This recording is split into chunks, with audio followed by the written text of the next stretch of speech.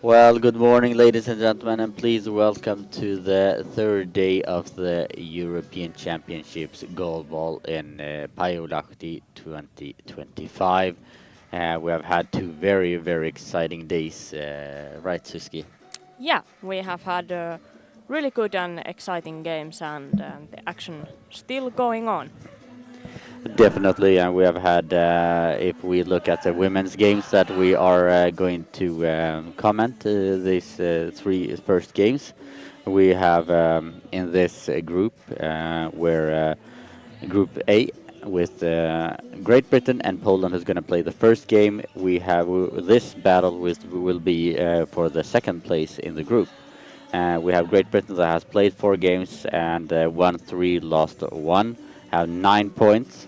Poland has played 3 games, has 6 points. So after this game, they can equalize on points with Great Britain. Great Britain has +5 and Poland has -5. Turkey is leading quite comfortably, the same point as Great Britain, but only played 3 games and has a goal difference of +16. Underneath Poland and Great Britain, we have Finland on after 3 games on 3 points. We have Germany on 3 points, and we have Hungary, who is last with 0 points so far. In Group B's, we have Israel topping the tables on 9 points, 3 games, 3 wins. Greece has also 9 points, but has 1 more game played and has a lesser goal difference. Then we have Spain on, then we have Ukraine on 3 points. So then we have Spain on 0 and France on 0. They both have played 2 games each, while Greece has played 4 so far. For Great Britain, they started the tournament by lost against Turkey 9-2, and then we had Poland beating Germany by 3 goals to 2. Then they had the rest of the day.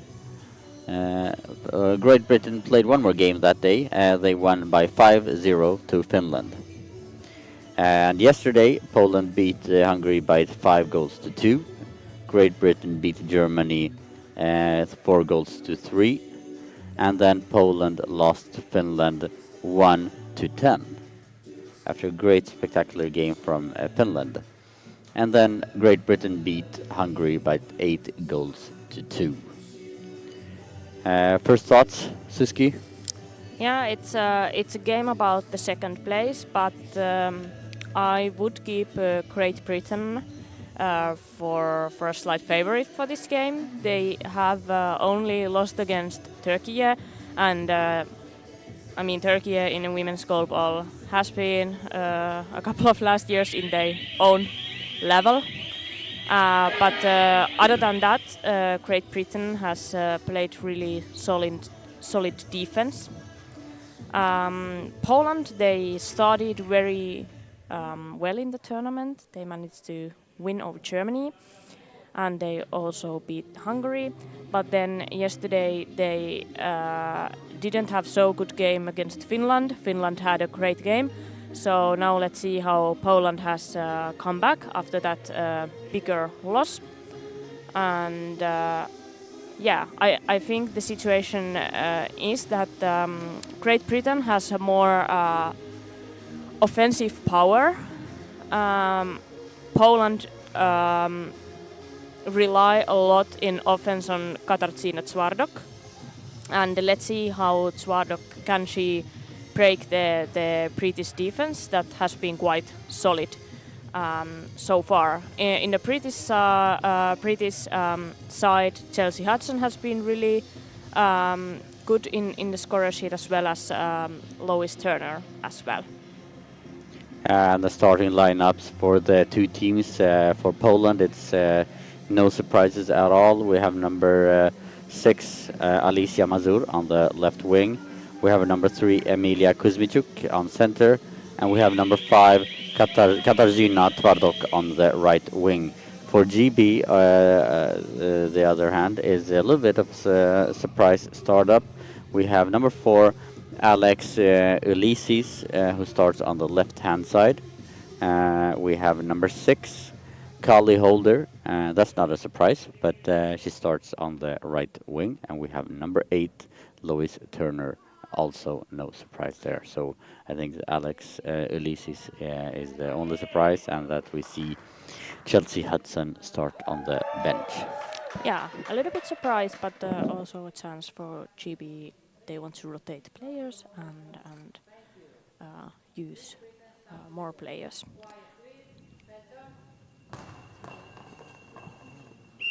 Great Britain with the first throw.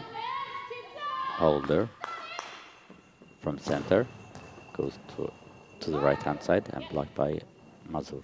Mazur on the left hand side goes for the gap and blocked by Alicis, who starts in the center and hands the ball over to Lois Turner, who plays on the right wing now.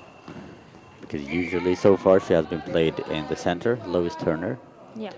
But this game she gets the chance to really show her offensive capabilities. Exactly.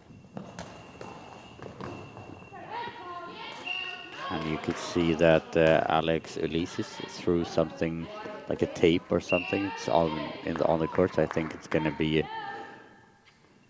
something that referees need to attend to remove. Otherwise, you could have players slip on that and get injured. We don't want to see that. We saw that yesterday.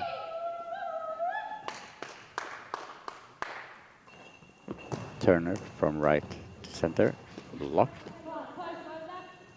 But yeah, there you go. The referee now calls the official timeout to remove that. And that's good. It's always good that if there is some risks for safety, that's fixed. Yeah, and we have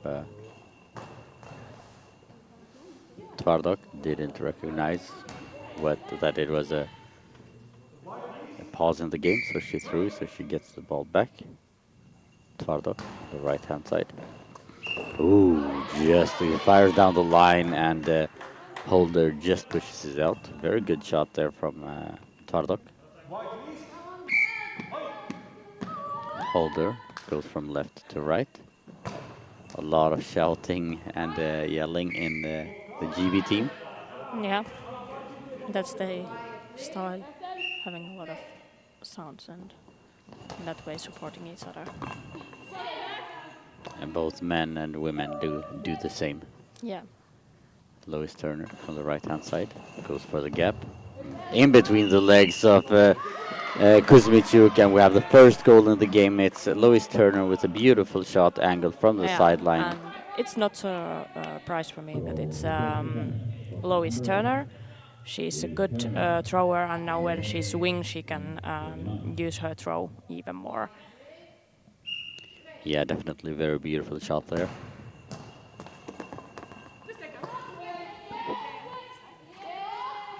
Holder on the right hand side goes for the same gap, but this time Mazur collects. And you can see that yesterday Mazur had some difficulties in the defense. You can see that GB really is chasing that. Lois Turner on the right hand side goes for bounce to the center, and now Tvardok on the right hand side goes for a straight throw again, blocked out by the hands of Holder.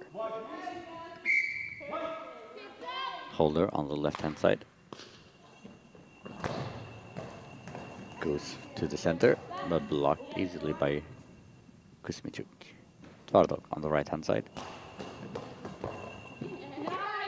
Cross court, Lois Turner blocked. Turner on the right hand side goes for the gap. It touches the legs of Kuzmichuk, but this time it goes down to Mazur, who fires from left. Cross court. Holder goes from left to right. Tries to find the gap and blocked by the legs of Kuzmichuk. Good idea there from Holder. Tvardok with a good shot and very good defense from Alex Ulysses. Yeah, she has been good in the center place in this match. And again from Turner from the right hand side. Mazur from left goes to center, blocked by the legs of Ulysses. Holder goes from left cross court, blocked by the legs of Kuzmichuk.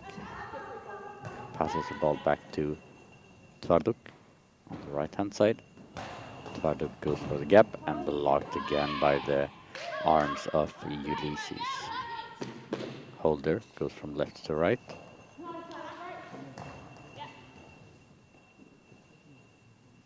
Mazur from left hand side goes down the line and out. And the coaches from Poland is reacting for the noise from the GB team. 8:15 remaining.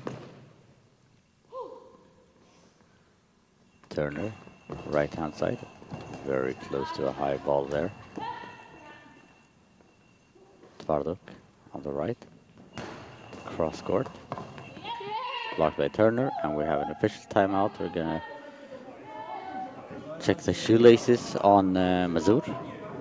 Yeah, and GB leading 1-0.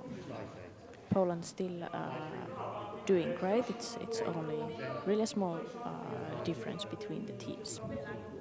Small margins, 1 goal, and it's all equalized. 7:56 remaining. We've got some cheers for Poland from Lukasz Chmielewski, and we have West Wales Vipers Goalball Club, the longest Goalball name, who's cheering for the women's GB women's team. Tvarduk on the right hand side goes down the line and out wide.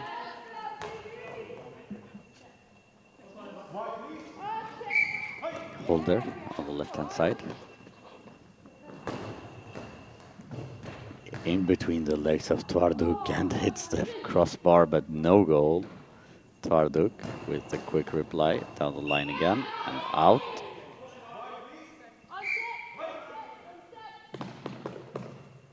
Holder again from left.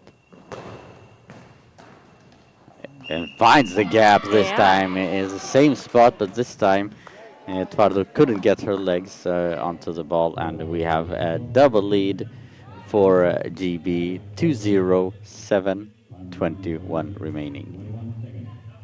Yeah. Really great shot from Kali Holder. Mazur tries to come back immediately. Ricochets a little bit between the players, but caught, and now Turner from right hand side goes for a straight bounce, blocked by Mazur.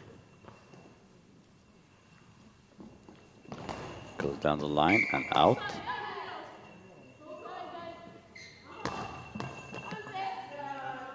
Turner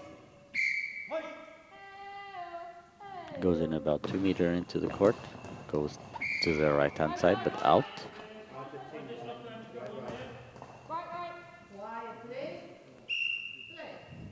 Mazur from center. Blocked by the legs of Ulysses. Hands the ball over to Holder.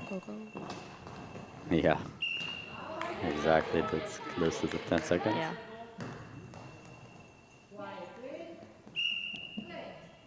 Tvarduk goes into the center.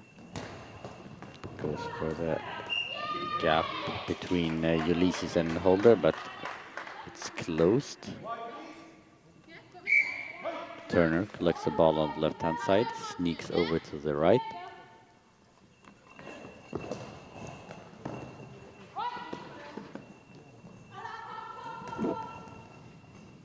Mazur on the left-hand side. Goes for the gap, but blocked by the legs of Ulysses. Turner on right. Goes cross-court, but hits dead center. Blocked by Kuzmichuk. Hands the ball over to Tvarduk on the right-hand side. Goes down the line and wide.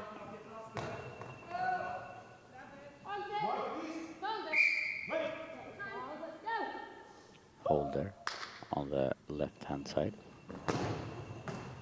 Goes for a bounce into the gap, but it's too much in the middle. Tvarduk. Cross court bounce. Easy blockage there by Turner. Beautiful defense. Turner on the right hand side.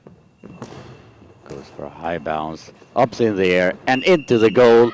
Very, very nice shot from Turner. Yeah, now we can say how Turner is dangerous. She's now in the wing, so she can of course throw more compared to the situation where she is playing center. So she's really dangerous thrower. Very much so. 5:32 remaining.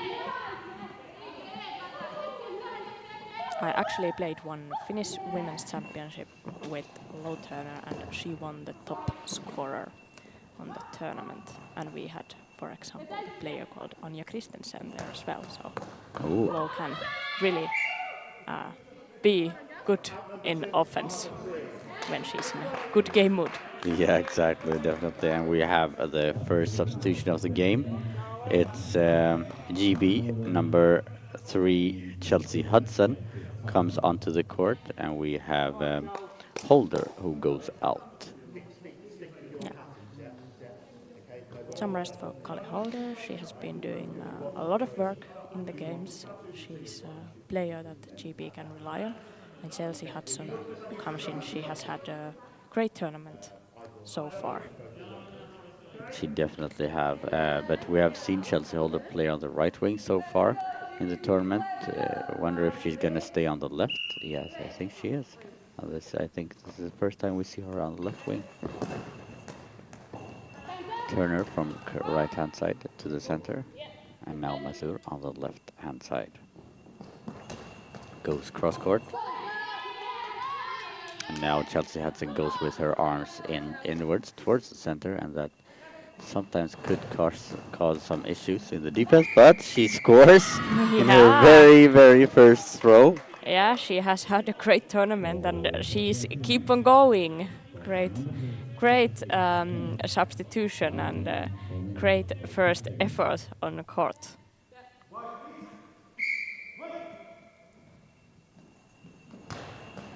Tvarduk is a good effort from the sideline, but blocked by Ulysses.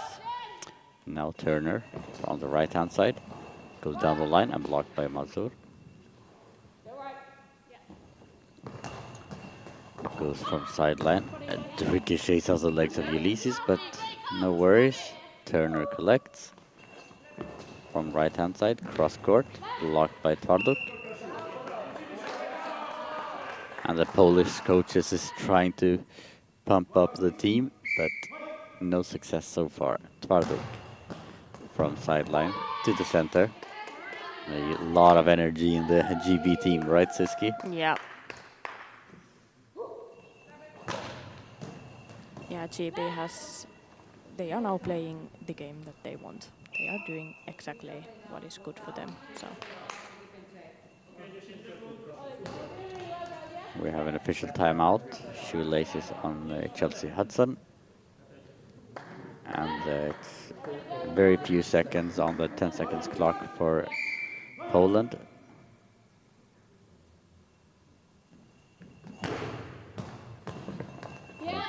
Don't think she had a lot of margin there, but no.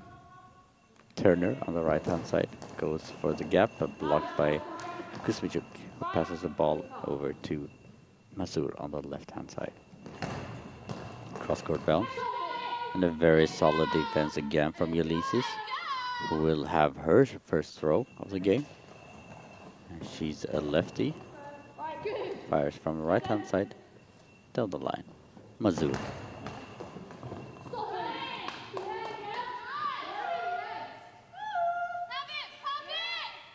Hudson on the left hand side.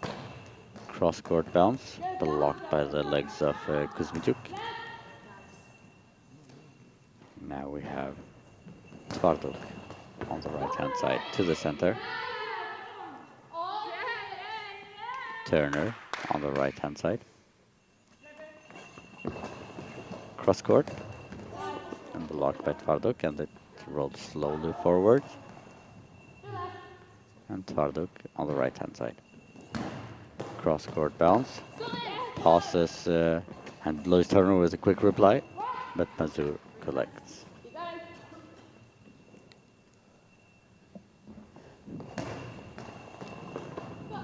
Cross-court effort from Mazur, but collected by Chelsea Hudson. Now Hudson on the left-hand side goes with a high bounce into the gap, and it ricochets between the players, but no goal, and we have a timeout for Poland. Yeah, timeout for Poland. At the moment, I don't see that Poland is really dangerous in their offense. CB defense collecting quite easily the Polish throws at the moment. So if Poland wants to break this defense barrier of GB girls, they need to find out something else.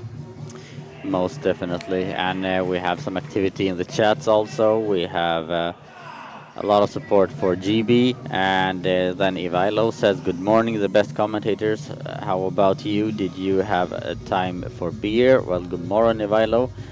No beer for me last night. I don't know about you, Suski.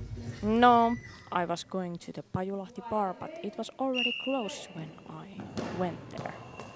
How sad. Very, very sad. And then Xian says, "Good morning." Well, good morning to you too, Xian.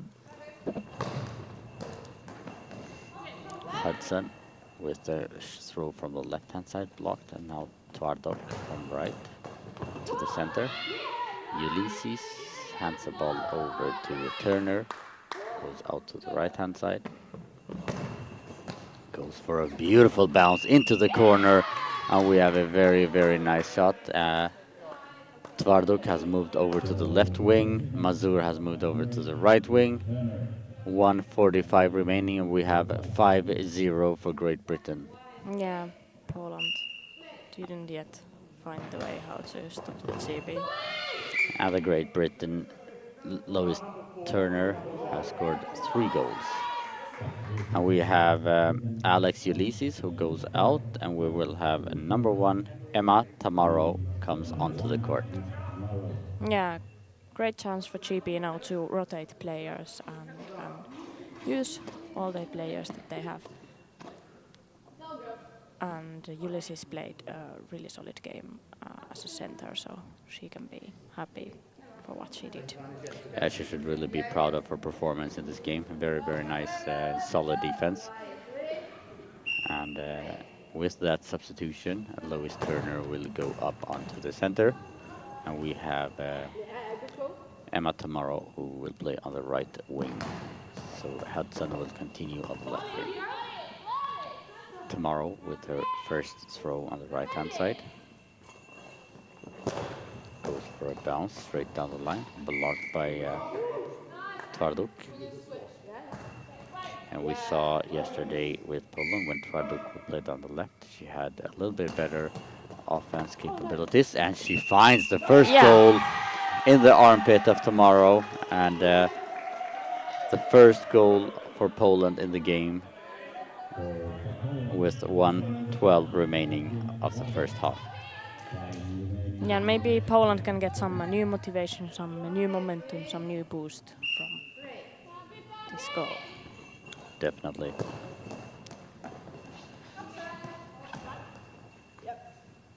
Tvarduk on the left-hand side goes cross court.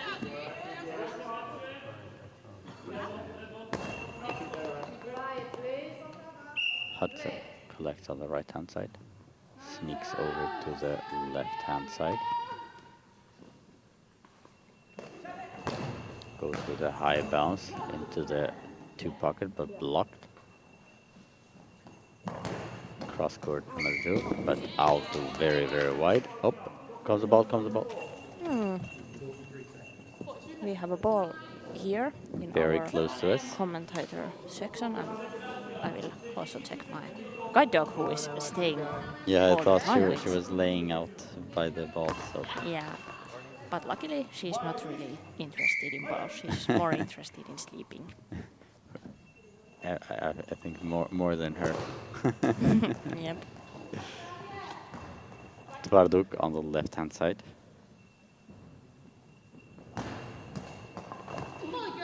Goes for the pocket, but blocked by Lois Turner, who goes for a throw from center.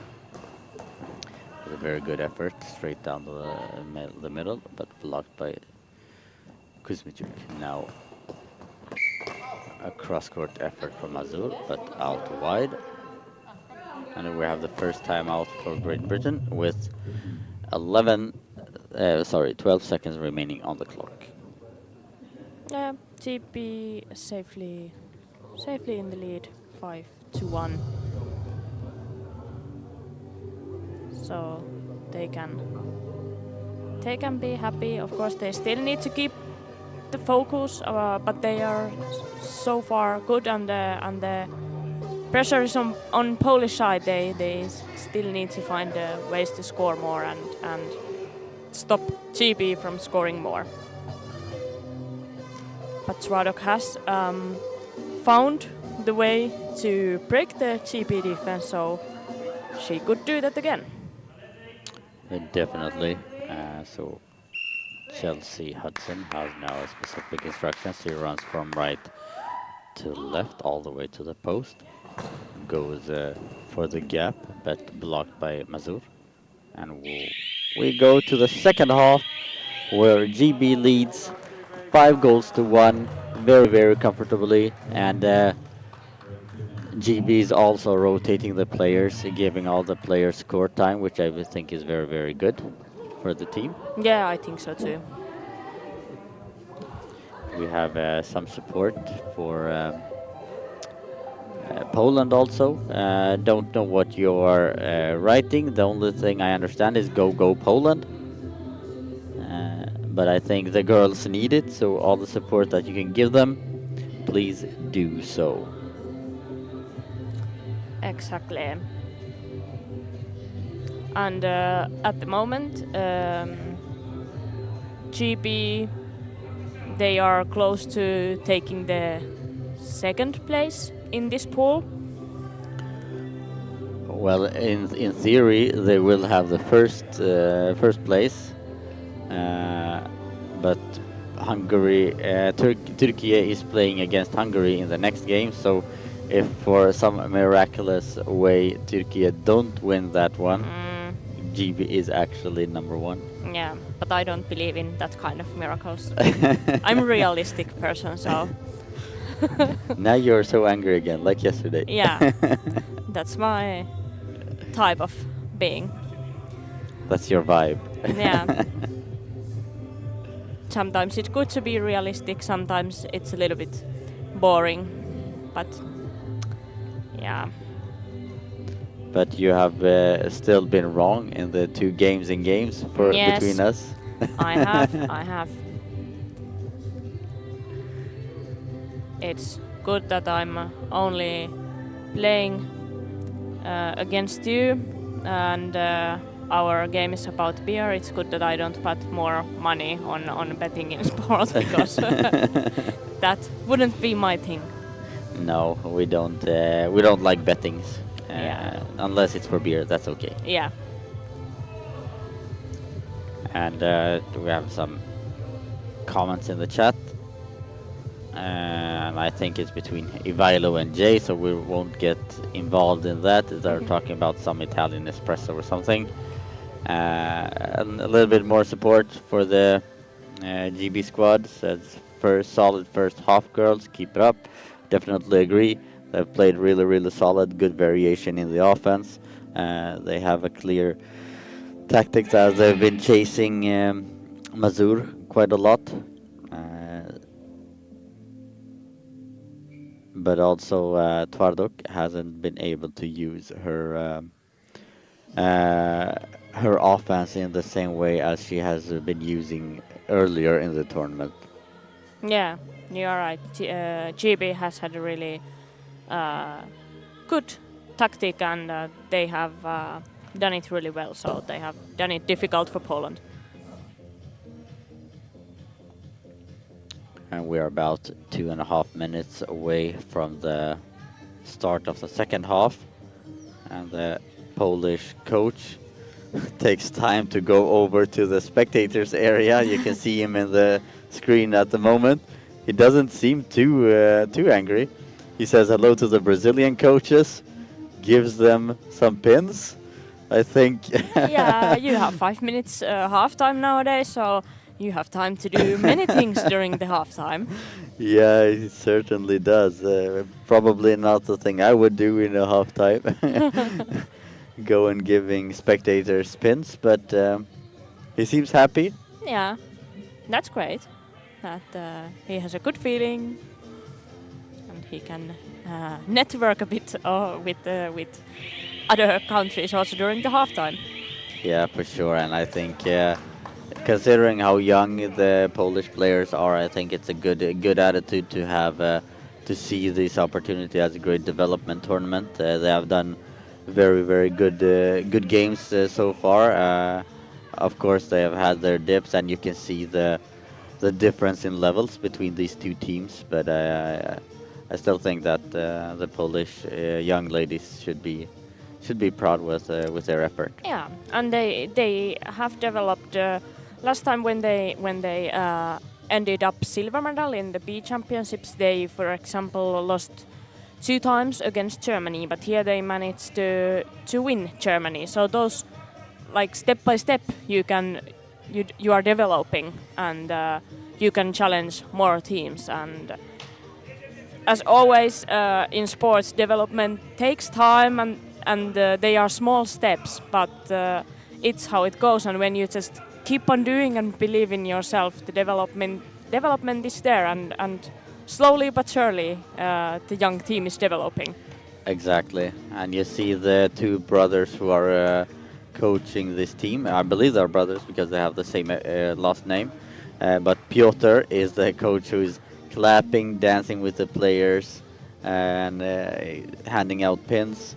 And you see Philip sitting on the corner of the team bench area, sipping some water from his water bottle. He's not as happy as Piotr. Yeah. Also, coaches, they are different kind of people, and coaches have different. Yeah, they are different, and they react differently in the games, and they have different ways of being in game. For sure, and we also see that number 2 in Poland, Aneta Wirozewska, is also warming up a little bit. So I think we're gonna see a substitution soon. We have a substitution in Great Britain. We have Emma Turner tomorrow goes out, and we have Alex Ulysses comes back onto the court. Tvarduk on the left-hand side with the first throw. Goes down the line, and good block by Lois Turner. Turner on the right-hand side. Goes from right to center. Goes for the gap.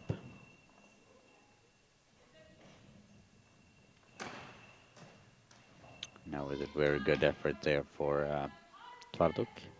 Hudson collects on the right, goes over to the left-hand side. Goes down the line. Oh, blocked up on the post and goes out. Very good accuracy there from Hudson. Yeah, Hudson has been really dangerous in her offense.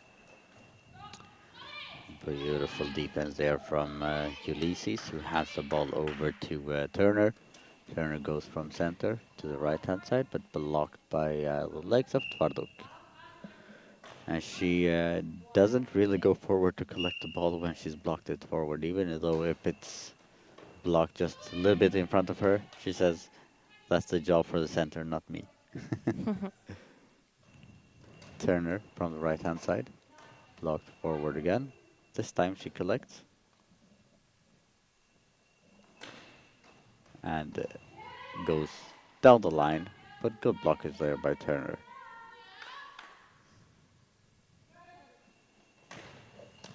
Now Hudson with a new effort down the line, but this time a better blockage by Mazur. Mazur from the right-hand side.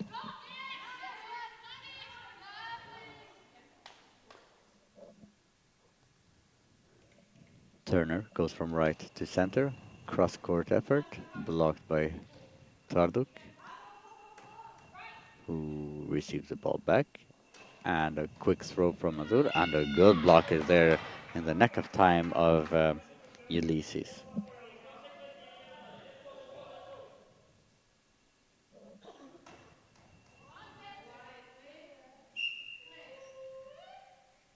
Hudson goes from right to left, goes to the center. Mazur on the right hand side, goes from right to left, blocked by Turner. Now Turner on the right hand side, goes down the line with a good effort between the legs of Tvarduk, and we have 6-1 and goal number 4 for Lois Turner. Yeah, she has been really good, good and accurate in this match, and she has showed her throwing skills. Tvarduk goes over to the right hand side with an effort to the gap, but blocked by the arms of Ulysses, who hands the ball over to Hudson on the left hand side. Goes down the line again, blocked out by Mazur. 9:35 remaining. Great Britain is leading 6 goals to 1. A really comfortable situation for GB. Tvarduk goes from right to left, and she almost finds the gap. Ulysses touches the ball past Hudson, but it goes out. Turner makes some sound with the ball on the left-hand side, sneaks over to the right, goes for the gap, but blocked by Kuzmichuk, who passes the ball back to Tvarduk, who goes cross-court again, but this time too much in the middle, and an easy blockage by Ulysses, who hands the ball over to Hudson, who goes for the gap, and blocked by Mazur. And it's so beautiful to see a tactical way of working. Hudson has been throwing down the line 3 or 4 shots, and now she went from the sideline into the gap Yeah. because she thought she had moved Mazur enough to the post. Yeah, and what I like also in GB playing, I think they are really working now as a team. They have tactics, and also you can hear their style. They are communicating a lot. They are always like supporting. So it really is a team that is working there. Yes, very much so. Now Mazur on the right-hand side goes down the line, and a good blockage by Chelsea Turner. Chelsea Hudson. I mixed them up. Turner now on the left-hand side. Chelsea Turner could also be a great player if you would combine Lois Turner and Chelsea Hudson. I think it would be a great player. Yeah. Ulysses. And we have another substitution for Great Britain. It's Chelsea Hudson who goes out, and we have Catherine Young who comes onto the court. Yeah, GB again rotating players. I think it's clever what they are doing, and now Katrin Young can come into this match as well.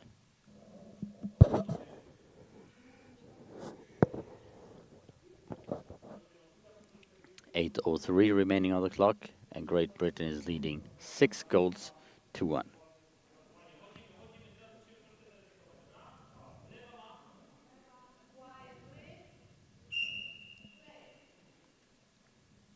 Lois Turner on right goes cross-court bounce, but hits dead center, blocked by Kuzmichuk.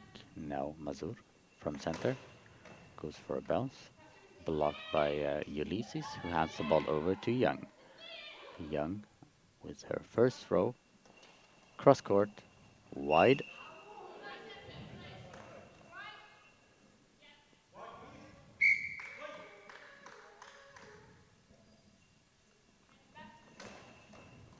Tvarduk wants to test the defense of Young in the very first throw. No success, and now Young goes cross-court, blocked by Tvarduk.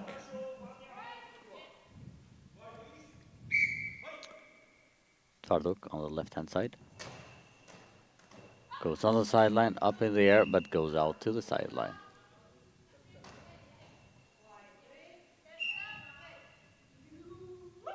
Lois Turner from right to left.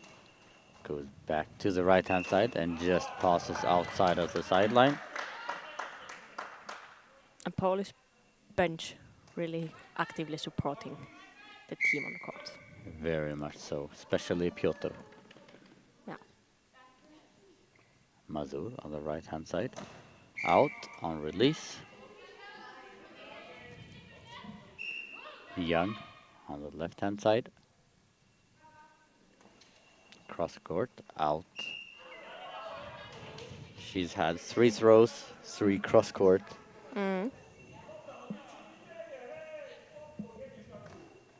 Very intense coaching from Piotr. Mazur, cross court, bounce. Blocked by the legs of Ulysses. She runs backwards, gives the ball to Turner.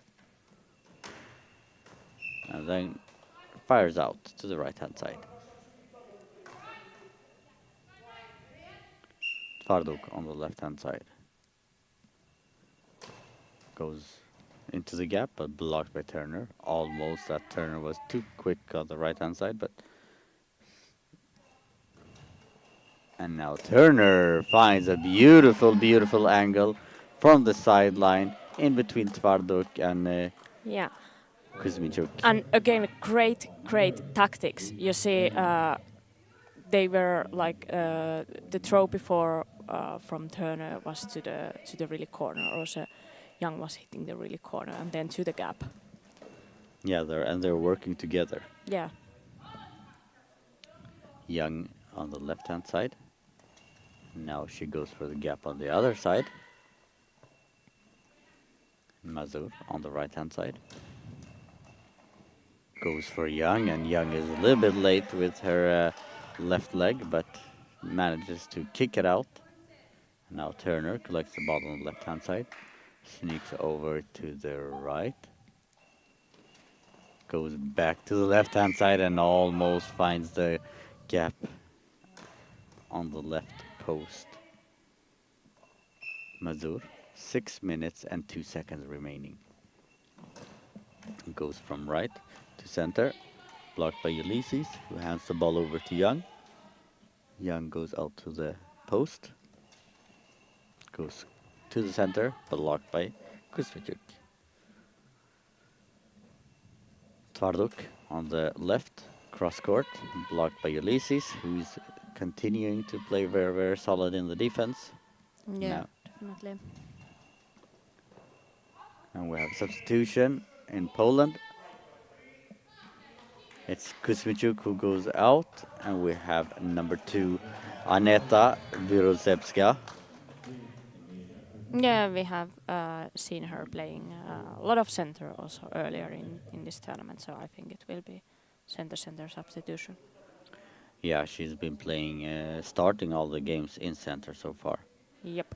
And even though Poland is down 7-1, you can see that Piotr is laughing and smiling. Filip, not so much. Yeah.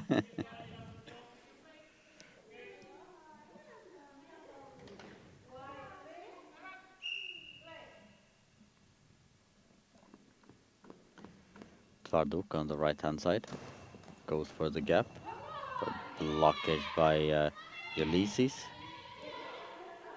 Hands the ball over to Turner, miscommunication there. And cross-court effort by Turner, no success. Mazur goes for a bounce. Young collects, goes into the center. Hit center and kicked out by Virozebska.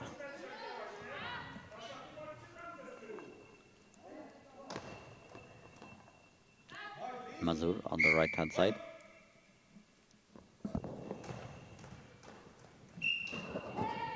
Cross-court effort and out.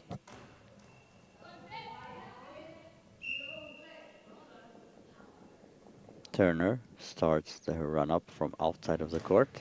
goes for the gap, but blocked by the legs of Tvarduk. 4:42 remaining. Tvarduk on the left. Goes for a high bounce. Easy blockage by Lois.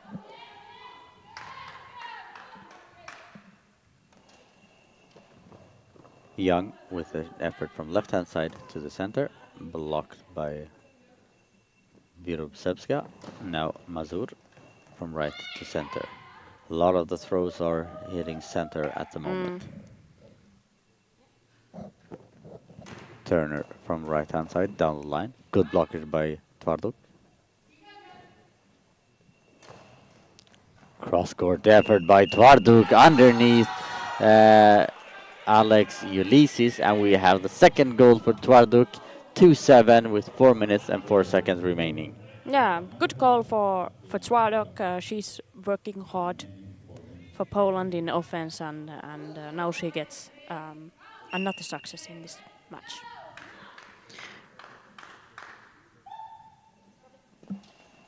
Young is trying to reply immediately with no success.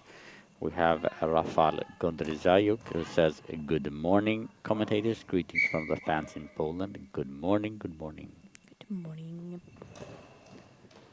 Mazur with a cross-court effort, but blocked in combination between Ulysses and Turner. And the clock is running, but good job there from Turner, handling the situation. Tvarduk again from left, goes for the gap, but this time Lois collects. And we have a substitution again for Great Britain. It's Catherine Young who goes out, and we have Emma Tomorrow who comes back onto the court. Yeah, she be rotating a lot using the substitutions. Definitely, and I believe it was their third time substitution. Maybe, yes. I haven't been really counted. They did also substitution in a halftime, which of course doesn't count, but They yeah, did, I think this is third. I know they did. They have done 2 in the second, and I know at least 1 in the first. I'm not sure if that's the fourth or third. Yeah. Anyway, they have done a lot of substitutions, so. They have, definitely. And Lois Turner moves now to the left-hand side. Lois Turner is just like the queen on the chessboard. You put her wherever you want. Yep. Plays all the positions. Yeah, that's a really good for the team. She can play just anywhere, and she's also leading quite much mentally. But now we have 10 seconds penalty. We have a 10 seconds team penalty against Great Britain. It's chance for Poland. a very good chance for Poland. It seems to be very quick, 10 seconds, but we don't have the clock in front of us. Nope. But they have been close a couple of times, so I think that. And they chose Emma Tomorrow to defend. Tvarduk goes to the right-hand side. Goes back to the left, and a beautiful shot. And the hat-trick for Tvarduk. 3:09 remaining. 3 goals for Tvarduk, 3 goals for Poland. 7 goals for Great Britain. Yeah, the Polish offense really relies on Tvarduk. Lois Turner to the left-hand side. And this is a very good positive note for Poland to take away from this game if they can keep the goals down. Tomorrow on the right-hand side. Goes for a bounce. Blocked by Virusevska, who passes the ball to Tvarduk on the left. Goes for the gap, and it's ricochet from the legs of Tomorrow and Turner on the right-hand side. Sorry, left-hand side.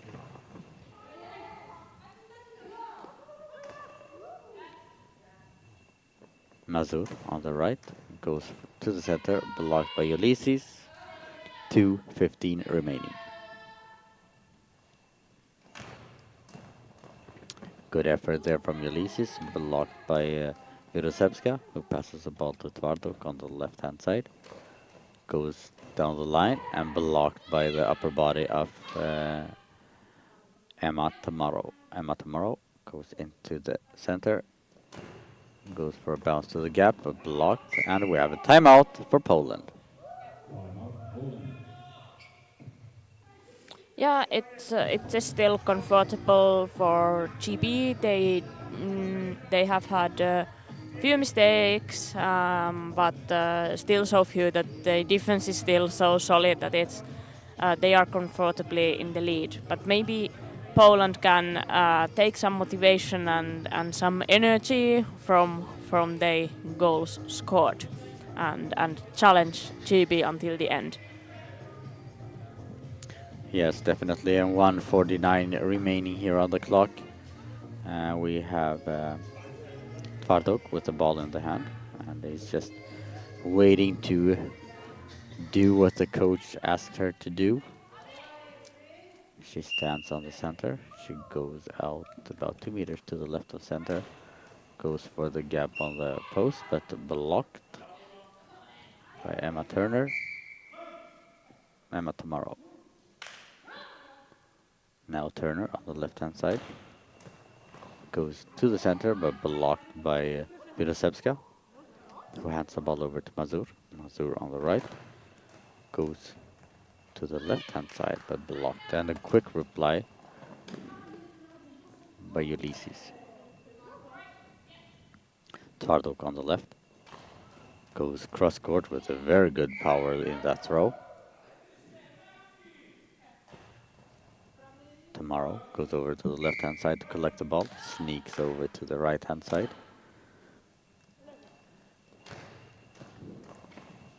And blocked, kicked out by the legs of Mirosevska.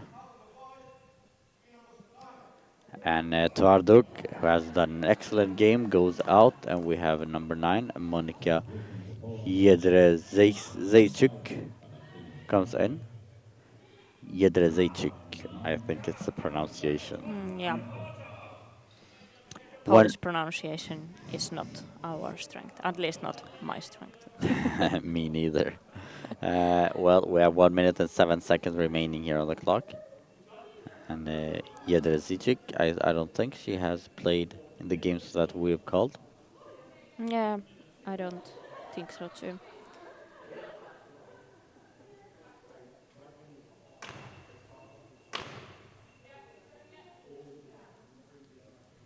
The referee is pleased with the patches and eye shades, and she's now set to come in. She will play on the right wing, and Mazur moves over to the left with the throw. From left. And Tamaro on the right-hand side. Tries to find the gap. Now Mazur again on the left. Goes to the center. And we have a timeout for GB. With 43 seconds remaining on the clock. Yeah, GB in a good situation. They just need to defend a few balls, and that's it for them. And they are heading towards the second place in the pool. Poland still a few chances to try to challenge the GB defense. Yeah, definitely, and that would mean that if GB ends up second, they would play, as it stands right now, Ukraine. Yeah. In the quarterfinals.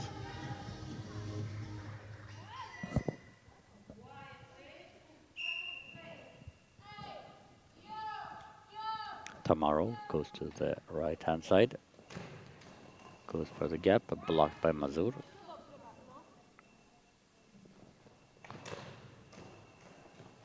And almost finds a way. It's Ulysses goes a little bit too far, and we talked about it quite a lot already. Turner on the left-hand side. Goes cross-court. Out of bounds. 20 seconds remaining on the clock.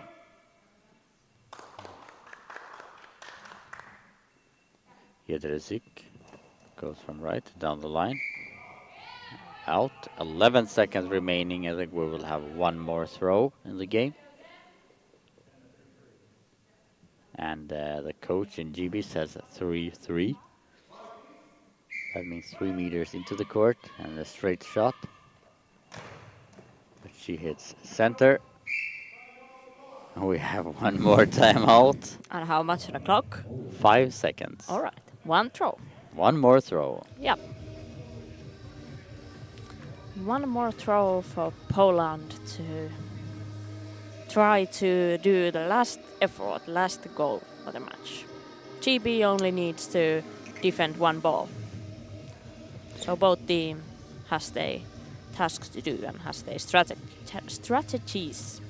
Clear. Yeah, we'll see. If will there be a full 4-goal difference or 3-goal difference? Yeah.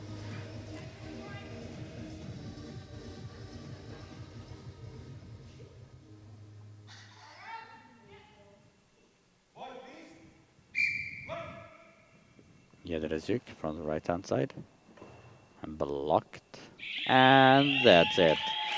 And the first game of the day is finished. Poland loses against GB 3-7.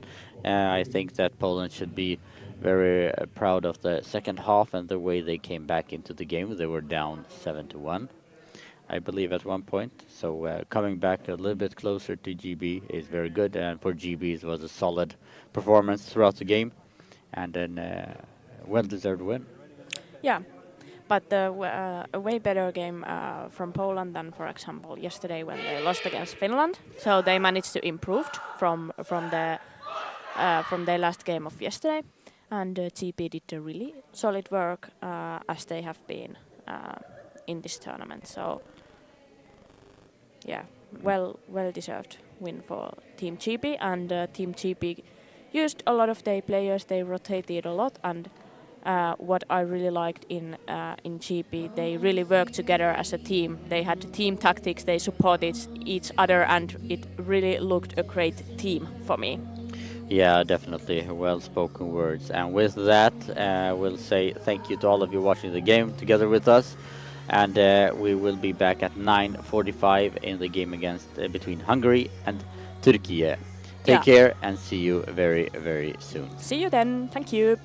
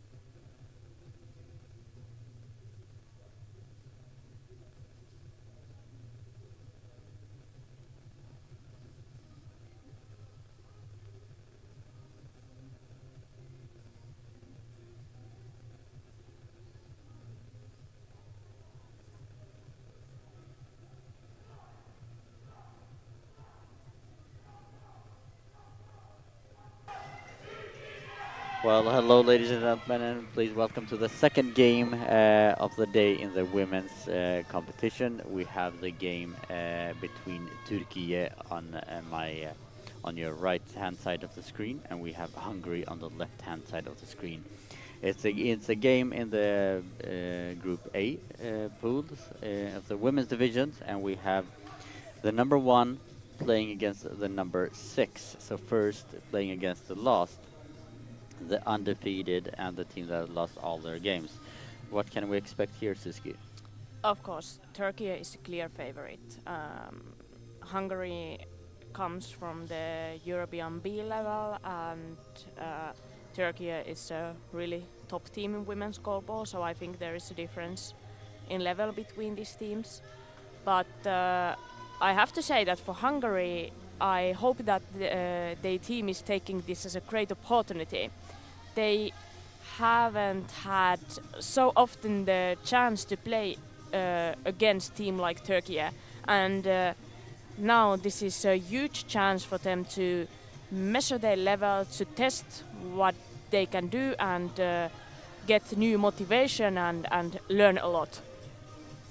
Yeah, definitely. And like we said earlier, if you look at this year's Women's European Championships goalball, we have a lot of new teams with new setups, which means that the quality in general, in my opinion, is a little bit lower on this European A Championships than it has been previously. But Turkey is almost like European A plus, like we Yeah. said the other day. So I think it's going to be a very tough game for Hungary. I just really hope that they can have a good at least first half, like they've had in the two previous games that we've called, which they have been playing. So if they can keep up for at least the first half, I think they can take away a lot of positive things in this game, so that it doesn't run away from them quickly. Yeah, I hope. I hope, and I hope they can get some nice experiences, some nice blocks. At least many players, they like Turkey has a really great offense, especially of course Sevda Altınoluk, and you can get a huge motivation when you get a chance to block her balls and see her throwing like that. So you can learn a lot from that and get the motivation for your team to keep going.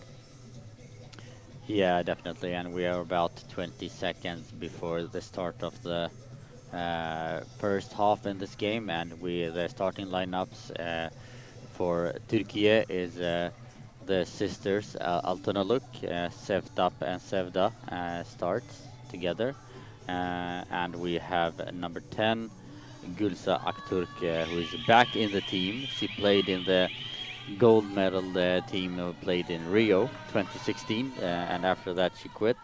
So now she's playing on the center, and Sevda will play on the left wing, and Sevtap on the right wing. For Hungary, we have the same lineup as we have had earlier. We have Anna Kulimpar on the right wing,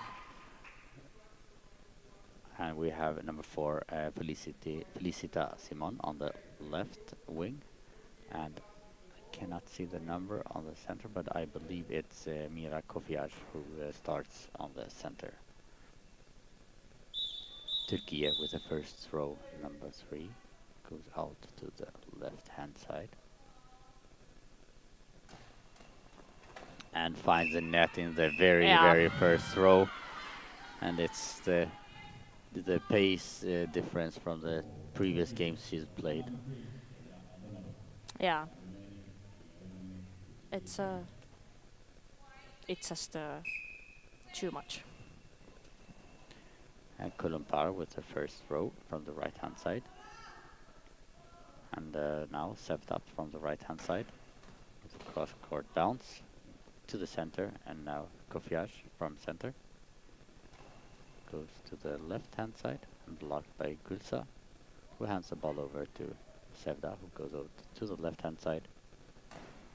With the bounce again, ricochets between the players, and second shot, second goal. Yeah, Sevda Altunaluk shows who she is.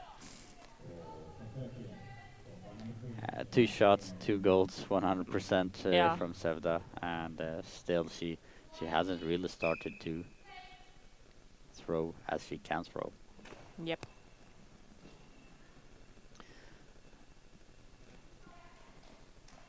Gulsa from center, the time is running. Hits the post and goes out.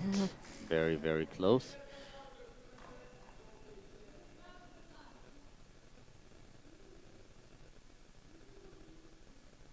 Simon on the left-hand side. But we have an official time. So the eye shades on Sevtop.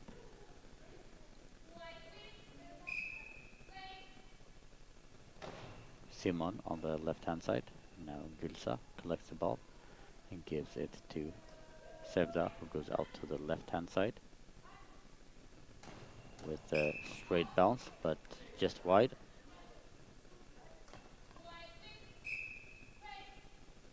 Kulumpar on the right-hand side. Tries to find the gap, but blocked by Sevda. Now Sevda goes over to the left-hand side. Tries to find the gap up in the air, and it lands in front of her. Lucky for Hungary. 10-38. Hungary has problems now in the defense, really. Yeah, they just threw before the whistle, and ball goes to Turkey. Altanaluk goes to the right, left, and then go back to the left-hand side, and finds the post, but no goal. Very, very nice movements there from Sevda.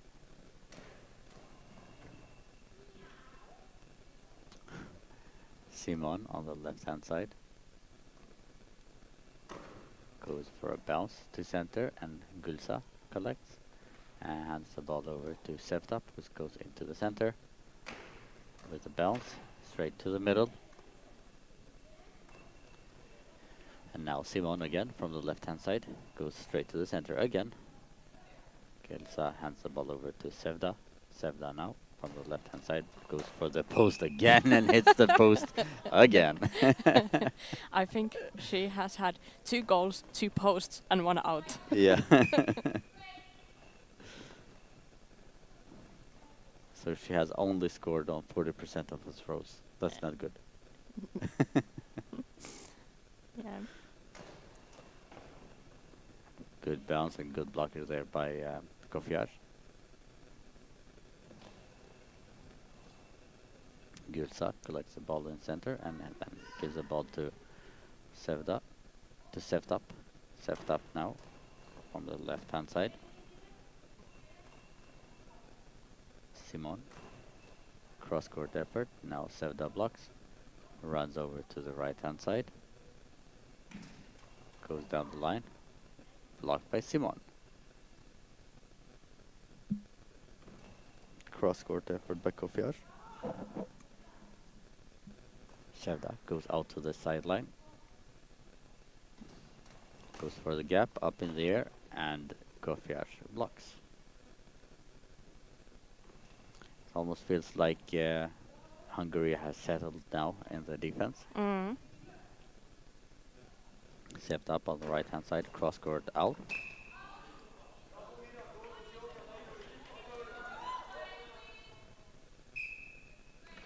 Kulumpar on the right-hand side. Gulsa hands the ball over to Sevda. Sevda with a high bounce in between the legs of Kofiar goes over to the other side and blocked by Simon. Very, very close. Gulsa from center. Now she has a throw.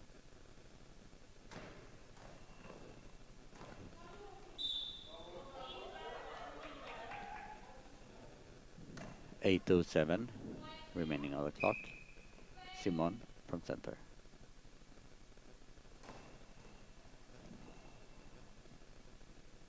Gulsa Gülsa hands over the ball to Sevda, who stands from the left with a high bounce on long ball. Ooh, a long ball. Yeah, and the Hungarian players are cheering. Yeah, of course they are getting a chance now to score against Turkey. But we have first official timeout. We have some equipment check. And they are instructing the goal judges to stand in Oh, front. Yep. Simon goes from the sideline to the center, but an easy blocker there by Sevda. Yeah.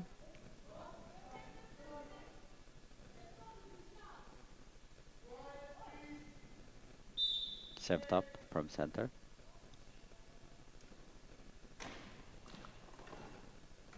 Goes to the center, ricochets between the players, but blocked by Kaplan. Kaplan now, no sorry. Kulampar. Kulampar gives the ball to Sevda. Sevda from left cross court. Ooh, almost finds his way into the goal, but Simon somehow keeps it out.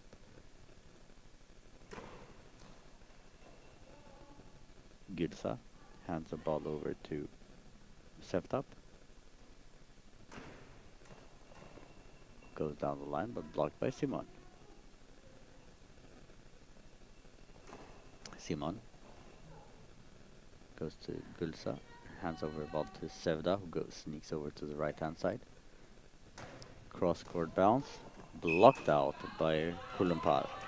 Very nice defense. Yeah, Hungary now managed to defend better after the quick first 2 goals. Kulumpar on the right-hand side. Gülsa collects the ball and gives the ball to Sevda. Sevda on the left-hand side. Goes for the gap, but blocked by Kulumpar.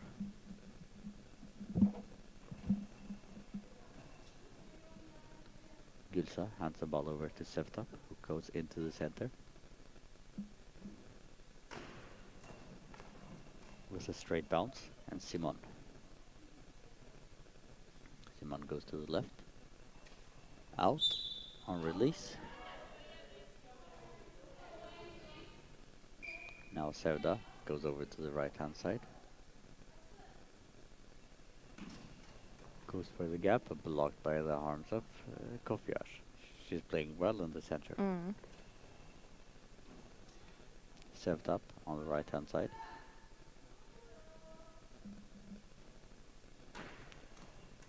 Cross-court bounce into the center. Now Kulumpar on the right-hand side. Goes to the center, and a quick reply by Gülsa. Blocked again by Sofias.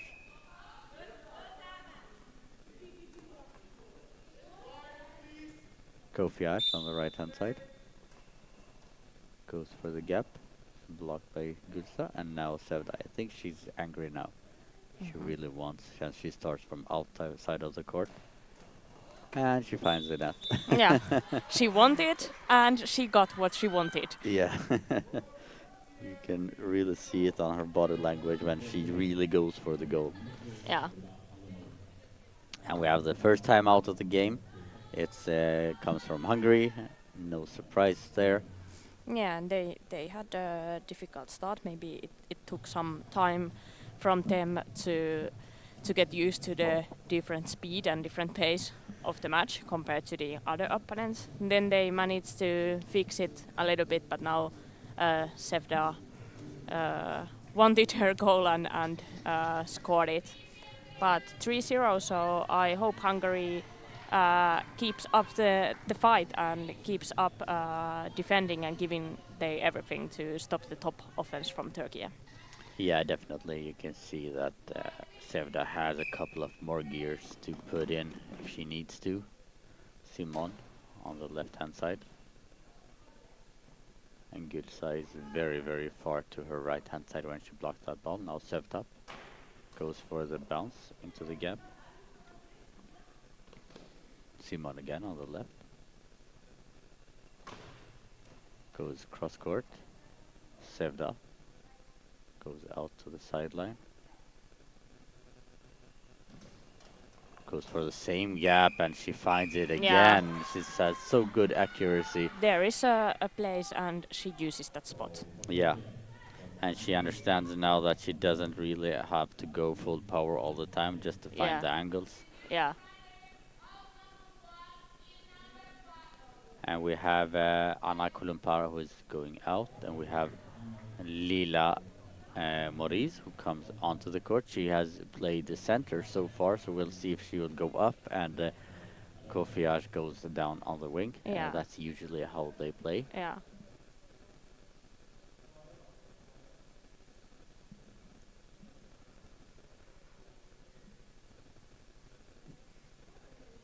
And we have some support for Turkey in the comments. A lot of Turkish flags. No words, but just a lot of hearts and Turkish flags. Ooh, that's a noise. Yes. Yeah. Yeah. That was clear noise. Yeah, I correct. agree. Yeah.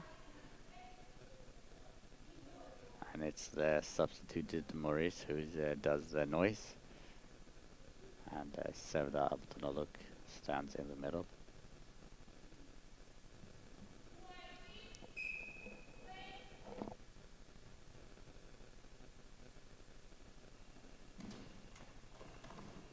And a penalty goal.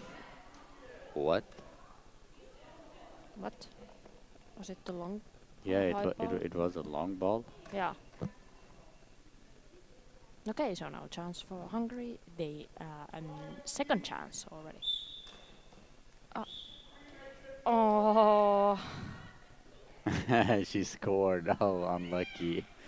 So unlucky for Simon. She Yeah, she really started quick, but the referee's whistle was not there. And very, very unlucky there. And the clock time is not running.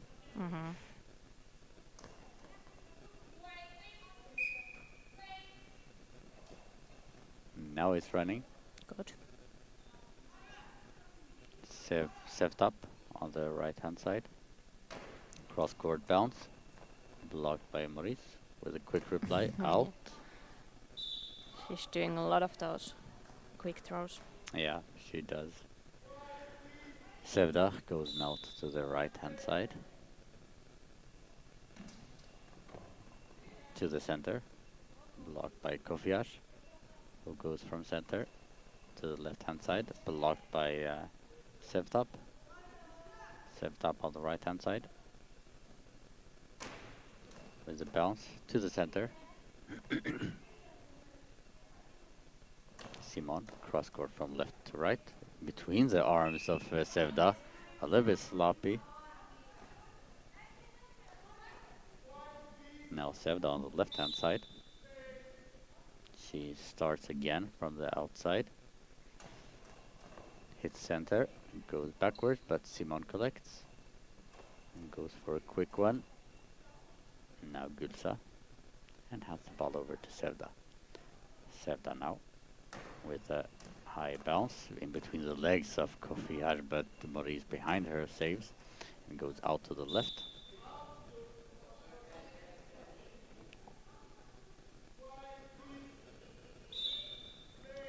Sevda goes from right to left. Straight down the line, but blocked by Maurice, who goes from right to left. Fires to the left hand side. And now Sevda goes over to Sevtap and collects the ball and says, now I want to score. Ooh. Blocked out by Simon, very good effort. 3:35 on the left hand side. Simon goes for the gap, Sevtap easy collection. Goes to the sideline. Bounce up in the air, and we have the first goal for Sevtap. And we have 5-0 with 3:31 remaining. And now the clock is still running. 27, 26. Come on, clock Yeah. guy. 7 seconds was running.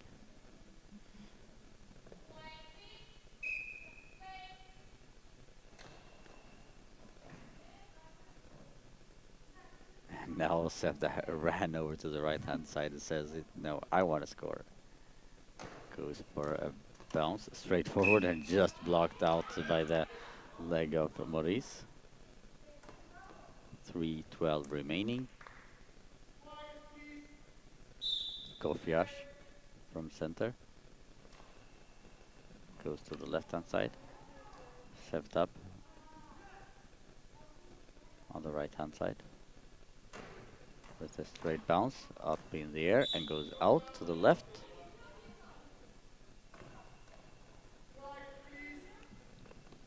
Simon on the left-hand side. Straight down the line, blocked by Sevda. Sevda now collects to the right, goes into the center. Goes for the post and again just blocked by the in the neck of time by the foot of Maurice on the right wing. Kofiash from center. Out on the left-hand side.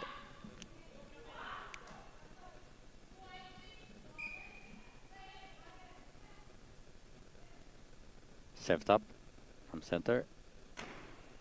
Goes to the center, blocked. Simon on left. Cross-court effort, blocked by Sevda. Sevda from the left-hand side with a high bounce to the center in between the legs and ricochets in between, but blocked by Kofiash, who goes to the left-hand side, blocked by Sevda. And the first timeout for Turkey comes with 2 minutes and 10 seconds remaining. Yeah, Hungary is still fighting, and of course Sevda with 4 goals on Sevda with 1. They have been dangerous and a little bit too much for the Hungarian defense, but we have to remember that they also Hungary, they are also doing great blocks, especially a few really nice blocks from the center player Kofias. And yeah, but for Hungary, I think it's really hard for them to score against the Turkish. They are lacking so much power from the offense that it's not easy task to do. Yeah, for sure. And considering the different in levels between these two teams, I think Hungary is doing a good job so far. I agree. Sevda from the left-hand side. She goes out from the sideline and goes down the line, and Maurice blocks out, and I think she has the post very good cover. Yeah, exactly. That's what I mean. For example, now there was again a good block, so Hungary needs to remember those as well. Yeah.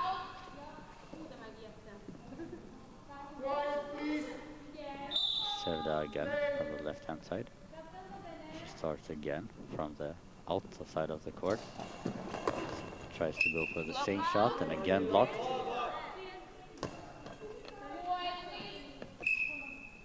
Simon collects on the right-hand side, like going to the left, and blocked by Gülsa, who runs over to the left-hand side. Goes again for the post, and blocked again by Maurice. 1:39 remaining.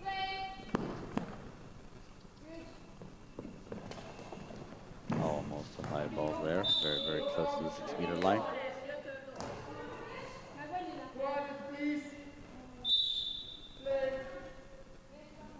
Stepped up on the right-hand side. With a bounce to the gap, but blocked by Kofiash. Kofiash from center. Out on the left-hand side.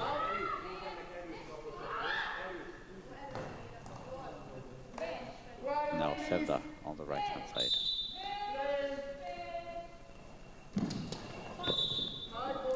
High ball. High ball. A third chance for Hungary to score from penalty. Yeah. One block, one throw before the whistle. Let's see what happens now. Kofiash with from center.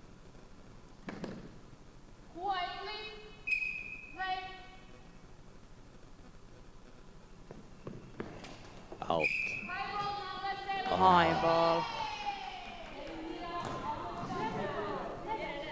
Missed opportunity again for Hungary.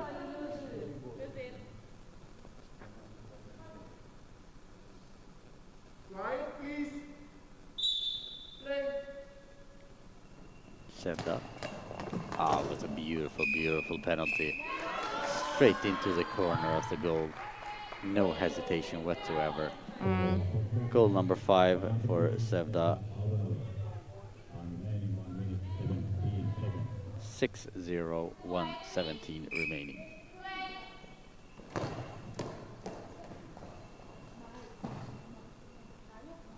Sevda on the left-hand side. Goes for the center. And the Turkish coach doesn't have the same philosophy as some of the other coaches to give the other players game time. No. Set up. Cross-court bounce. Blocked by Kofias, now Simon. Goes cross-court. 43 seconds remaining. Sevda from center. Good block again by Kofias.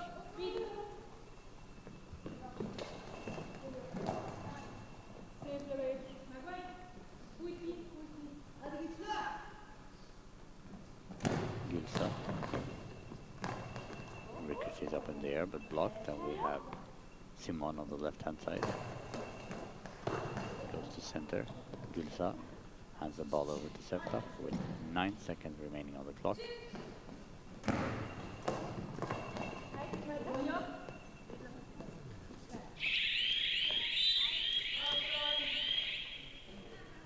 And we are in half-time, and it's 6-0 for Turkey at the moment.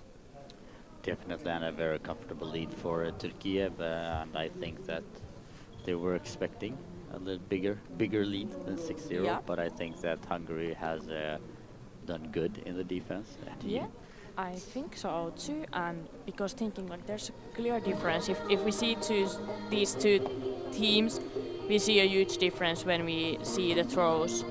But I think Hungary, I hope that they can fight until the end, and after this game that they can gain a lot of self-confidence from this match, because they have done also really great blocks, and the center player Kofias blocking really nicely some bounces, and also the wing players. So I hope that they are not thinking too much about the result, but they will also think about the experience and take this as a self confidence with them towards the next games.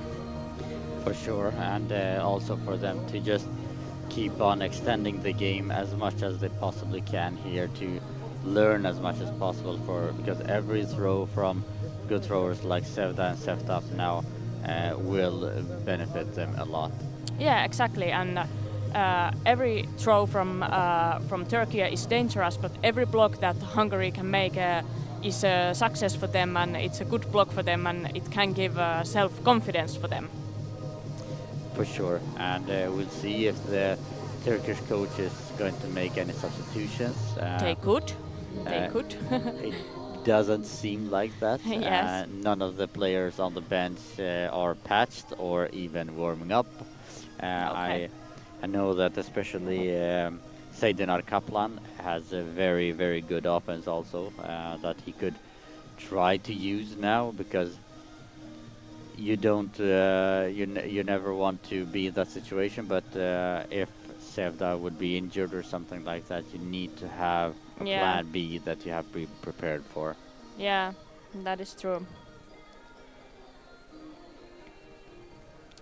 And Chen says 6-0 is hard for Hungary to come back from, and Turkey is very strong. We totally agree, and even before the game started, we knew that it would be a very, very big miracle for Hungary to be able to win this game. And like Suski said, you don't believe in miracles. No, I don't believe in miracles, and I dare to say that Turkey will win this match. So I think it's not like the task for Hungary is not to. It's not realistic to them to think that they are coming back so that they would fight for the win. But as I said, I hope that they will fight one ball at a time, and they will do their best to make it as difficult as possible for Turkey. Exactly. Just to learn, see this as an experience moment to learn as much as possible. Uh, and for all of you that are joining us, I see that we are getting more and more in the people in the stream. A very, very good morning to you, and welcome to the European Championship 2025 Goalball in Pajulahti, Finland. And the game you're watching is the game between Turkey and Hungary. Turkey, which is the reigning European champions, world champions, Paralympic champions, against Hungary, that is coming up from B division and has a really tough task in front of them. Yeah, but a great opportunity again for them to play against Turkey, and as we can see, it's not also like Turkey still needs to do their tasks. They are now leading 6-0, but Hungary, they are making it not, and I hope that they are not making it too easy for Turkey, and they are really fighting. Yeah, for sure. And we have the same setup in Hungary as finished. So Kofias in center, Simon on left, and we have Maurice on the right wing. And for Turkey, it's the same lineup as finished the first half with Sevda, Seftap, and Gülsa.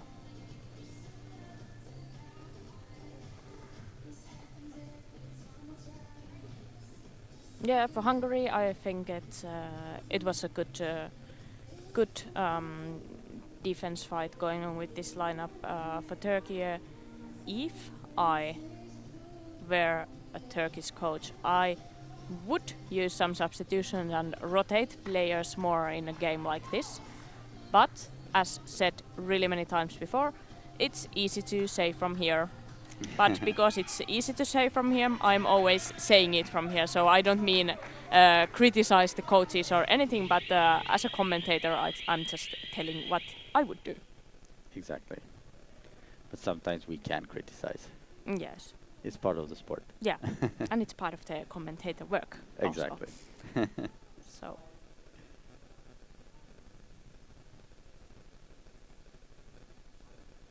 Now we're just about to start, and we started the first half by the very first throw leading to a goal from Sevda.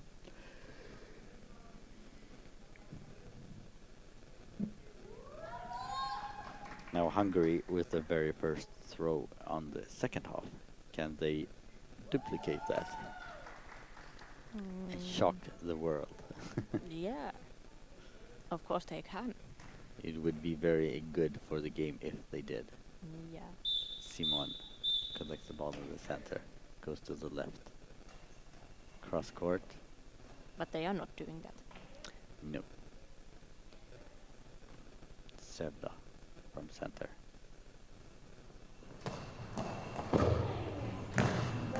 From center to the right hand side and blocked, and quick reply by Maurice. Now Sevda from center. Straight bounce. Good block it by Kofias.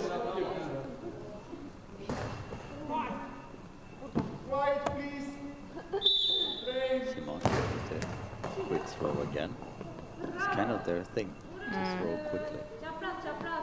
Sevda from left. Straight to center.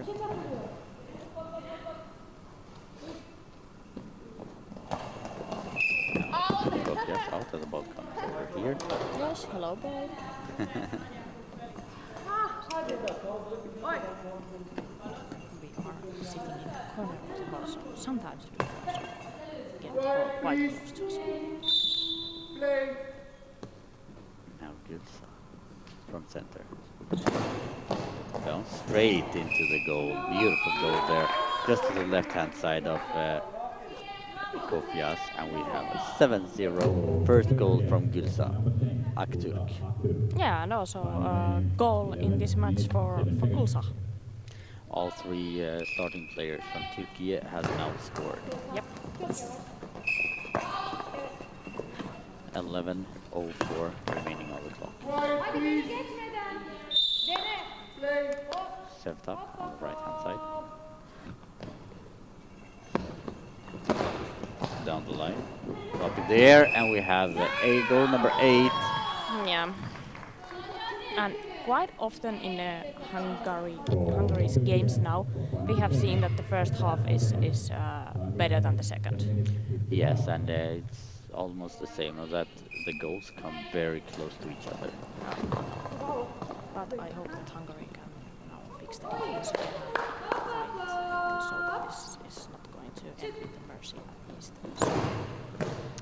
And Sevda says otherwise because But he scores no. with a high bounce from the sideline into the gap. And now timeout for Hungary or just something? We have a substitution. Okay.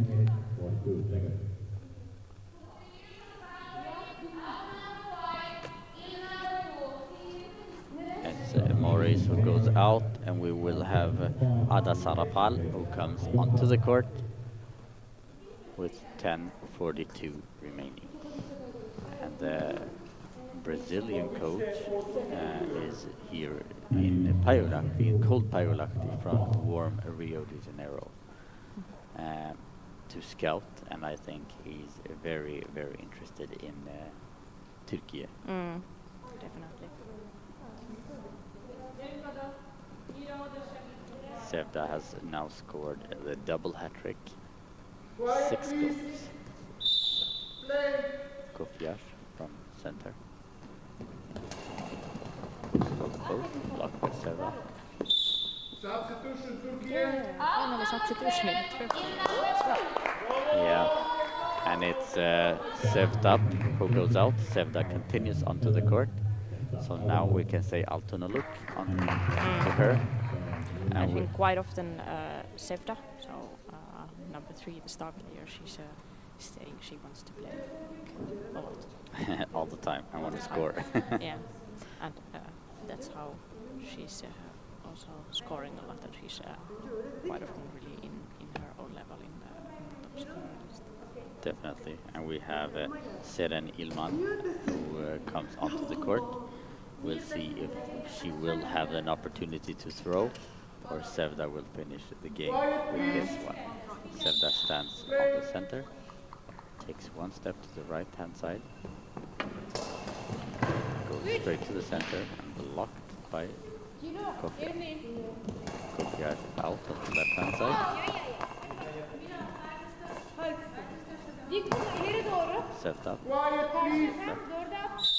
Sorry, right hand side. Yilmaz Sevda is not on the court anymore, and she goes with a first own throw to finish off the game. Great. With Yeah. 10 minutes and 17 seconds remaining on the clock. Yilmaz finishes off the game. And I think this is the first mercy win in the women's side that we are witnessing here in Pajulahti in this women's tournament. Yes, very much, and a very convincing win. And Sevda is hugging Yilman, still hugging, a very, very long hug. They seem very happy with the performance. Yeah, they can of course be really solid, and they kept their goal clean. Hungary had also penalty chances, but they missed them. They were fighting good, especially the first half, but then the beginning of the second half was really bad from Hungary, and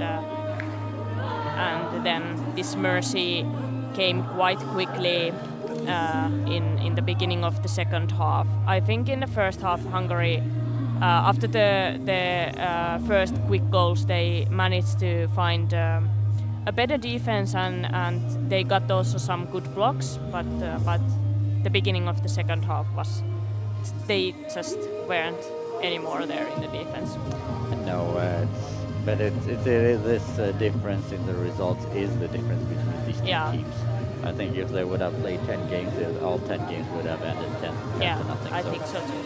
so I think it's no surprise at all. Hungary shouldn't be ashamed of their performance. They have a lot of positive things to take away from this game, but the level is just too big of a difference, Yeah, and just a normal day at the job for Turkey. yeah. Well, thank you very much, all of you, for watching the game along with us. We will have the next game start at 11 o'clock between France and Spain. Thank you, Suski, for Thank the you. great work, and see you all very, very soon. Thank you all.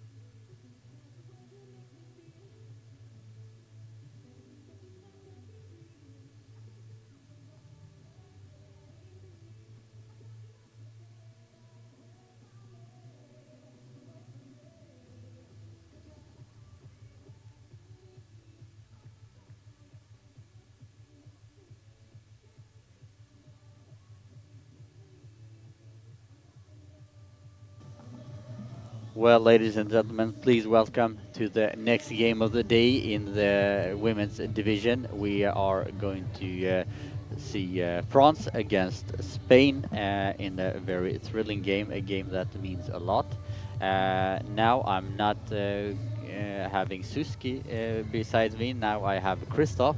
Please welcome Christoph. Yeah, thanks a lot. Welcome to this game in the women's division. Welcome to France against Spain. I'm looking forward for this game. I already had the first game in the men's hall today in the morning. Well, you started earlier, half an hour earlier than we did. And yeah, I'm looking forward for my first women's game. Just arrived yesterday late in the evening, and I'm very happy to be here. Yeah, and you had a very, very interesting game in between Germany and Montenegro also, where Germany won by 9-4, I believe it was. It was 8-4. 8-4. Yeah. But there's a lot of tempo in that game with good throws. Yeah, and we had for the halftime result. It was, I guess, it was 6-1, 5-1, or 6-1. I'm not sure. It was quite clear, and we were saying, okay, let's see how both teams will start into the second half. Yeah. And Germany started with the first attack and the first goal, and it looked like, okay, this could be interesting. But then Montenegro came back, Yeah. especially in the end. Maybe they started a little bit too late, and yeah, you saw both teams here, France and Spain, the last 2 days, and I guess both of them did not get the results they were expecting. Unfortunately not, for both teams have had 2 games each and lost both of them. So this is more or less a do or die situation for both teams. They really need to have 3 points on the board. Spain lost 1-0 to Ukraine in their first game, and then they lost 2-5 against Greece. For France, they lost against Israel 3-8, and then against Greece 1-5. So Spain is ahead with a better goal difference, but France really needs to take 3 points in this one, and Spain is going to do everything in their power not to let them do that. Just to describe the 2 teams, you have Spain on the right hand side with black and yellow jerseys with the white numbers, and you have France on the left wing who plays with blue jerseys and white numbers. Now let's check the lineup, because we just got 1 minute 13 seconds left before the game will start, and starting with with Spain on the right hand side, because they are presenting the numbers very well to us at the moment. So we got with the number 2, Sara Alvarez, going on the right wing. In the center with the number 3, Sandra Ejido, and with the number 6 on the left wing, Celia Gomez. And now let's check the team of France. We can see on the left wing, because she was on the right wing, sorry, because she was dancing at the moment, Adelia Ajami. She's vibing. Yeah.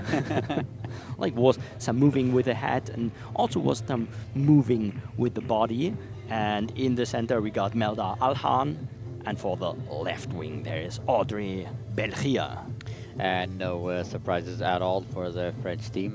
This is actually the first game I have with Spain, so I haven't seen them play before. So, but for France, this is their starting lineup, and both Ajami and Belkir are very strong in the offense. I really hope that they can have a little bit of more variation in their offense now, so that they really can threaten the Spanish defense. But Spain showed in the game against Ukraine that really have good defense, so it's going to be very interesting to see who comes up on top.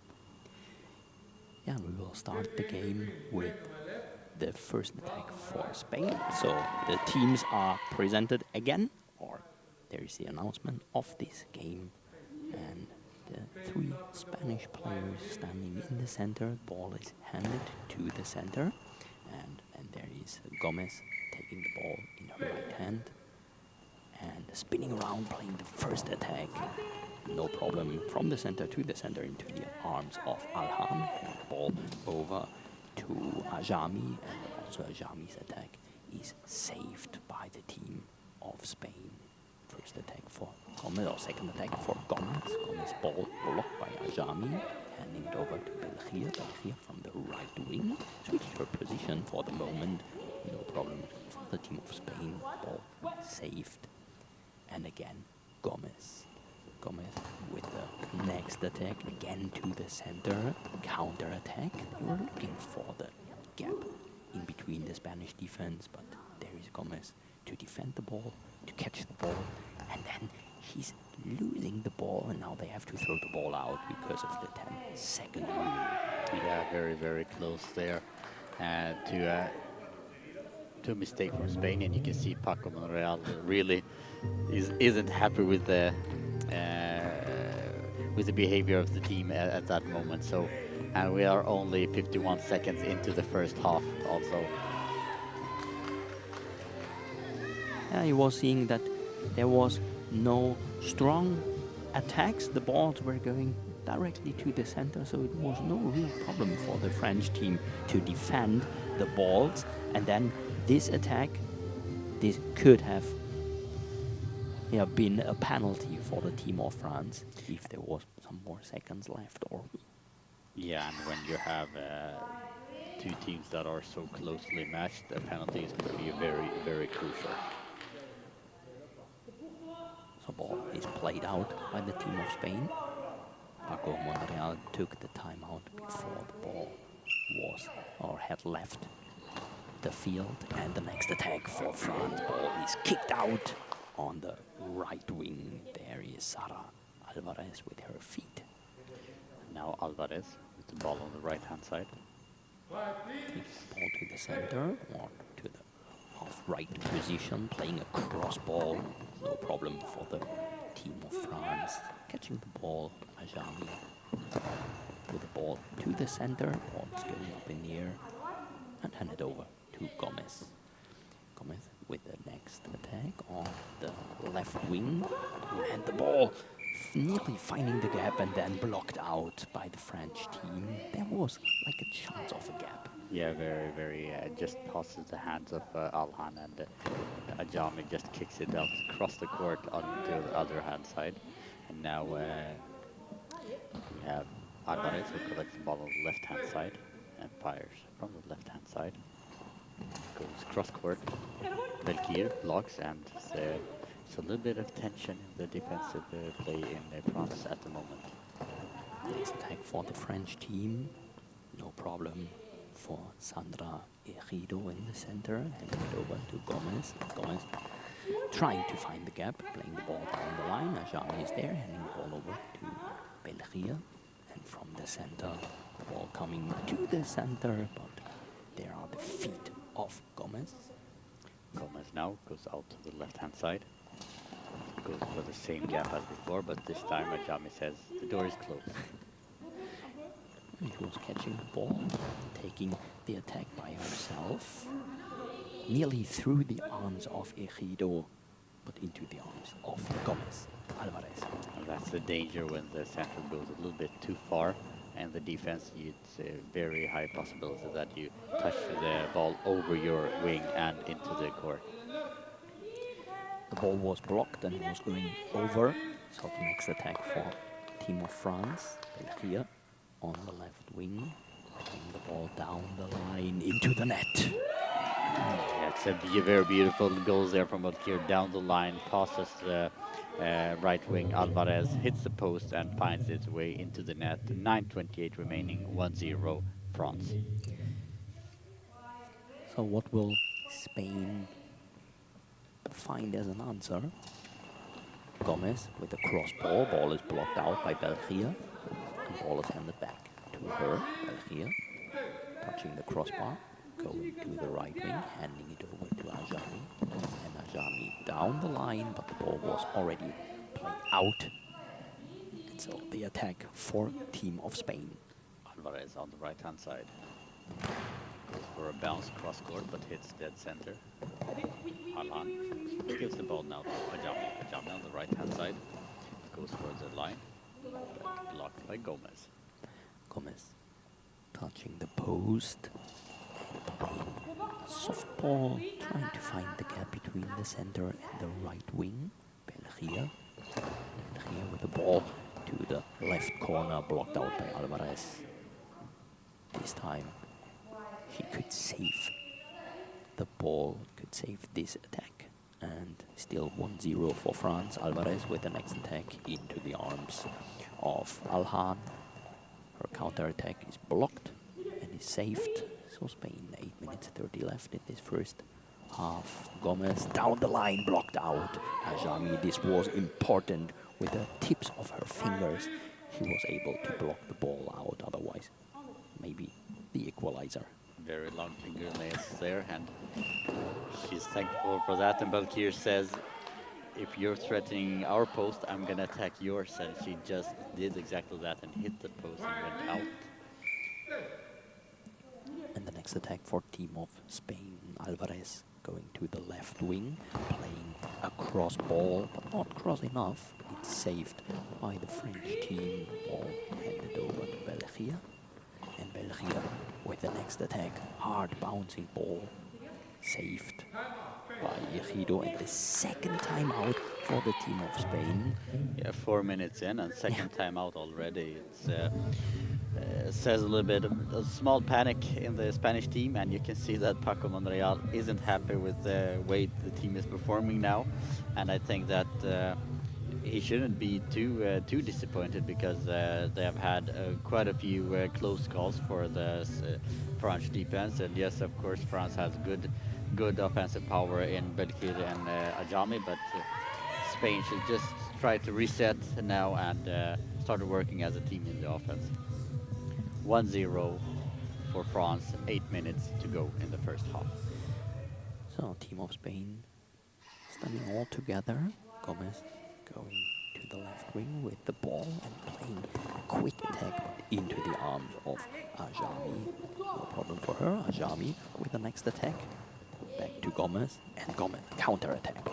Finding the chest of Ajami, handing it over to Belgia. Belgia going to the right wing. Belgia to the center. There's Ejido stopping the ball, handing it over to Alvarez. And Alvarez with the next attack, cross ball, and the ball not into the net. Ajami is there to catch the ball. Was on a good way, the ball. Attacked by Ajami, saved by Ejido in the center, handing it over to the left wing. To Gomez. Gomez with the next attack, saved by Ajami as well. 7 minutes, 10 seconds left. Ajami with the hard bouncing ball. Ejido stopping it with her arms, handing it over to Gomez. Now Gomez from the left-hand side goes down the line. A very beautiful block there by Ajami, who meets Belkir into the center. Hands the ball over to her. Now Belkir from the left-hand side. There's a hard bounce. It's straight to the center, and the easy block by Ejido. Ball was blocked out. Alvarez going from the right wing to the left wing to take the ball and playing the attack on the left wing to the center. The counter attack for France, but they are waiting a moment, playing the attack now and blocked out by Gomez. That was important. Very, very much so, and we have some good morning salutes from a couple of you guys watching the game with us. It's Christoph Schultz says good morning, everyone. Yeah, that was me. That was you, yeah. Eva Stamati says good morning, and Femke van de Boom says happy birthday, Nadagi. Yeah, she plays in France, so a very happy birthday to you. So the next attack, Sara Alvarez playing the ball out. She was leaving the ball outside of the field. Attack for France, saved by Alvarez and by Ejido. And Alvarez with the next attack on the right wing. Taking the ball, playing it across to the center. No problem for Alhan. Now Ajami on the right hand side. Oh, and she falls and she's hurt. Yeah, I guess she's hurt. Something happened with her knee.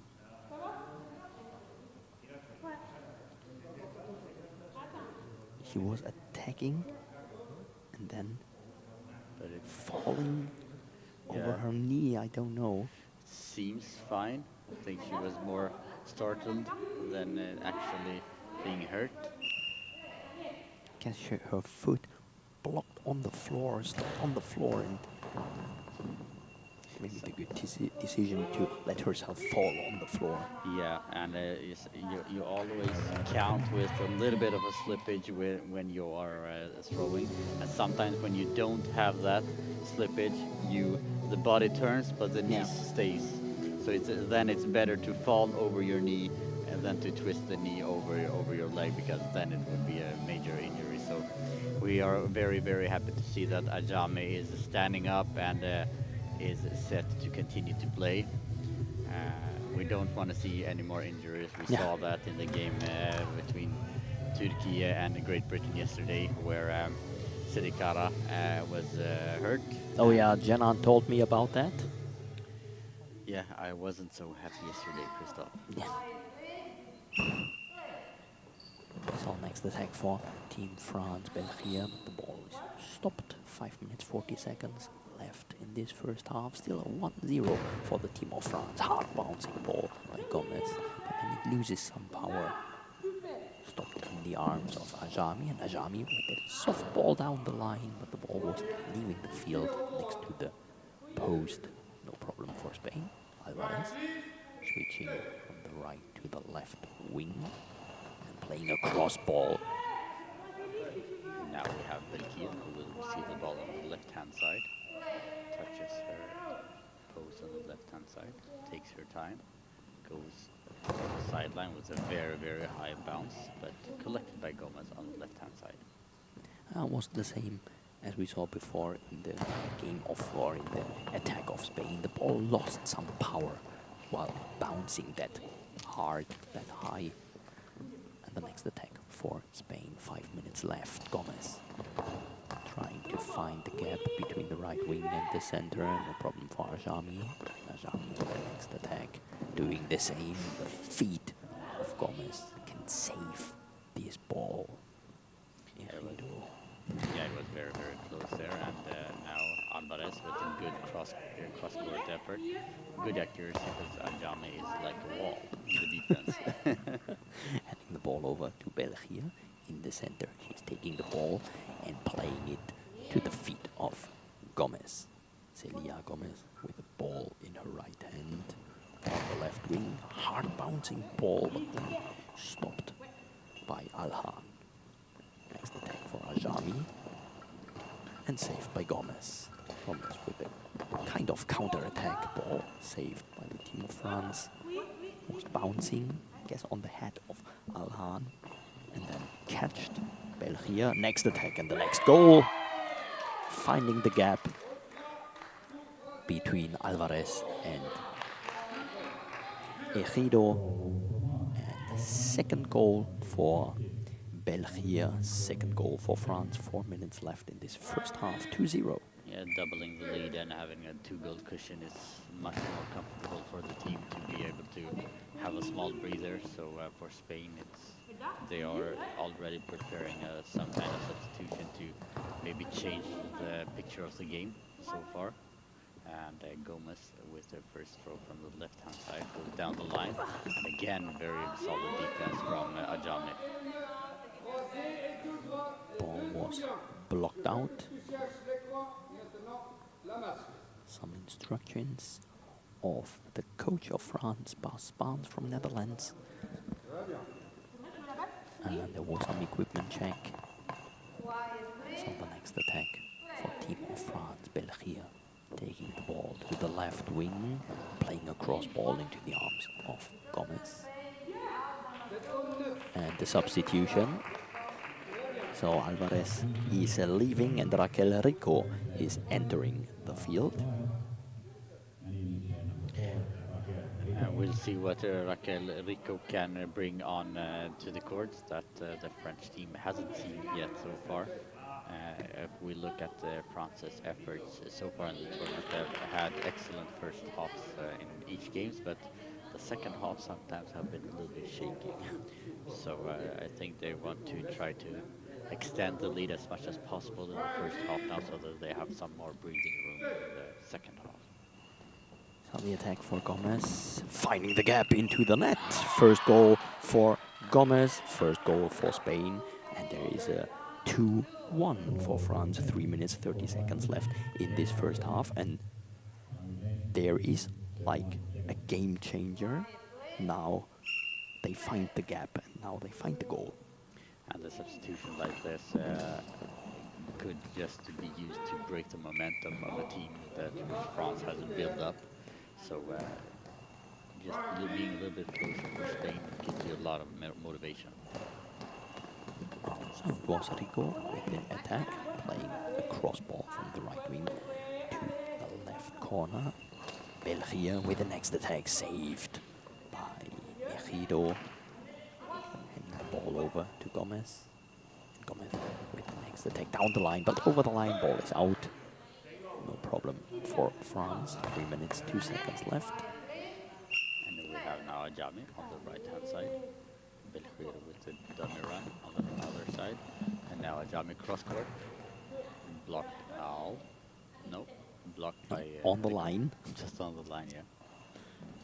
And Rico with the next attack, but now, or this time, her ball is leaving the field. It's out, and Belgia with the next attack. Touching the left post. Taking some energy and playing the ball over the line out of the field. Wanted to play it down the line into the left corner. Yeah. She has scored with there once today, so she wants to do that again. And a good throw from Gomez. A quick reply by Alhan. And a good recovery there by Gomez, who goes back to her post. And playing the ball across to the right corner. Ball is blocked out by Belgia and handed back in. Belgia taking the ball, touching the post, and playing a ball down the line. And finding the gap. Belgia with the third goal. Her third goal for France, 3-1, and they are leading by 2 goals. Scoring a hat-trick is always something special. Now we can see Gomez from the center goes to the right-hand side, blocked by the legs of Ajami. Belgia taking the next ball, going over to Ajami, handing the ball over to her, and Ajami with the ball played to the center, no problem for Ejido, handing it over to Gomez. Gomez with the ball down the line, ball saved by Ajami. Ajami waiting some moment, and playing the next ball down the line into the arms of Gomez. No problem for her. Yeah, Gomez is sitting quite far in, so she has a small gap out to the post. So I think it is a good idea for France to try to use it, and especially if Belkhir comes from her left-hand side to the right-hand side, shoots down the line. Yeah. I think that could be a possibility for them to extend even more. And that was what they were trying sometimes. Ajami handing the ball over to Belgia on the left wing. This time not down the line, and the ball up in the air and saved by Gomez. So lucky Spain that the ball was not going into the net. It was close. 1 minute, 16 seconds in this first half. Ajami, next ball saved by Gomez. Taking the ball back to the goal. Gomez now down the line, good bounce, very good effort. Blocked out. Now Belkhir on the right-hand side. Runs over to the left.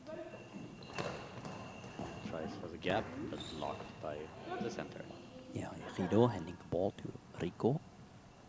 And Rico on the right wing, playing a cross ball, not cross enough. Ball is blocked out by Alhan. And handed to Ajami. 48 seconds. Ajami taking the ball to the center of the goal.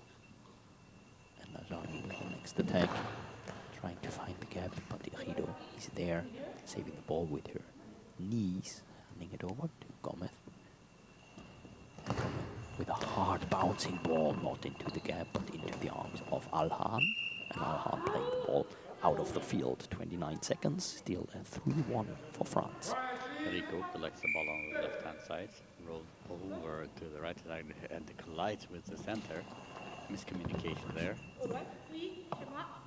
Alhan handing the ball back to Belgia. Belgia with the next attack on the left wing, in not into the net. That was close to the crossbar. The ball was safe, but the ball was blocked with the legs of Ejido and then touching the crossbar. So close to the 4th goal for Belgia. ball was played out by Team of Spain, 7 seconds left. And Ajami with the last attack, hard bouncing ball to the arms of Ejido, and that's it. That was the first half. We have a 3-1 for the team of France. A very, very convincing first half from Team France and a well-deserved lead. I think that Spain is playing well. They are making small mistakes in the defense, but also it's a result of very good throws from the Kiev. So I don't think that it's major mistakes, but it's a combination of good throws and small mistakes. So let's see what they will talk about during the break. Let's see how Spain will come back into the second half.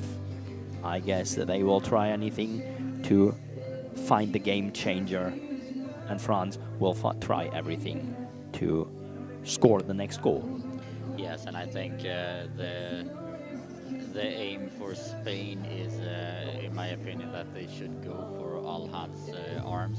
She goes out with her arms to her right. I think that's a possibility for Spain to use, because she sometimes hesitates when she goes with her arms.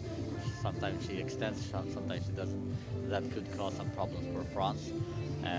Otherwise, just stay patient, work as a team in the offense, and work together, because in my opinion, I think that the Spanish wings work too much for themselves. They don't work together as a team.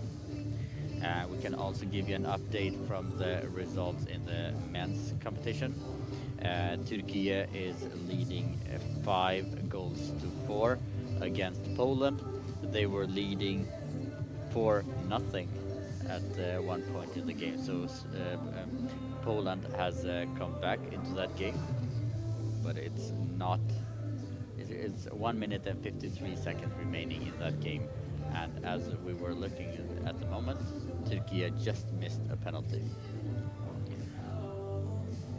Maybe we can also stay on that, because we got 3 minutes 45 until the second half. So in the end of this break, we can tell you the result of Turkey and Poland. And saw that Paco now was coming back from the referees, and which means that he has announced a substitution in halftime. What kind of substitution, we will have to wait and see, but some changes in Spain is to be waited for before the start of the second half. I'm trying to figure out if I can see something. So it looks like Ejido is staying outside. That is what I can see, because she is sitting on the bench now. And maybe Martel will enter the game. No? Can't see the numbers in the screen Yeah, either. I'm trying. Yeah, I think it's number 1 coming in, yeah. That's yeah, it's Belén Martel. Martel, yeah. Yeah, exactly. So 4, 6, and 1. That means Rico, Gomez, and Martel is gonna play. So a change of the center. I think that Rico was doing good in center. Yeah. She seems pumped up. She's jumping up and down. Martel. So I think she's gonna be ready.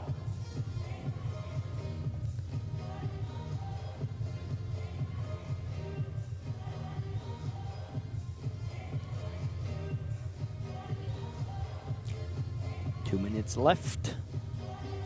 Less than 2 minutes at the beginning of the second half. We have a change also in Team France. It's Van de Pierre who comes onto the court, and Ajami goes out. Oh yeah. Otherwise, Belkir is still on the court, and Alhan is also on the court.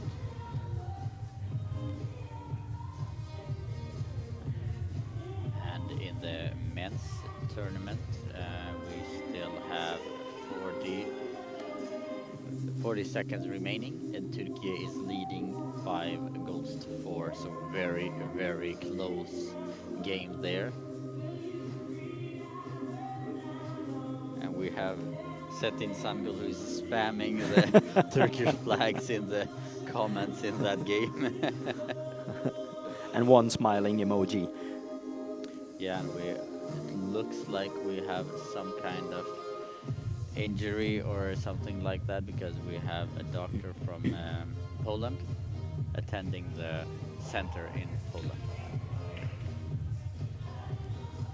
But we cannot listen to the game because we are focusing on this one here, Yeah. just having you updated.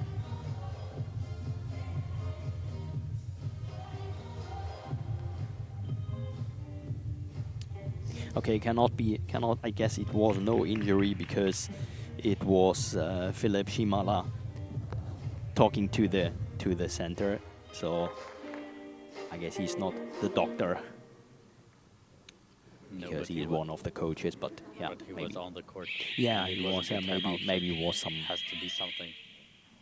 Well, let's focus on this game here. We're just about to start the second half. We had two halftime substitutions in both teams. Just a reminder for you, Raquel Rico goes out and Belen Martel for Spain.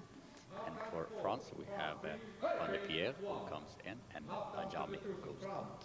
Yeah. So Martel now in the center, and Rico on the right wing, as she was playing before when entering, and France starting the second half, starting with Ron de Pierre on the left wing. Ron de Pierre with the first attack saved by Martel, and the ball over to Rico, and Rico with the ball to the center. No problem in this moment for Alhan, handing it to Belgia. Belgia now on the right wing. Belgia with a cross ball directly to Rico. Rico handing the ball to Gomez on the right wing. Gomez playing the ball down the line. No problem for Ron de Pierre. Juan de Pierre now on the left-hand side Taking the ball to the center. Yeah, Martel stopping the ball, handing it over to Gomez. She's going back on her left wing, playing cross ball, finding the legs of Alhan, and handing it over to Belgia. Belgia touching the right post, going to her right wing, playing it, nearly crossed ball to the center. There is Martel, and giving it to Rico. Rico's cross ball did not find the gap. The next ball was out by Belgia, so the next attack for the team of Spain after a little bit more than 1 minute played in the second half. A good effort there from Gomez from center, but blocked out by the upper body of Ron de Pierre. Ron de Pierre has bright red shoes. Ron de Pierre taking the ball, playing the ball to the right corner. Ball is blocked out by Gomez. Going backwards, there was Rico standing in her way. Gomez with the next attack, but no problem for Ron de Pierre. Handing it to Belgia. Belgia down the line. Ball is going out, leaving the field. And next attack for Rico. Martel clapping on the floor. Rico with the ball down, or trying to find the gap between the center and the left wing. The ball was going up in the air and then blocked out. So this time lucky team of France, that the ball did not find the gap into the net. I always, we had a Swedish athlete who did this long ski, and he said, the more I practice, the more luck I have. So, that being said, Team France is developing, and the more you practice, the more luck you have. Yeah, they are defending very well, and so sometimes you need just a little bit of luck, but it also means, of course, practice, and to get this luck. Next attack for Ron de Pierre, stopped by Martel, handing it back to Rico. Rico doesn't find the gap. There is Alhan, and Belgia in the center of the goal.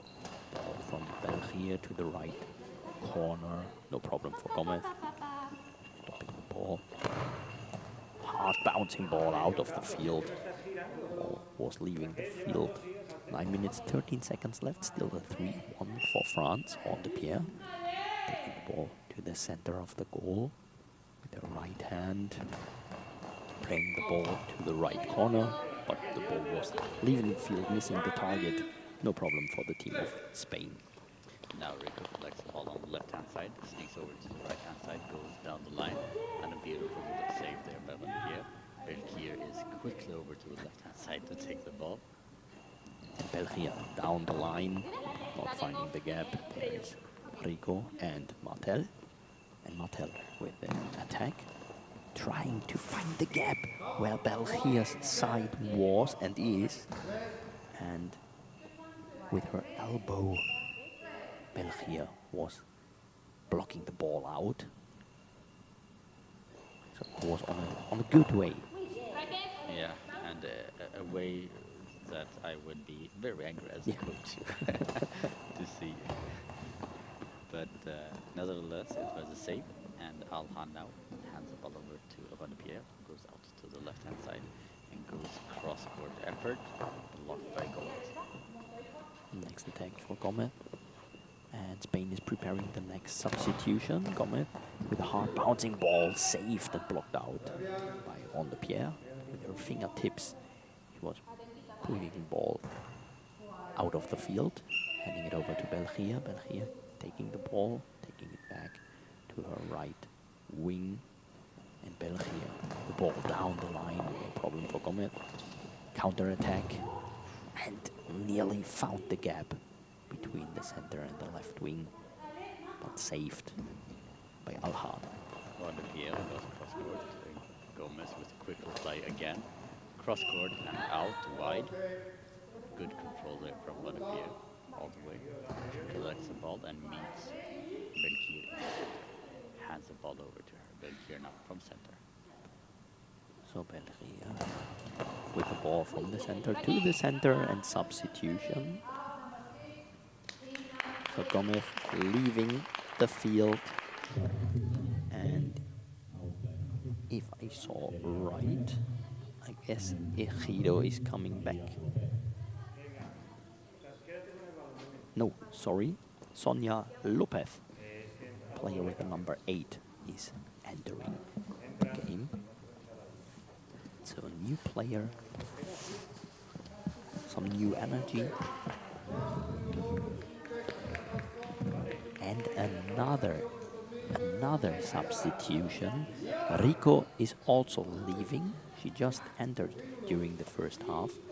And Sara Alvarez is back on the field. Yeah, 2 substitutions at the same time. Spain is playing good at the moment, so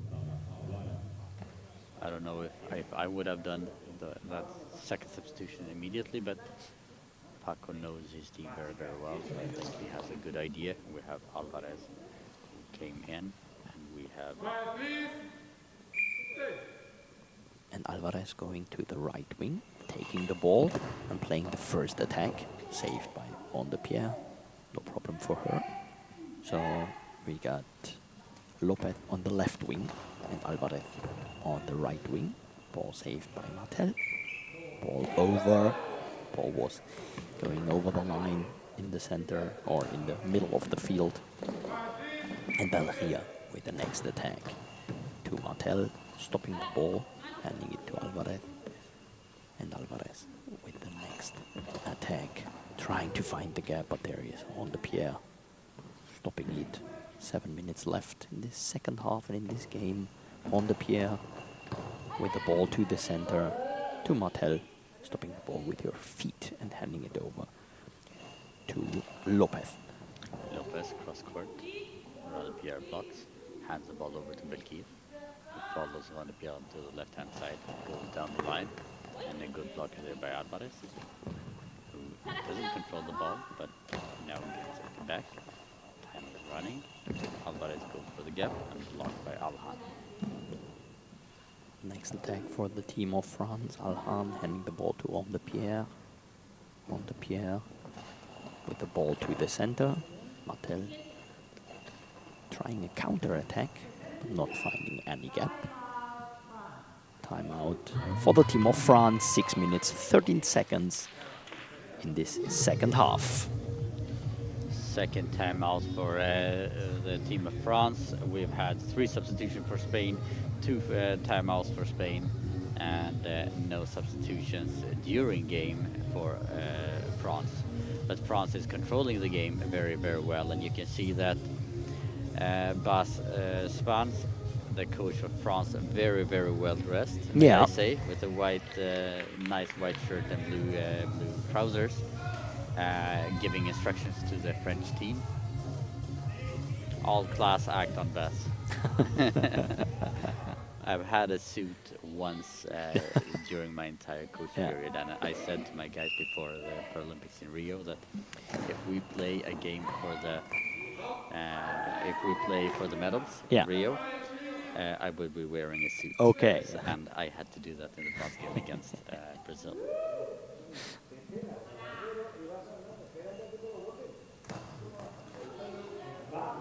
.6:08 remaining on the clock.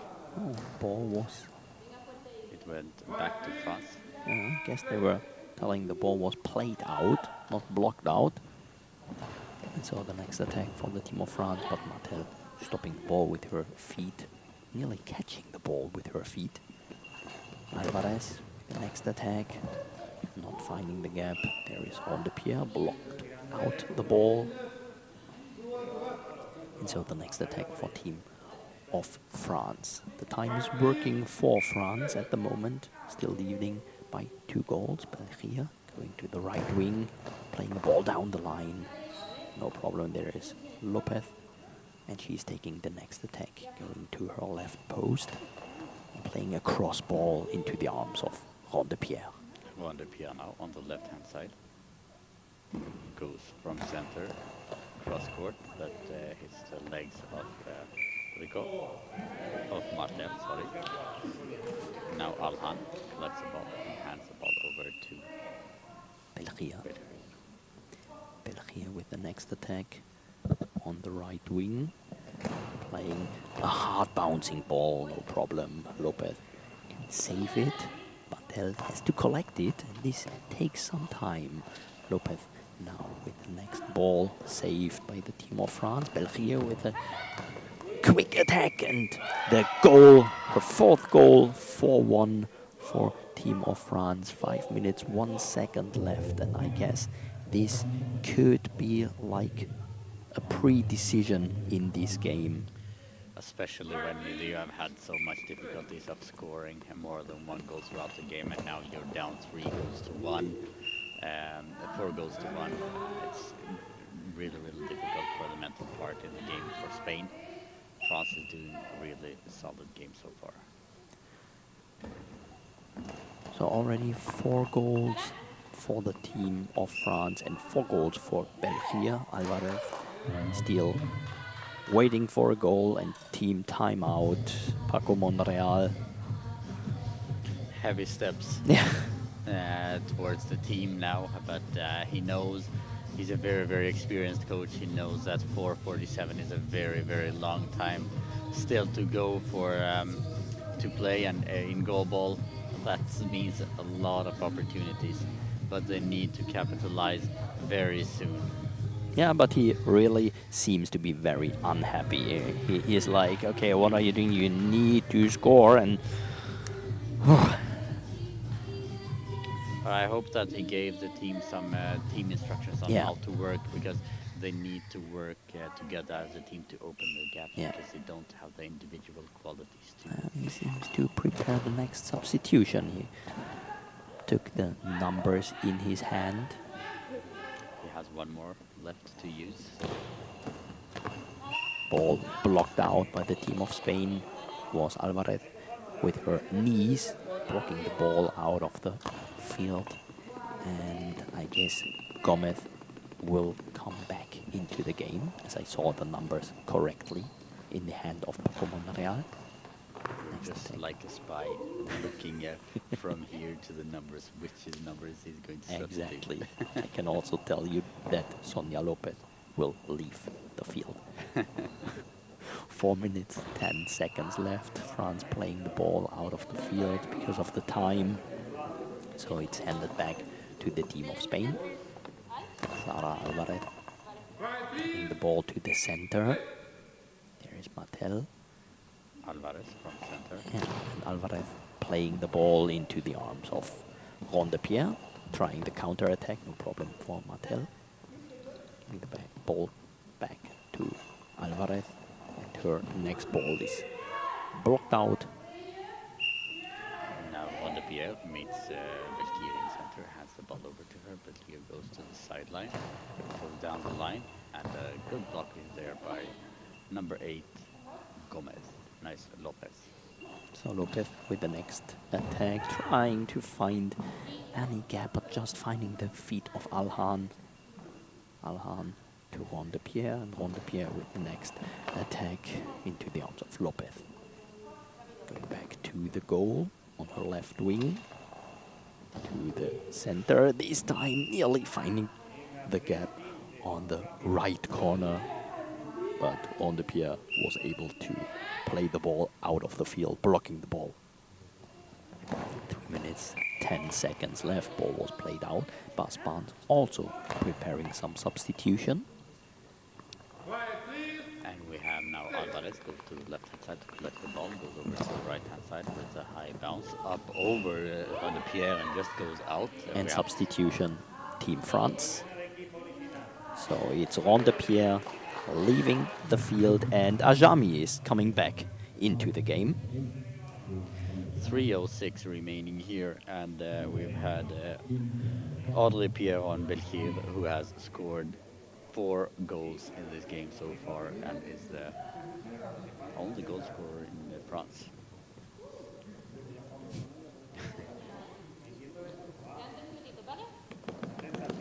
We have a small baby who also wants to play goalball. Yeah, Wants to was go- on the way to the field. Yeah. Had to be catched by the mom.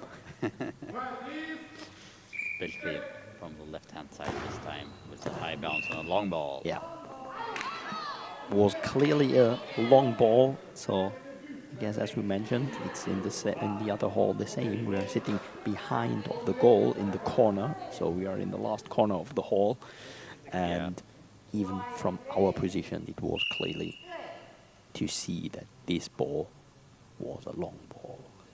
So the attack for Alvarez, cross ball into the net. 2-4 in this game with 3 minutes and 3 seconds remaining. A very beautiful penalty there from Alvarez from right to left. Audrey Belkir just missed the penalty, and now Ajami has the ball on the right hand side. He's going to go with a throw from the sideline. Next attack is blocked out, and Paco still waiting for the substitution that I was realizing feels like 10 minutes before. I think that after this goal, he's waiting a little Yeah. bit more. If they get one more quick goal, he will Yeah. wait. And now the Now. substitution comes. So now Sonia Lopez is leaving the field, and Celia Gomez coming back into the game. So I guess she will stay on the left wing, where she was playing in the first half. Yeah, she's the player that have scored for Spain so far also, so I think it's a good substitution. We have some cheers for Spain and some cheers for France in the chat, so please support your team in the chat and stay active. Next attack for Alvarez, ball saved. And timeout for the team of France, 2 minutes, 34 seconds left. So for France now, it's just a matter of keeping the calm and playing with the buffer so that they don't get any more penalties against them. Because in the defense they are playing really well. So the only opportunity Spain really has is on penalties so far. And almost too many players for Spain at the moment. When the baby wants to come in onto the side of Spain. But I guess it's very dangerous. The ball is bigger than the baby Yeah. and heavier. Probably yes. A Jame from the right hand side. Cross court bounce. And the ball blocked out by Sara Alvarez. Handed in and given to Gomez. Celia Gomez with the ball down the line and blocked out by Ajami. Ball was going up in the air and then out of the field. That was very close. 2 minutes 21 seconds left. Belgia now on the left wing. Belgia with a cross ball saved by Gomez. Gomez Problem now for her. on the left hand side, and Alvarez comes over to the left hand side. So it says, "Hey, it's my ball." She wanna have a go from left, going for the gap, but straight into the middle. Alhan now gives the ball to Ajami. Ajami, hard bouncing ball saved by Martel. Martel looking for the ball, feeling the ball and handing it over to Gomez. Her ball is saved by Alhan. And Belgia from the center of the goal, trying the next attack, finding the gap. Her 5th goal, 5-2 for the team of France. She was finding the gap, and Paco Monreal very unhappy. Yeah, he doesn't seem happy at all, and I can understand that. Yeah. But I think that Spain, even though they are losing this game, they have played a solid game Yeah. in a bigger part of the game. So it's been some individual qualities from Belgium that have been the biggest difference between these two teams. Next ball of Ajami saved by Martel. Alvarez, the last 90 seconds in this match. Ball is blocked out by team of France. Still 5-2. France leading by 3 goals. And Belgia in the center of the goal, playing the ball on the right side down the line. Gomez saving the ball, and Alhan. Alhan with the next attack. She will have a throw from center. A straight bounce. And the time ricochets up and the in the air. time is standing. The time is not going. And we have, No, now. yeah, now it's going for a couple of seconds. Ooh. Which And we got a timeout, and the time was running. time is running. Yeah. Now, yeah, I think they compensated a Yeah. little bit because the time was not running Yeah, during exactly. the game. So 1:15 remaining on the clock. Spain has taken their final timeout of the game and is down 3 goals. France is leading 5-2, and you can see Bas actually smiling and being happy, but don't relax too much.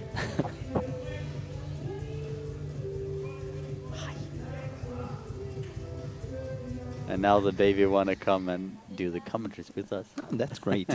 She would do a better job. And the high ball by Gomez. So now it's like a lack of concentration, and I guess she wanted too much. Now she wanted too much, and now there is the chance for France to score the 6-2. 1 minute 13 seconds left, and Celia Gomez has to defend against Ajami. Ajami with the ball into the net. Her first goal in this game. Delia Ajami with a 6-2 and the 4-goal lead. And I think it's very good for the French team to give the ball to Ajami now to also get her name onto the goal scorer list.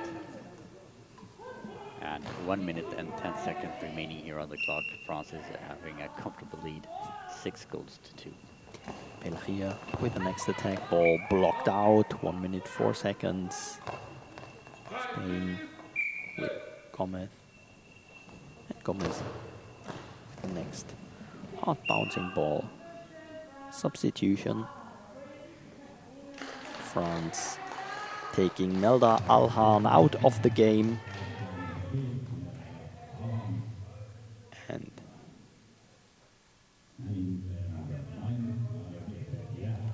We have number 9, which is not not on the list. That's very interesting.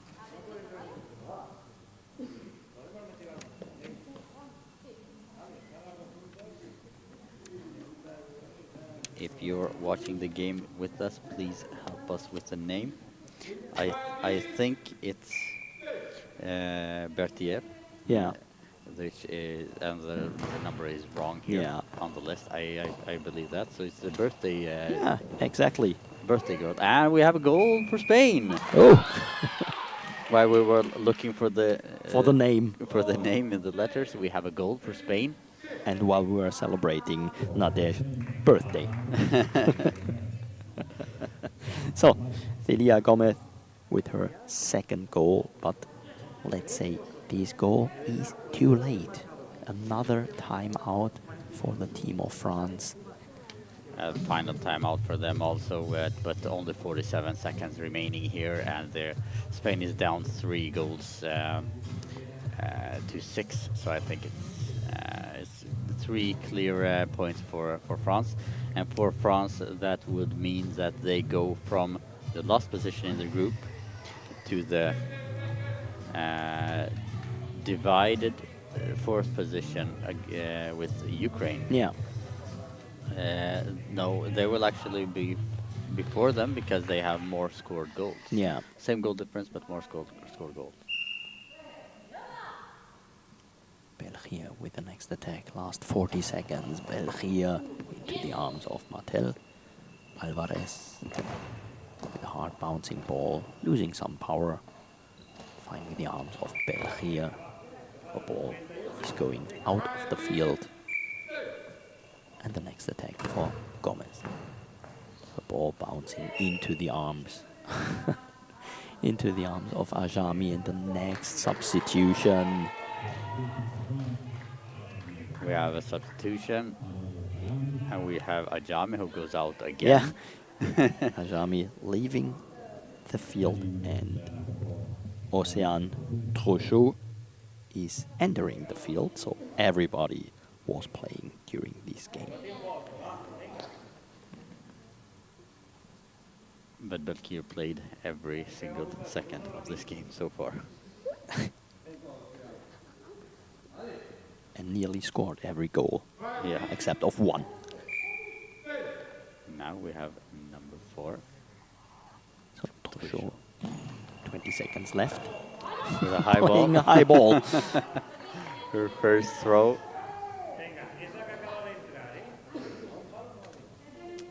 And Gomez looks like she's gonna have the go. So the chance for Spain to score the 4th goal. Celia Gomez on the right wing. And the ball blocked out by Trochot. With her feet, she was kicking the ball away. Very, very good to have that block when you've just been substituted and make high balls. It's good for the confidence. Now Belgium from the left-hand side goes up and touches the crossbar, but quick reply by Alvarez. Yeah, with a counter-attack, ball saved in the center by Berthier. And that's it. That's it, ladies and gentlemen. France beats Spain by 6 goals to 3 and goes from last place in the group to the 3rd place in the group. But it's a very, very tight between the 3 bottom teams in that group.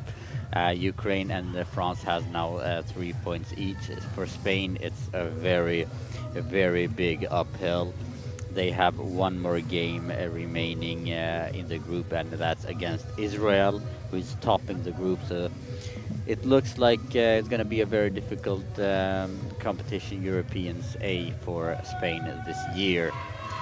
Ukraine and France is playing the last game amongst each other to know who's going to finish 3rd and who's going to finish 4th. And the reason why you don't want to finish fourth in this group is quite easy. The fourth in this group play against Turkey in the quarterfinals. So our first game of this competition together. Christoph, thank you very much. Thank you. Thank you so much. Was a great pleasure. Looking forward for our next game. We will see each other later, I guess, in the men's competition, if I'm right. And we will be back with the next game in less than 18 minutes between Finland and Germany here in the Girls' Hall. Yes, thank you very much, all of you, and see you very, very soon.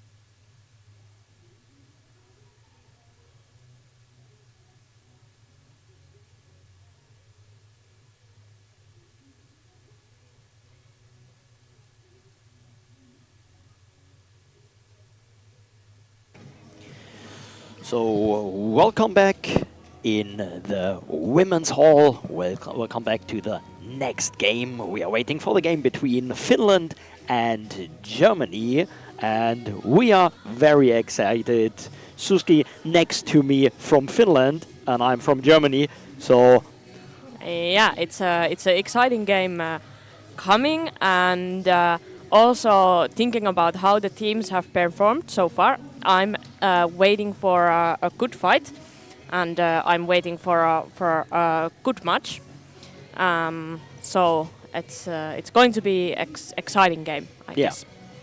Yeah, I'm sure about that, and I know that we won't be arguing here doing the commentary, and we are looking for a very interesting game. So we got Finland on the left side in the dark blue shirts, and we got Germany on the right side in the red shirts, and we will give you the starting three as soon as possible. We can already check, or I will try to check the numbers of Finland, because we are sitting in the back of the goal and they are standing with their back in our direction. So I can see with the number 1 Raisa Kusela. She's going to take the right wing. Yeah, exactly. Then we got with the number 2 Krista Lepenen. I think she's going to the left wing. Exactly. And we got with her 15 Ida Kaupila. Yeah, and she's taking the center position, I guess. It is exactly this starting three, and they are standing as you are mentioning. And so checking the German team in the center with the number 2 Celeste Trost. We got on the left wing with the number 7 Jennifer Koch. And we got on the right wing, I guess, we got on the right wing Pia Knaute with the number 5. Yeah, no surprises. Pia Knaute and Celeste Trost has been a lot in the starting lineup. Quite often Germany has started with Charlotte Kercher on the left wing, but now they have their Jennifer Koch. So a little change, but in Finnish side, no surprises. Sometimes they have started with number 7 Miina Grönroos on the center, but Ida Kauppila also really solid center and a strong defender, so good choice as well. Yeah, and while there is the equipment check for Jennifer Koch, we can see Pia Knaute and Celeste Trost like dancing together. They are holding hands and they were moving with the music. Yeah, good time to keep up the feeling and collect the energy and go with the positive feelings towards the match. So we got the announcement of the match, and Finland will start with the ball. So let's listen to this.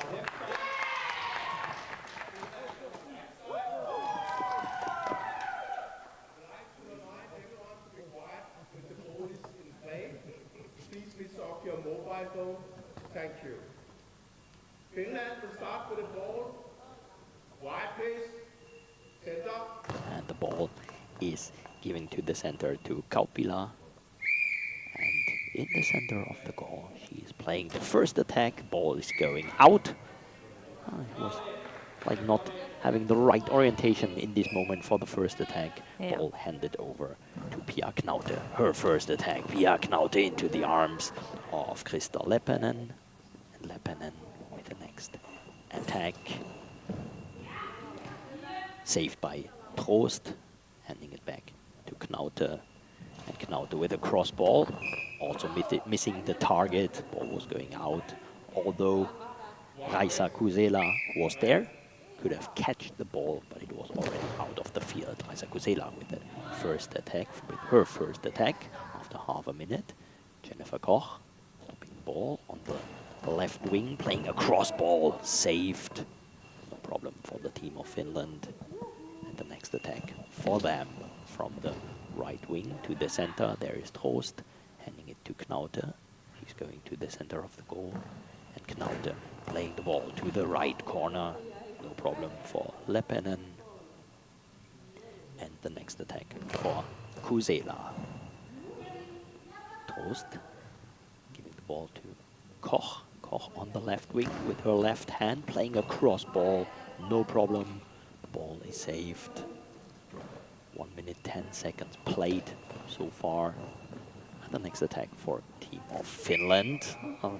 Pia Knaute had some problems in saving the ball. Yeah, but so far still both teams defended very well. It's still 0-0. Yeah. So really tight so far, not quick first goals. Yes, Pia Knaute wanted to catch the ball and then missing the ball.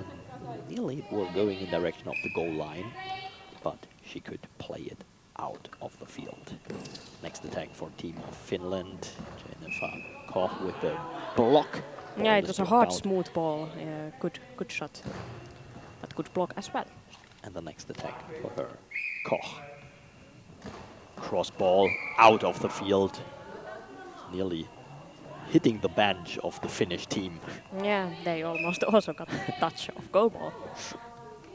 Next attack for team of Finland was Kusela playing the ball on the right wing down the line. Koch, cross ball, saved by Leppänen, and her ball is too cross. Yeah, but the nice idea to change the rhythm with the fast throw. Pia Knaute going to the left wing, going back to the right wing and playing the ball to the center. No problem for Kaupila. Kaupila handing the ball to Kusela. And Kusela with the next attack into the arms of Koch. Koch on the left wing, touching the crossbar with her back, playing a cross ball. And official timeout. There is some fans in the stands and talking. Next attack for Finland. Ball saved by Trost. Trost handing the ball to Knaute. Knaute with the ball down the line. Blocked out. Blocked out by Leppänen. 9 minutes, 35 seconds in this first half. And Koch saving the next ball. Koch going back to the goal, touching the crossbar with her left hand, playing a cross ball out of the field. She was missing the target. That was close. And the attack for team of Finland, Leppänen, playing a ball to the right corner. Was a little bit... Now both teams a little bit missing the accuracy. Yeah, exactly. Koch on the left wing. Will she play a cross ball again? Yeah, she is doing. Ball is saved by Leppänen. Handing the ball over to Kusela. And Kusela on the left wing, trying to find the gap. Trost is there. And the ball is blocked out, but ball over. So the next chance, the next attack for the girls from Finland. This time it's Kaupila taking the ball on the left wing, playing the ball to the center. There is Trost stopping the ball, and Trost with the next attack. Celeste Trost with the ball from the center to the center. Kaupila catching the ball, no problem for her. Handing it to Kusela. And Kusela nearly into the goal, but missing. Yeah, Finland doing really good offensive work at the moment. Really multiple from Kusela and Leppänen, in my opinion. Really good. Next attack for Knaute. Ball saved by Kaupila. And her ball is saved by Trost. First substitution.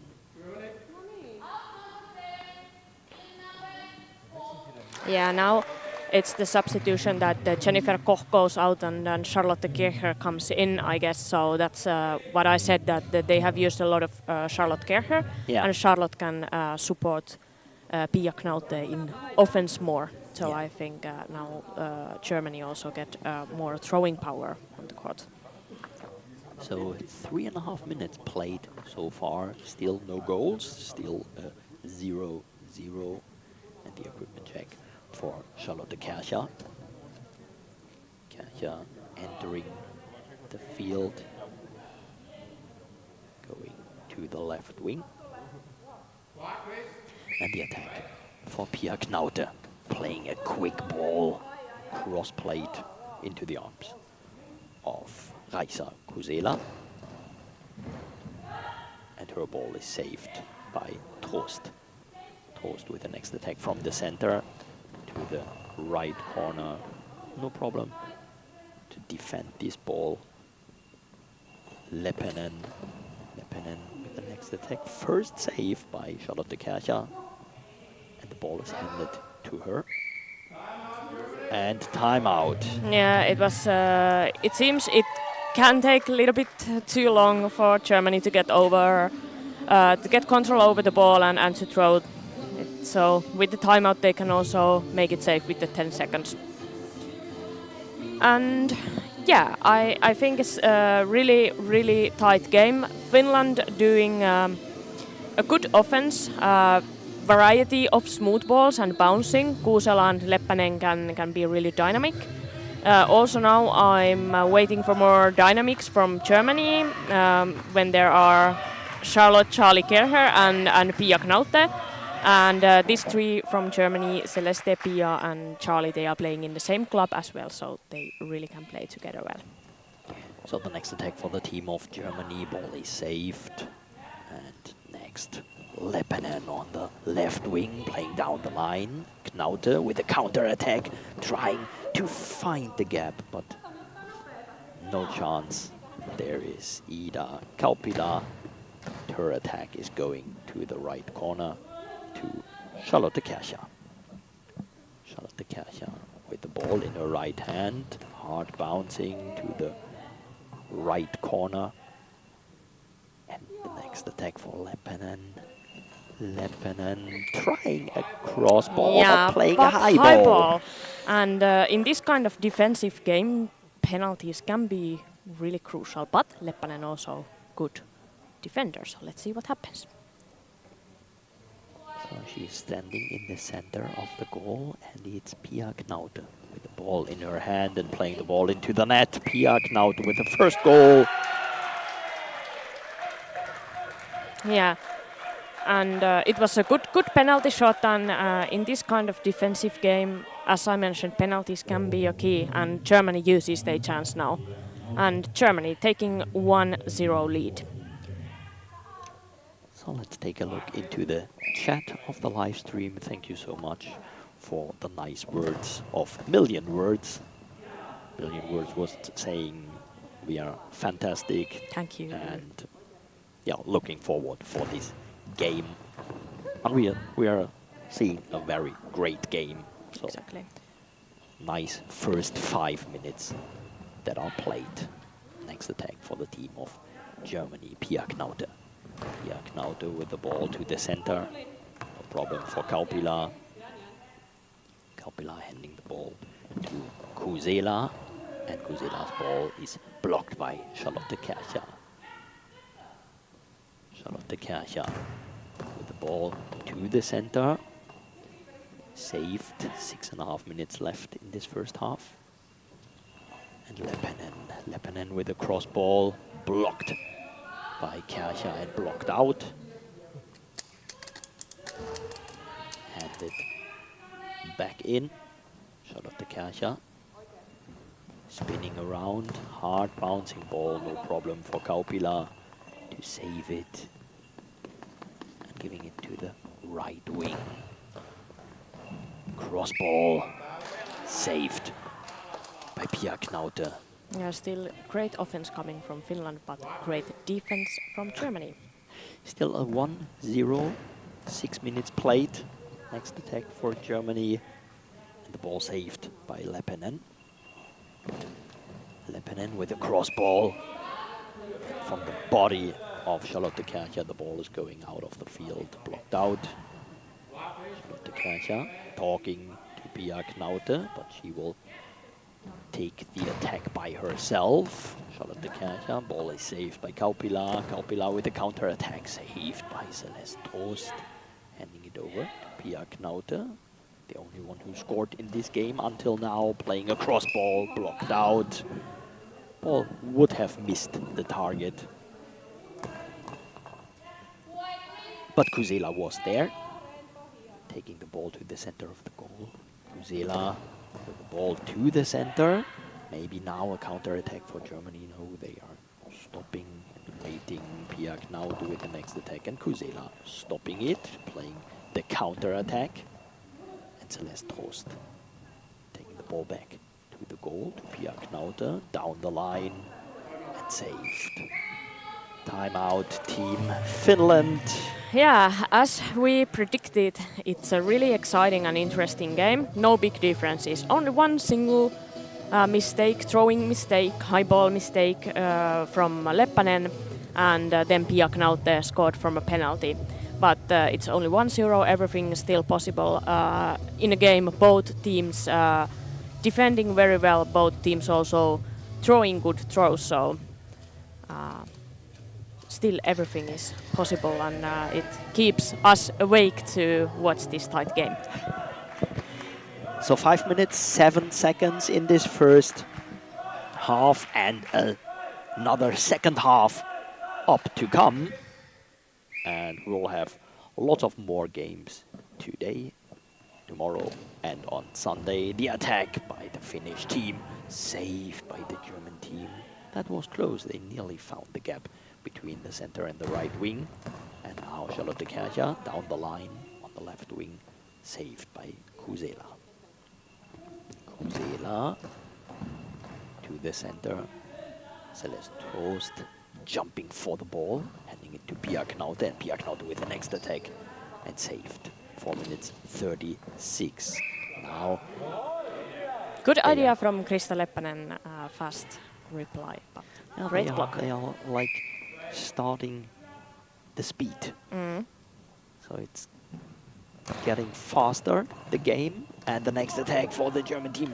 Ball going up in the air and then saved by Krista Leppänen. Next attack for Kusela. Saved by Troost. And Knaute. Knaute with the ball to the center. In the center there is no gap. Not a single gap at the moment. Kaupila with the next ball to Celeste Troost.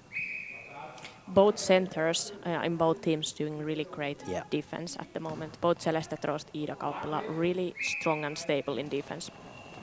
Pia Knaute with the next attack. Again to the center. Again it's Ida Kauppila stopping the ball.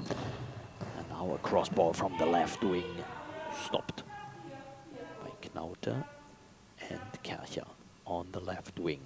Playing a ball down the line into the arms of Kusela. Kusela playing the ball. Also down the line, blocked out by Kärcher. 3 minutes, 27 seconds. And Pia Knaute on the right wing into the arms of the center. And Celeste Troost catching the ball, playing it out. There was no time left for this attack or for a real attack. So the next chance for Team Finland from the center to the center and into the net. There it is. Yeah. Great job, great job. It was a really hard, smooth ball, and now Finland equalizes the game 1-1. Yeah, Krista Leppänen. Yeah, she's scoring. really experienced player, and she takes a lot of responsibility in Finnish team by scoring. Scoring the equalizer, 1-1. And the next attack, I guess Felix Rogge, the coach, the head coach of the Finnish team, wanted to get a penalty for this attack, and then nearly the goal for Team Finland, saved on the line. Next attack for the Finnish girls, this time saved by Charlotte Kärcher. Charlotte Kärcher, next attack, cross ball, but not cross enough. There is Ida Kauppila stopping the ball. And Leppänen, cross ball. The feet of Celeste Troost blocking the ball out of the field. 2 minutes, 23 seconds in this first half. 1-1 timeout. Yeah, Team Germany team asking timeout a few times, waiting that the referee is giving, and now they have the timeout, and 1-1. What a thriller we have. I just have to say that the only one who doesn't understand this thriller is my guide dog, because from my ear that is not with the headphones, I can sometimes hear a slight snoring. So she's not the fan of the thriller goalball game. She prefers to sleep, but everyone else, I think, are eagerly watching this thriller match. Well, in the last game we had in the stands, no, still there. No, there is a second one. We had a baby, and the baby wanted to play with the girl, so was always trying to go to the field and to take the ball. I was telling Florim, I guess the ball is bigger than the baby. I think the baby is a future Yeah, goalball maybe. player. Next attack for the German team. Charlotte Kercher on the left wing, playing the ball down the line. No problem for Kaupila. She's sliding into the ball, catching it. So next attack to the corner, to the left corner of the German goal. Less than 2 minutes left in this first half. Still just 2 goals, each on one side, one on each side. Ball blocked, and it was Kaisa Kuzela sliding to the ball, hitting the post, but luckily just with her feet. Next ball saved. Official timeout. Was it the goal that had to be checked? Maybe. Was no eye shades. Maybe the goal. Ball saved by Ida Kaupila. And the ball over to Kaisa Kuzela. Kuzela nearly finding the gap, but there is the feet of Charlotte Kercher. Charlotte Kercher going back to the goal. Charlotte Kercher again to the center. And there is no gap. No, Ida Still. Kaupila doing great work, as well as Celeste Trost. Celeste Trost stopping the ball, going back to the goal. And the attack by Charlotte Kercher, counter attack. And stopped by Kercher. Knauter taking the ball to the right wing. Not finding any gap, 50 seconds left in this first half. Leppänen with a cross ball next to the goal. That was a close ball, close attack. But she did not find the gap.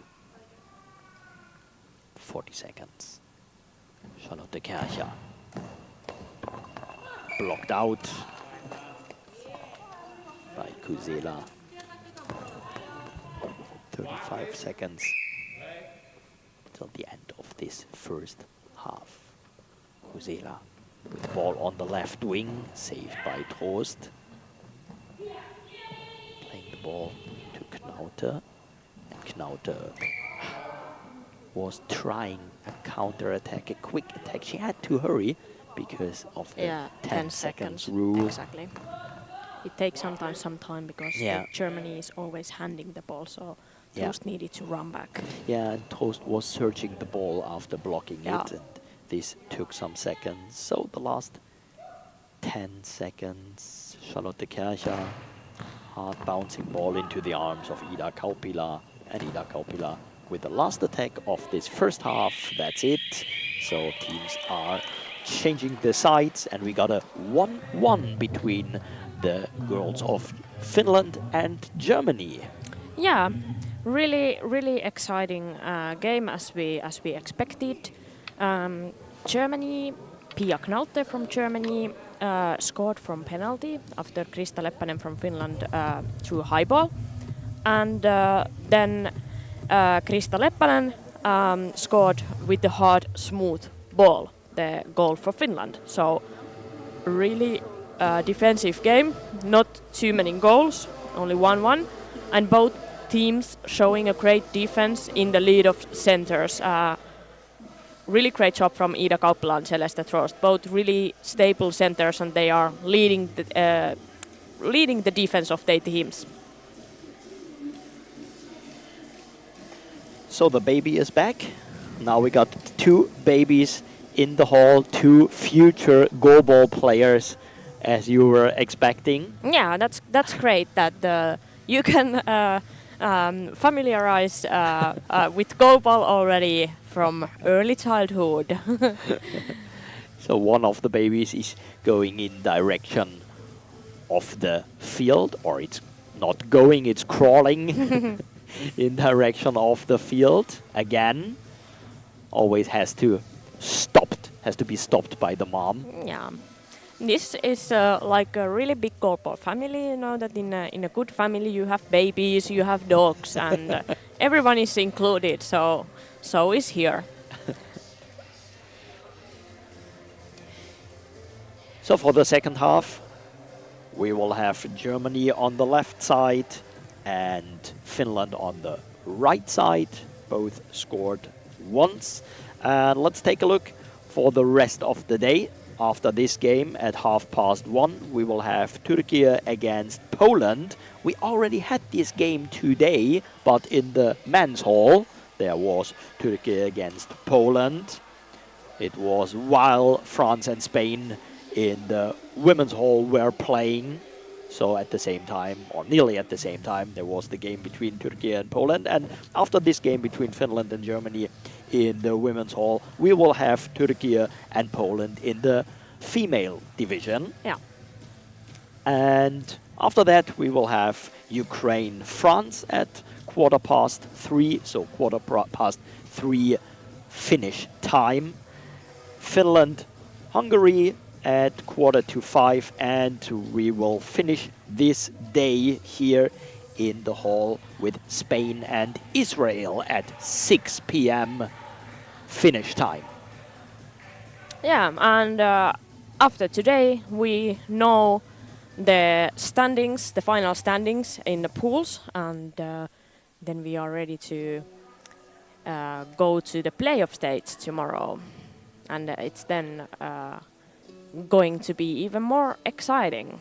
Playoffs, everything can happen, and it's one game, and in one game everything is possible in goalball. So I'm really looking forward to the weekend. So 1 minute, 36 seconds left till the beginning of the second half. Some support Yeah, for Finland at the moment.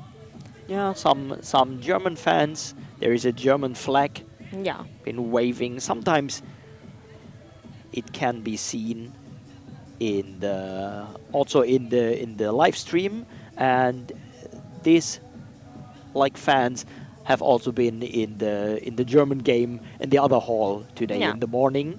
So there it was a little bit closer, and the flag was sometimes had been seen in the stream. yeah, it's great that we have support for both teams, Yeah. and the fans can give a lot of support and help for Yeah, the players. also some on court. energy. Yeah, Okay, 40 seconds till the beginning of the second half, and there is a substitution in the team of Germany. Jennifer Koch is back for Charlotte Kercher. okay. Yep. And also Celeste Trost is staying outside. We will have Rawan Marley. Yeah, it's interesting substitution. I maybe myself, if I were a German coach, I wouldn't have taken Celeste Trust out, because Yeah. in my opinion Celeste did a great job as a center. So in my opinion this can be a little bit risky when it's 1-1 and you change a center. Yeah. But German coaches have their reasons. Yeah. But I don't know. Exactly. So Marley going to the center. We got Pia Knaute still on the right wing and Jennifer Koch back on the left wing. And in the team of Finland, I guess there is no substitutions. No, Yeah. it's still Ida Kaupila in the center. It's still Raisa Kusela on the right wing and Krista Leppänen on the left wing. The ball is handed to the center of Germany, to Motley, but she's giving the ball to Knaute. Knaute on the right wing with the first attack saved by Kaupila. No problem for her catching the ball. And the attack, cross ball from the left wing to the corner, but no goal in the second half. Now, 1-1. Ball saved in the Finnish team. 20 seconds played. Kusela down the line, blocked by Jennifer Koch, and Jennifer Koch taking the first attack, her first attack in the second half. To the center, there is Kaupila going back to the goal, in the center of the goal, playing a ball to the right corner, saved by Koch, and Koch. Koch, cross ball out of the field. So the next attack for the team of Finland. Next attack down the line by Leppänen.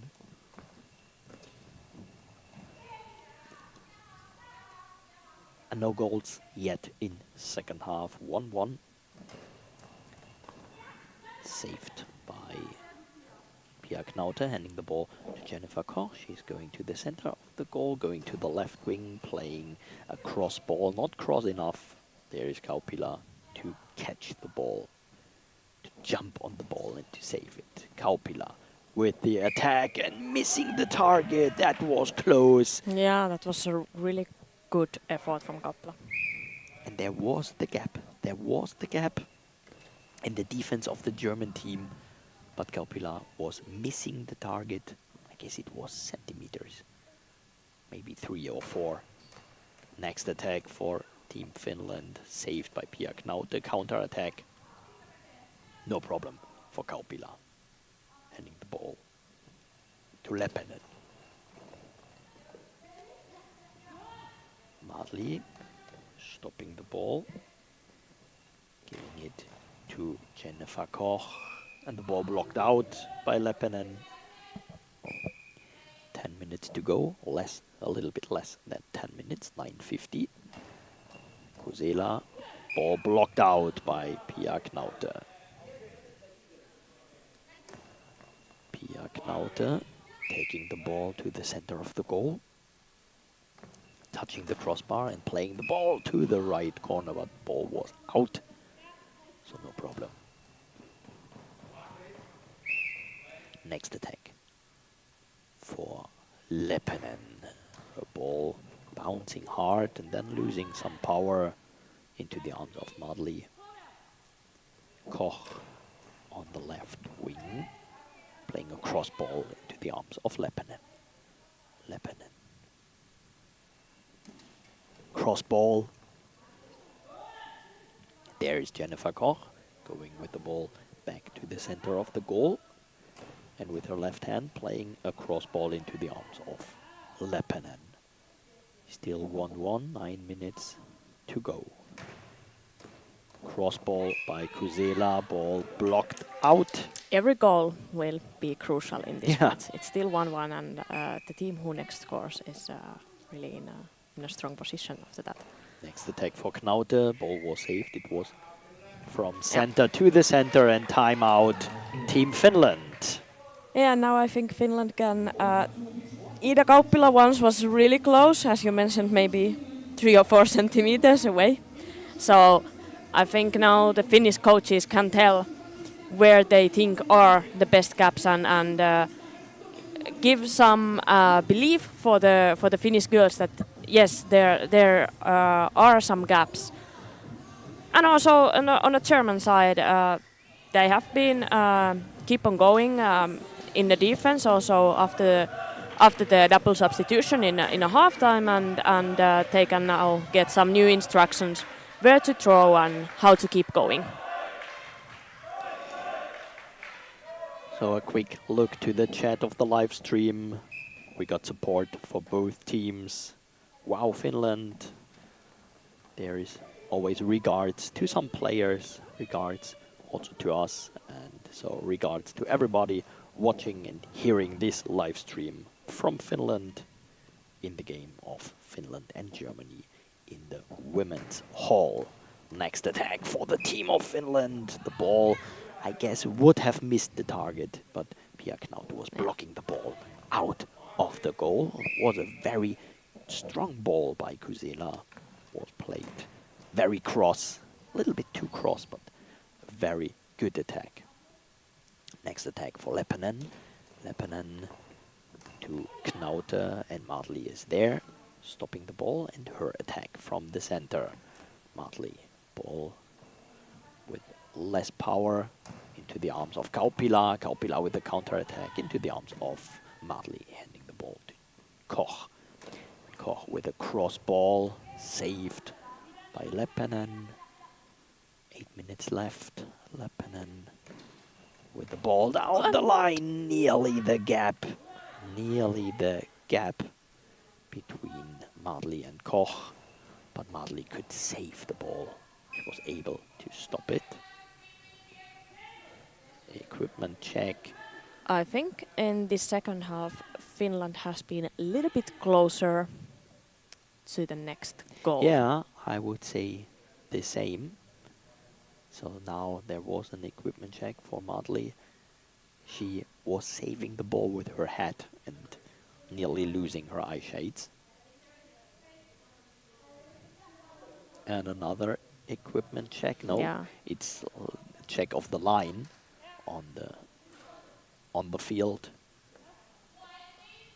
but already done. 7 minutes 43 seconds. Saved by Madli, handing the ball to Knaute, and Knaute with the next attack.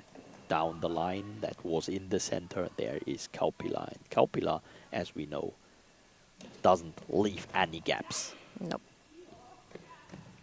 Madli bringing the ball to Knaute. Knaute out of the field. So next attack for Finland.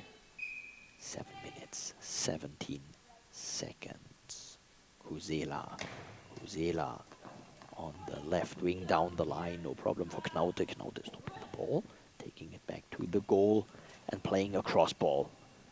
Nearly finding the gap, but there is Kusela sliding into the ball, into the attack and stopping it.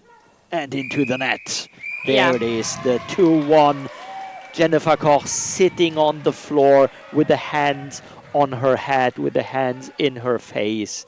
Ida Kaupila scoring a very important goal. It was really important goal. Really, really important goal. Substitution. Yeah. And immediately Germany reacts and Charlotte Gerher Yeah. comes back in. So Jennifer Koch leaving the field. It was her corner, and I guess she knew that. Yeah. She was sitting on the floor and she knew that. Yeah. So the coach, Jessica Barr, is immediately with her, and I guess she was telling her, come on, can happen. But Jennifer Koch, oh, she looks very sad. She looks very sad. She's still sitting on the floor. Okay, very unhappy. That was unlucky moment. Yeah, and it's hard if you know that you do a mistake in this tight game. Yeah. But Germany still And Kusela with the long they ball. have time and they have chances. Kusela playing the long ball.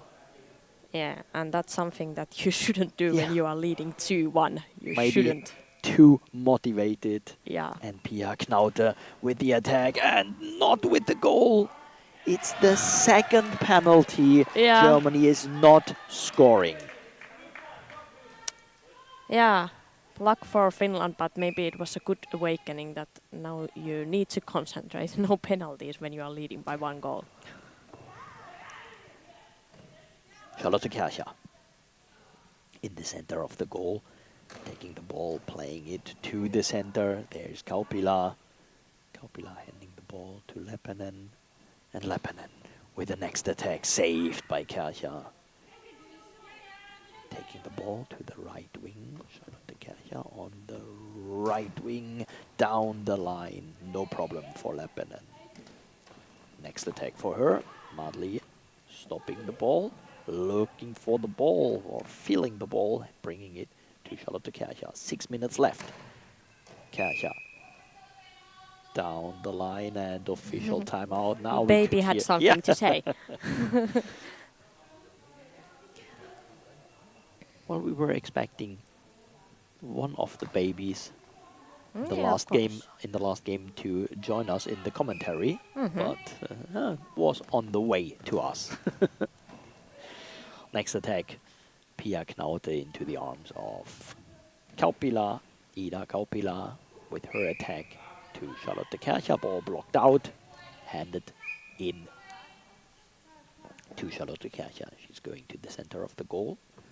Charlotte Kärcher on the left corner and blocked out by Kusela with her left hand. She was able to push the ball over the line.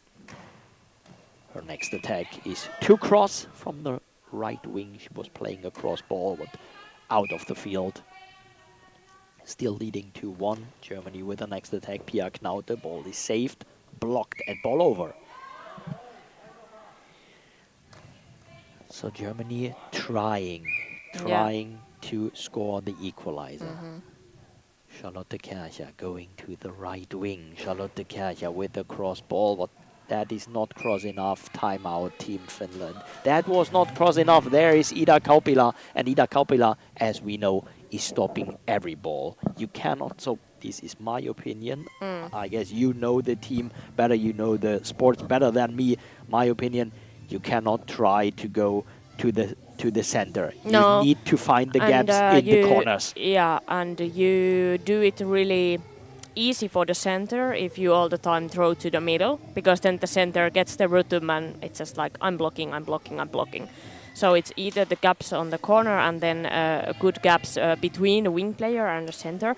But of course you can just you have to have a tactic, so you can, like, for example, first throw to somewhere and try to move the defense and the players a bit and then open another gap. But straight in the middle, it's not really useful. Next attack for Kusela. Ball saved by Charlotte Kärcher.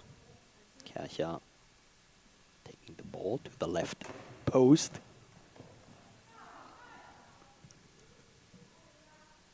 And also her ball was saved by Leppänen. Ball blocked out.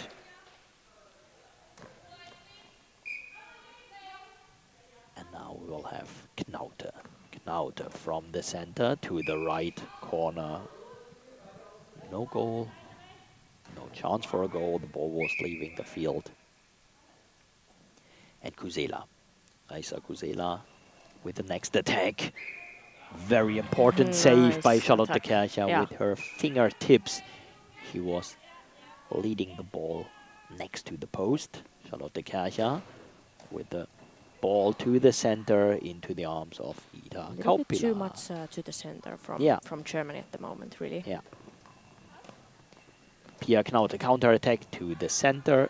There is Kaupila. Again to the center. 4 minutes, 20 seconds left. Kusela, Raisa Kusela. Next ball saved. Substitution. And Celeste Trost is coming back to the field.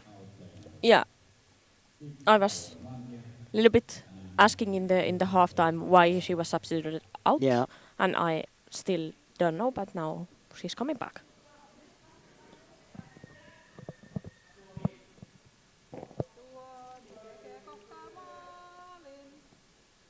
Saw some singing in the hall. Yeah, some support.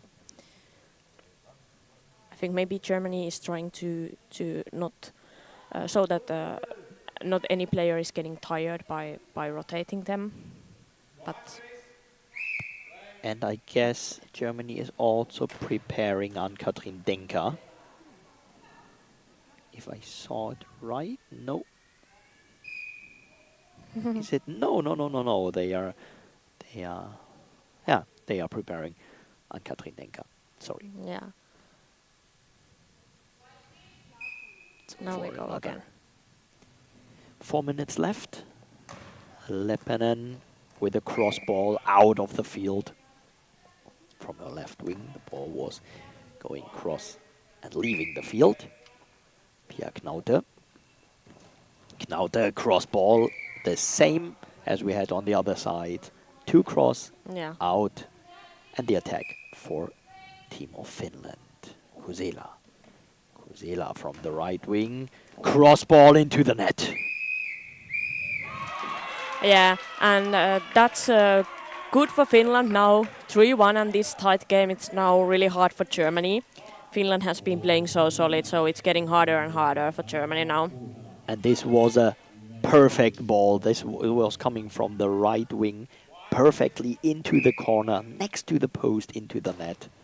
So the 3-1, and I guess this might be something like a decision in this game. I think so too. Will be very hard for Germany Yep.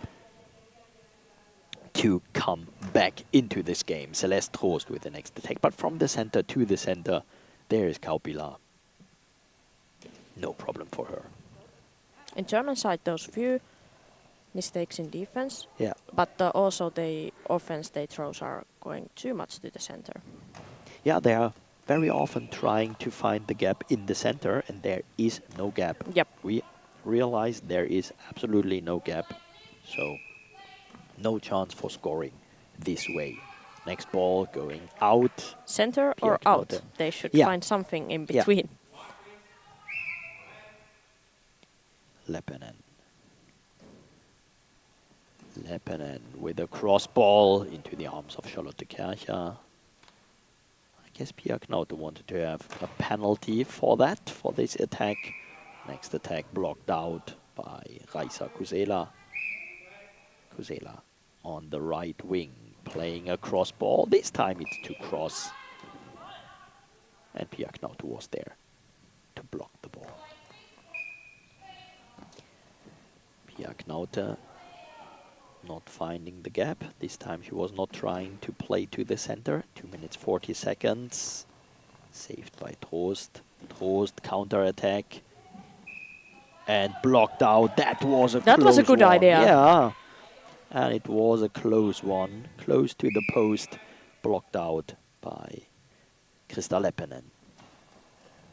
Kusela to the center. There is Trost bringing the ball to Charlotte Kercher. Charlotte Kercher with the next attack, saved by Kusela.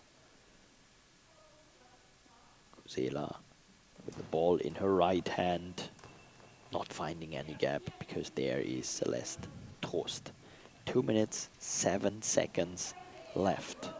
Germany is not finding any gap. Germany is not finding the goal. And substitution. Yeah. Now Pia Knaute leaving the field and Ann-Kathrin Denker Yeah, and now is Germany, entering. they really need to try because this result would mean that the only one who they have won in the pool is Hungary. They are only in 3 points and it's not enough for continue. This result is not enough for Germany, really. Yeah. If they stay like this and get 0 points from this game, they are out. They are 5th in the pool and only 4 continue to the playoffs. So Poland have 6 points, Finland has 3 points, but now they are taking another 3. So after this game, if it stays like this, they would go to the 6 points as well. Oh, and Pia Knaute is standing outside. I guess she's crying. Yeah, I think Yeah. the German girls also know what is the importance Yeah. of this match for them. Yeah. So the next attack from Celeste Trost, ball is out and would have been blocked out. Leppänen and saved by Charlotte Kercher. Charlotte Kercher now on the left wing and Ann-Kathrin Denker on the right wing. Charlotte Kercher with the next attack, but to the center to Kaupila. 90 seconds left. Next ball is saved by Trost. Celeste Trost. Celeste Trost. Ball is out. So as you were saying, Yeah. either they are playing the ball to the Yeah. center or out. So they need to practice more accuracy. It's a pity for them, and Yeah, and I can really feel the pain. yeah, I believe that. Yeah, because it's hard. Yeah, the time is running, and it's getting too hard for Germany now, and they know that, and it means that Germany and Hungary will be out. Oh, there's still, of course, Finland-Hungary game left, but I predict that Finland Yeah, will win that game. and the girls from Finland already dancing. Yeah, they know that with this one they certainly are continuing to the playoffs.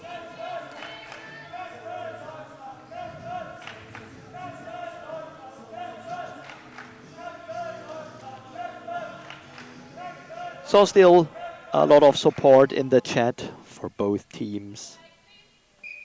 Hello to everybody and lots of regards to everybody. We are in the last, or we are starting the last minute of this game between Finland and Germany. The next very strong ball by Raisa Kusela, but Ann-Katrin Denka with her left hand was able to save the ball. 50 seconds left. Finland still leading 3-1. Kaupila, and the ball blocked out by Charlotte Kärcher.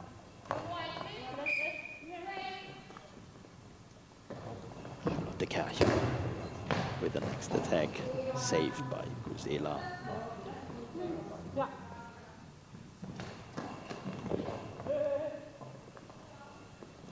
And Charlotte Kärcher again, 26 seconds.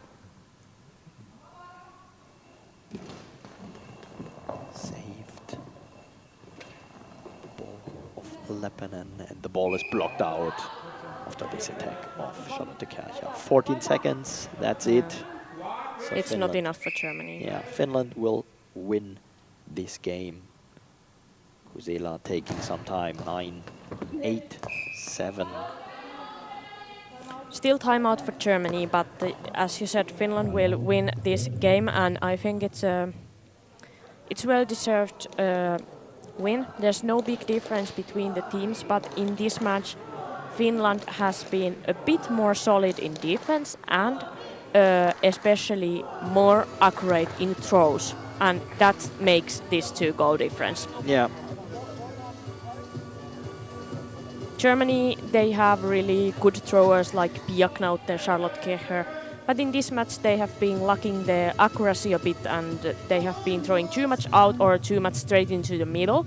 Yeah, exactly. And when you have this problem and then a few single mistakes in defense, then the result is 3-1 for Finland. So the last attack for team of Germany. And the long ball. Understandable, Yeah. you tried everything you have now. Yeah, 5 seconds left. Charlotte I don't know Kärcher. if Finland wants to throw or not. Maybe they won't. Yeah, I guess they... Okay, equipment check. Yeah, again, we had this in the game before. No, we had this in this game. I guess there was the goal judge not standing in front of the players.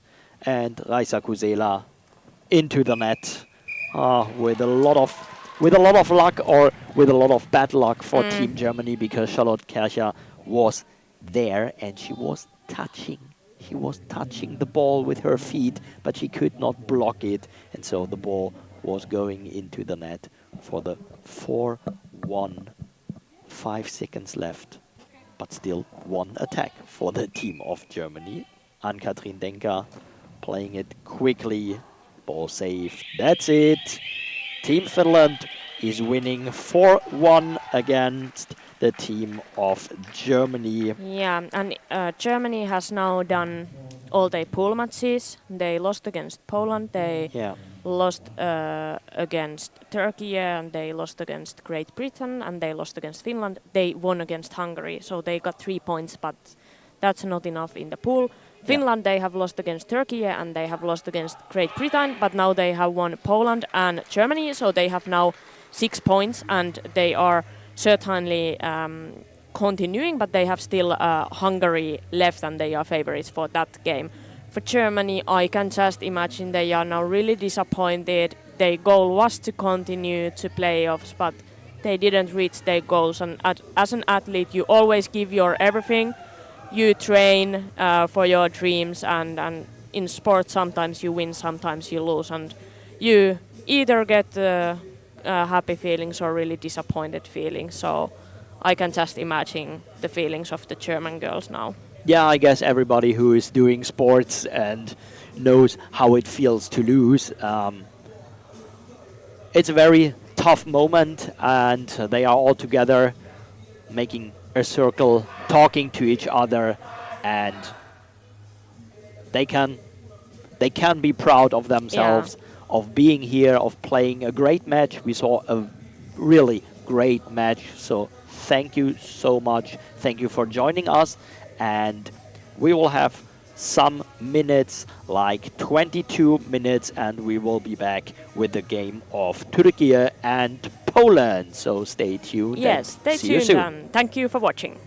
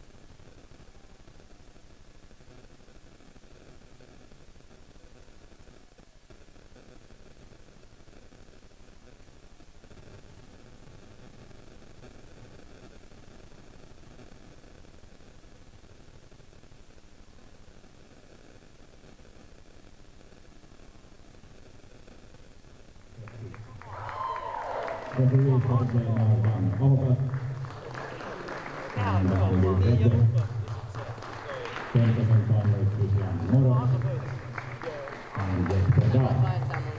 Let's have a good game.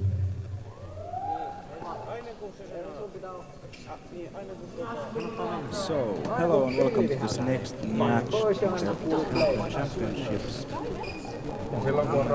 Women's series between Poland and Turkey. So, they say reminding things teach you things, so let's go through the lineups again. For Turkey, number 3, Sevda Altunaluk. Number 7, Sevtap Altunaluk. Number 10, Kulsa Akturk. Number 4, Seydanur Kaplan. Number 6, Umran Reihan. And number 5, Seren Yilman. Team Poland, number 2, Aneta Virozebska. Number 3, Emilia Guchmidjuk. Number 5, Katarina Travdok. Number 6, Alicia Mazur. And number 7, Eva Wieczywska. Number 9, Monika Niedzichinska. And I'm apologizing for every single Polish person listening me trying to pronounce the names of the Polish players, but I'm doing my best. And right now, my co-commentator Krzysztof. Okay, I'm making myself embarrassed again. I'm trying his name, Krzysztof Schölch. It's not nice. It's Scholz. Schölch. Okay. So I forgot very the L. typical German name. Okay. Like the former Chancellor of Germany. Okay. So yeah, in about 7 minutes the game will start, and the expectations of this game against Turkey and Poland, at least for me, are pretty clear. Turkey, very, very strong, especially strong offensive team, but their defense isn't bad either. They have won all of their games pretty solidly, not letting the opponent go too much free. Only game where they had some trouble, in my opinion, was really their first game against Finland, where they didn't score a single goal in the first half, even when Sevda Altunaluk was there throwing her strong bounces. But after that, and like especially after that first half, in the second half they took it clearly. After that, they have had pretty solid gaming. Defense is good, offense even stronger. Their usual starting lineup is Sevtap Altunaluk on the right side. Then in the center there is Seydanur Kaplan, and in the left side Sevda Altunaluk. And yeah, they usually start with that play to get a pretty good lead in the first half or in the start of the second half, and then they might take a substitution when Gulsa Aktur may come in, or Umran Reihan, and then after that in the end there will come Seren Yilman. That's the usual way they play. They take a secure lead, and then they let the younger players come in. Poland, partly surpriser of this tournament, they started very strong against Germany, winning them 3-2 if I remember correctly, or something like that. It was very low scoring game where they won with 1 goal. Poland is a team that has potential, but their defense is a little bit off. And especially against a team like Turkey and Sevda Altunaluk, it's gonna be a hard challenge for them to defend shots like that. Poland isn't a team that is used to being on like the top of Europe and in the hardest games, for example playing against a team like Turkey. So the high bounces what they can use are pretty special and not usually seen in the women league. So we'll see how can they defend those shots. They have pretty solid offense, not strong as Turkey has, but still the accuracy is there and the shots are strong. So Turkey doesn't have like space to let themselves come too relaxed and off guard. They have to be on top, and they have to have their mind on the game to play their good game that they usually play. We'll see, can Poland surprise us again and win Turkey? What do you think about the game, Chris? Yeah, I'm very excited for this game. We had very good games here. We got, for example, the last game, the game between Finland and Germany, was a very close game, and in the end, Finland was stronger, was scoring the important goals, and yeah, Germany was doing like some small mistakes in the defense and could not score in the offense. They were just scoring, I guess, one goal. What was it? Yeah, it was the 4-1, and they just scored one goal, and it was not enough for this close game. And so we are 2 minutes till the start of this game, and I can tell you the starting three of Turkey, and you can say if this is the ones you were expecting. For the center, it looks like there is Gulsa Akturk. Ah, Yes. okay. So that yeah. was when I was listening to you, and I was, okay, I guess I can surprise Emi with Yeah. some players for Turkey. Well, We that's have on the good. right wing with the number 7 Seftab Altunuluk, Yeah. and on the left wing with the number 3 Sefta Altunuluk. Yeah. So the sisters of Altunoluk Yeah. are there, and usually they have started with Kaplan on the center, but Akturk isn't bad either. She's very experienced player. For example, in the Paralympics in Rio 2016, where the Turkish empire in the goalball fields in the women league started really for the first time when they took gold, winning with 10 goals in the finals. So they're starting with an experience. Do you see the Polish side? Yeah, I do. So I can tell you on the left wing there is Alicia Mazur. We got in the center Aneta Wiroczewska. And we got for the right wing Katarzyna Twadok. Okay. Yeah, that's that's a usual starting lineup for them as well. So 30 seconds till the beginning of this first half of this game. Poland on the right side in the green jerseys. So this is not one of the typical Polish colors, green. Usually you see them in red and white as their flag. But Turkey is wearing red with a white number, so they also got the red and white flag, and this makes it a little bit complicated. And Poland with a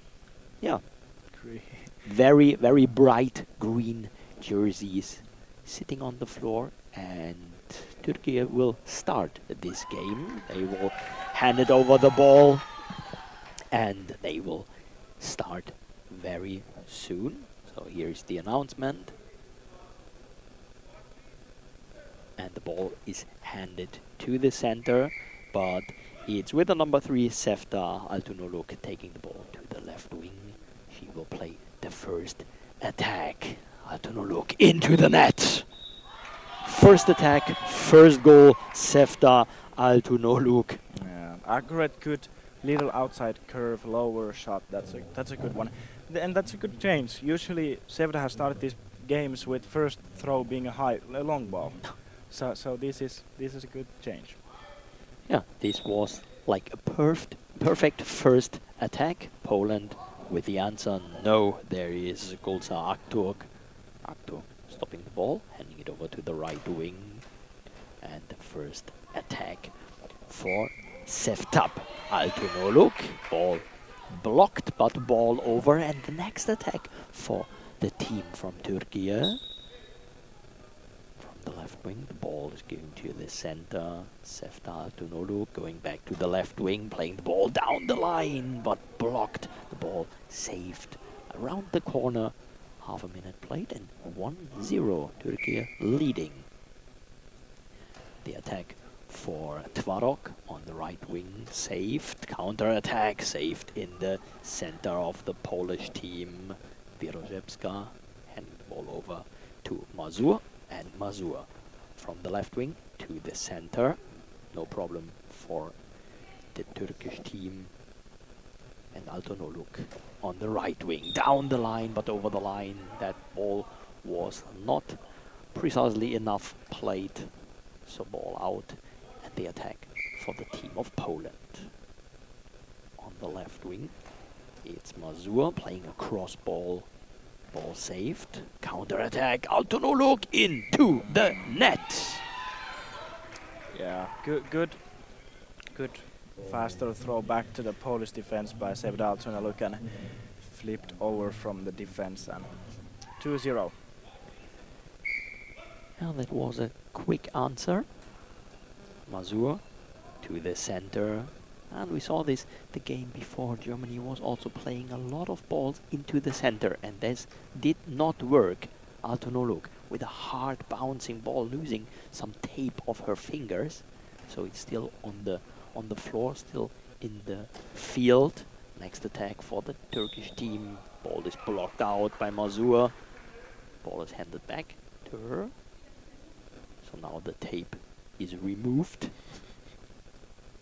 Could see the tape flying through the air after this throw from Altonoluk. Altonoluk blocking the ball out. That was important because Mazur was playing a cross ball from the left wing to the right corner.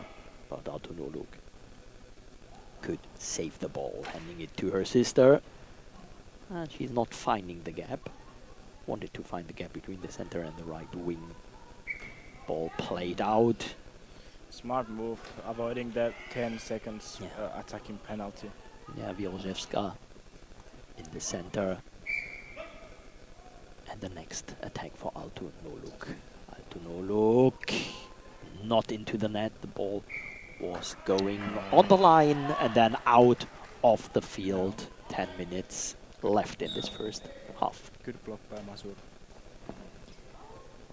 So in the center, there is Golza Aktork handing the ball handing the ball not to Altonoluk. She's going to the center and playing the ball into the net. Golza Aktork was going in direction of Sevda Altonoluk, but then playing the attack by herself, finding the gap and scoring her first goal in this game, the 3-0 for the team of Turkey. Cross ball by Mazur, no problem for Sevda Altonoluk. Sevda on the left wing, hard bouncing ball and into the net. Wow, now this is quick. Yeah. 4-0. If they want to take an end this on the first half, 10-0, if they want to.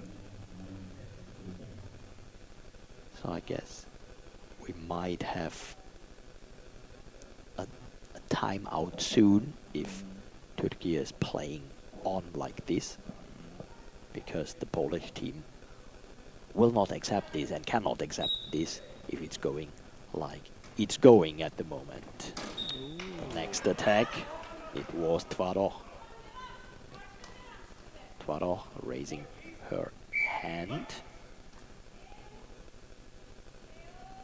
And the ball played by Altonoluk. Sevtap Altonoluk on the right wing.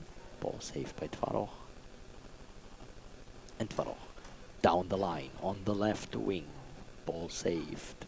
Sevtap handing the ball to Sevda. And Sevda on the right wing. Hard bouncing ball saved by the team of Poland. Was important. Tvarok to the center. There's Akturk with the attack, but the ball out of the field. 9 minutes, 4 seconds left. And again, Tvarok raising the hand now. Official timeout. She has to fix her shoe. Yeah. If the referee doesn't see the shoelace and you ask it like that, it can be a delay of game penalty. In the shoelaces, I think it has to come from the referee, but we'll see how this.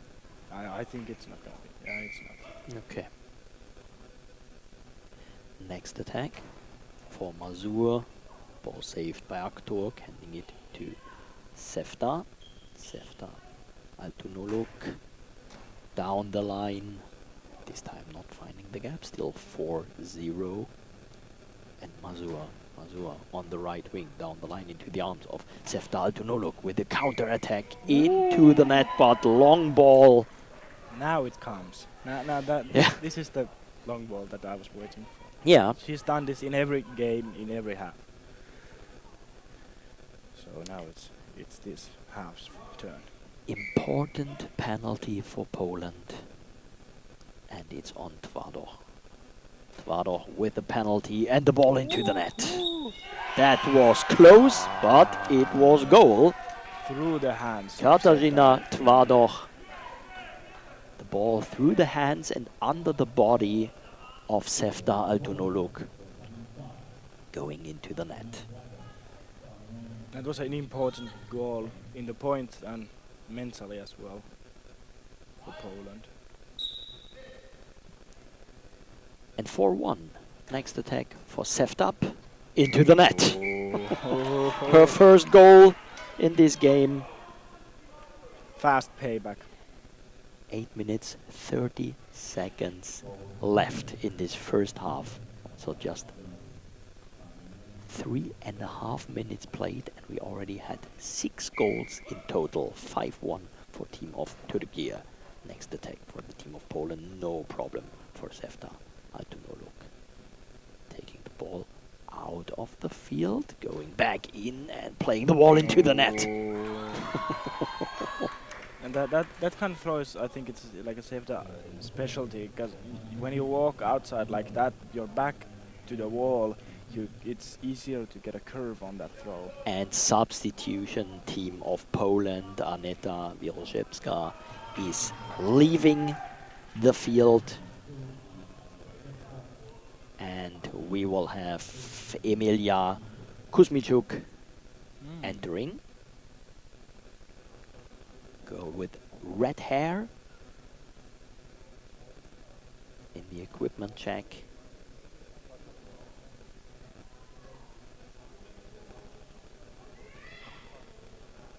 So now she can enter.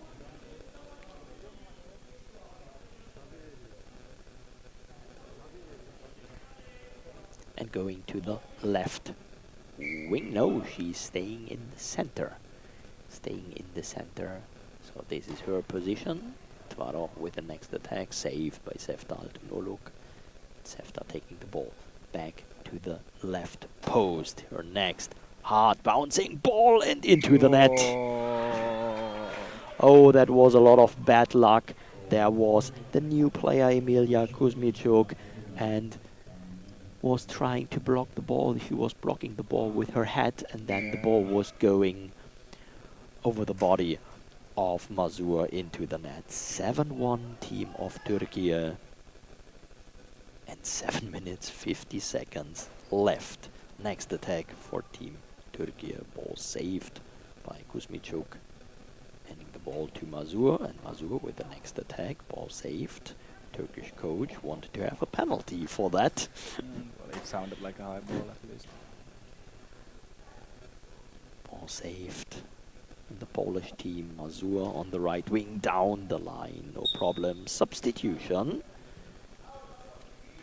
And Sefta Altunolok leaving. Yeah, and I think the it was pitch. number 6, Umran Reihan coming in.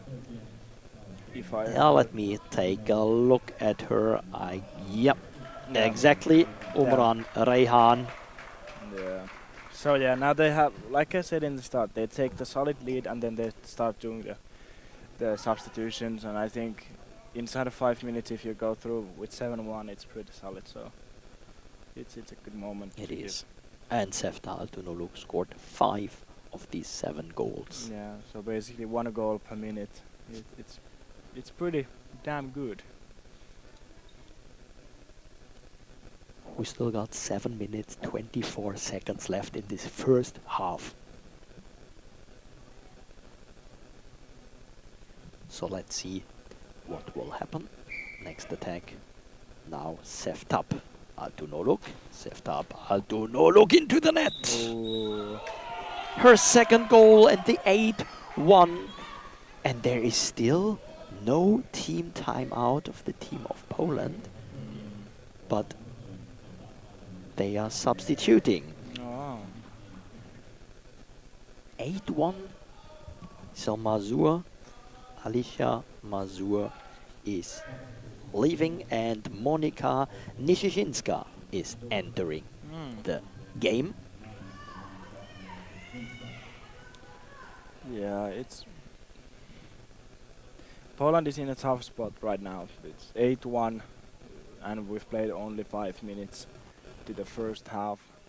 And those who don't really know the specific rules of the sport, if a team goes through and over to another team with 10 goals, it can be 10-0 or 15-5. There will be a mercy rule and the game will stop. Yeah. So next attack for Tvaroch. Tvaroch to the center. No problem for Gulzar Akturk. Handing the ball over to the left wing. It was Umran Rehan, but the ball saved by the new player of the Polish team, Monika Nishishinska. And playing the ball back to the team of Turkey. 6 minutes 50 seconds to go. 8-1. And team of Poland giving the ball to the left wing.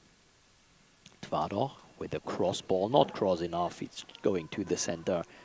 There is Akturk. And Akturk handing the ball to Rehan. Rehan with the next attack. The ball was bouncing, very tricky. Saved by Nishishinska with the legs. Nishishinska with the next attack into the arms, or to the arms of Akturk. And the ball blocked out. Turkey is preparing the next substitution, I guess. And Altunoglu with the ball over the body into the net. Third goal, 9-1. The next substitution is probably Seftap out. She's on fire now on the offense, so they want to keep the game going and give others some time to play, but we'll see. Yeah, it was very interesting. Ball by Seftap Altunoglu. Ball was hard bouncing and then bouncing over the body of the Polish defense into the net. Next attack on the left wing down the line. Ball was played out or blocked out. So the next attack on the right wing for Nishishinska. Nishishinska down the line. No problem for the Turkish defense. Akturk with the next goal. 10-1. So now Turkey needs 1 goal until the mercy rule, and it's 11. If it comes to 11-1, the game is over.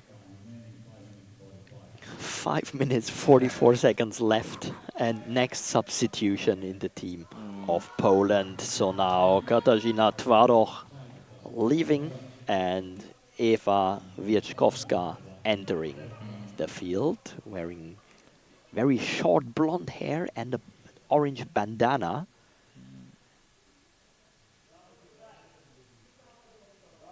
So Turkey needs 1 more goal. Let's see if they will be able to do their substitution, or if maybe they will score before the substitution is done. So Wierzchowska with her first ball, with the first attack into the arms of They have the time to make a substitution. They were showing the substitution. Yeah. And so Seftap now- goes out. Exactly, you were mentioning it. Seftap Altunoglu leaving the field, and it's Ceren Yilman entering. The most fun would be now someone like Akturk takes the ball and throws a goal, and Seren would got to the field just to walk in there, and the game is over. But we'll see. Probably she will throw, maybe. And Cheren is going to the right wing, so taking the position of Seftab at Tunoluk. And now it's Reihan with the next attack. Reihan, hard bouncing ball out of the field, losing some orientation, ball leaving the pitch. And the next attack for Emilia Kuzmichuk. Ball blocked out. 5 minutes, 26 seconds.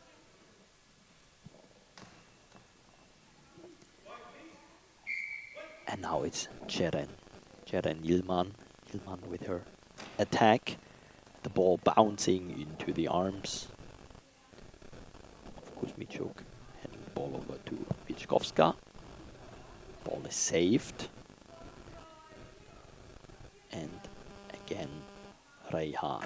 Reihan with a hard bouncing ball, saved by the Polish defense in the center, not finding the gap. 5 minutes left. And counter-attack. Counter-attack, the ball is bouncing and the Polish team losing the ball. So ball is blocked out, but there is not much time left. They will play it outside. Exactly. It was Eva Viechkovska. Yeah, that was a smart move, avoiding the 10 seconds penalty. 4 minutes, 44 seconds.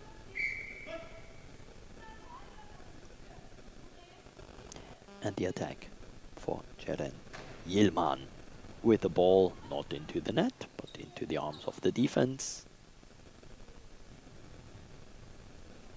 Nishishinska playing the ball to the center.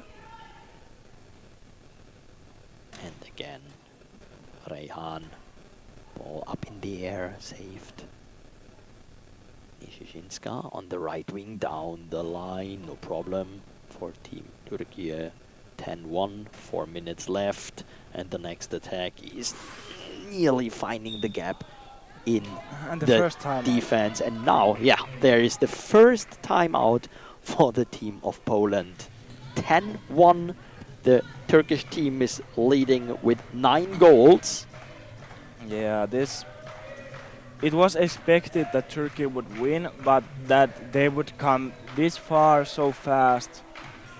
That was a bit surprising how overpowered they just came over Poland. The game isn't yet over, but it's pretty. It would be a super surprise if Poland would come back to this event to get it even. So now I think the Poland can really train for the defense against a team like this when their backs are against the wall. So when taking a look into the chat in the live stream, very welcome to all of you. Thank you for joining us. It's great to be with you. It's great spending the time and the games with you. Thank you for all your regards. We got support for all the teams. Some sending some flags in the chat and sending some best wishes. Some are saying, yeah, the sound of the ball is a bit far away. That's maybe because we are a bit far away from the field. Next attack for the team of Turkey. And again, nearly finding the gap in between the right wing and the center. Ball saved in the center of Turkey. 3 minutes, 13 seconds. And Umran Reihan with the next attack, and the ball There it is. not into the net. It's on the line. It was inside. The camera angle showed Yeah. it was over the line. But we'll see. Will the referee spot it? I guess the referee They didn't see it, so they have to ask the goal judge. and the goal What judge was is No saying goal. no goal. Okay. It's no goal. Yeah, because the goal judge was raising his arm, but now he's saying I'm not sure, and Yeah, I then it's guess not. if it's yes or no, then no goal, and Yeah, so yeah. still 10-1, Yeah, yeah. and the game is still going. If you're not sure, then it's no. That's And the again, issue. nearly the gap. So this is the gap they are finding, and they found, and they are trying to find again the gap between the right wing and the center. So the gap between Kuzmichuk and Nishishinska. This time the ball going up in the air and out of the field. 2 minutes, 33 seconds. Ball blocked out by the team of Turkey. It was Ceren Yilman with her feet kicking the ball over the line on the side of the field and taking the ball for the next attack. Ceren Yilman. Ceren Yilman. Ball saved in the center. No problem.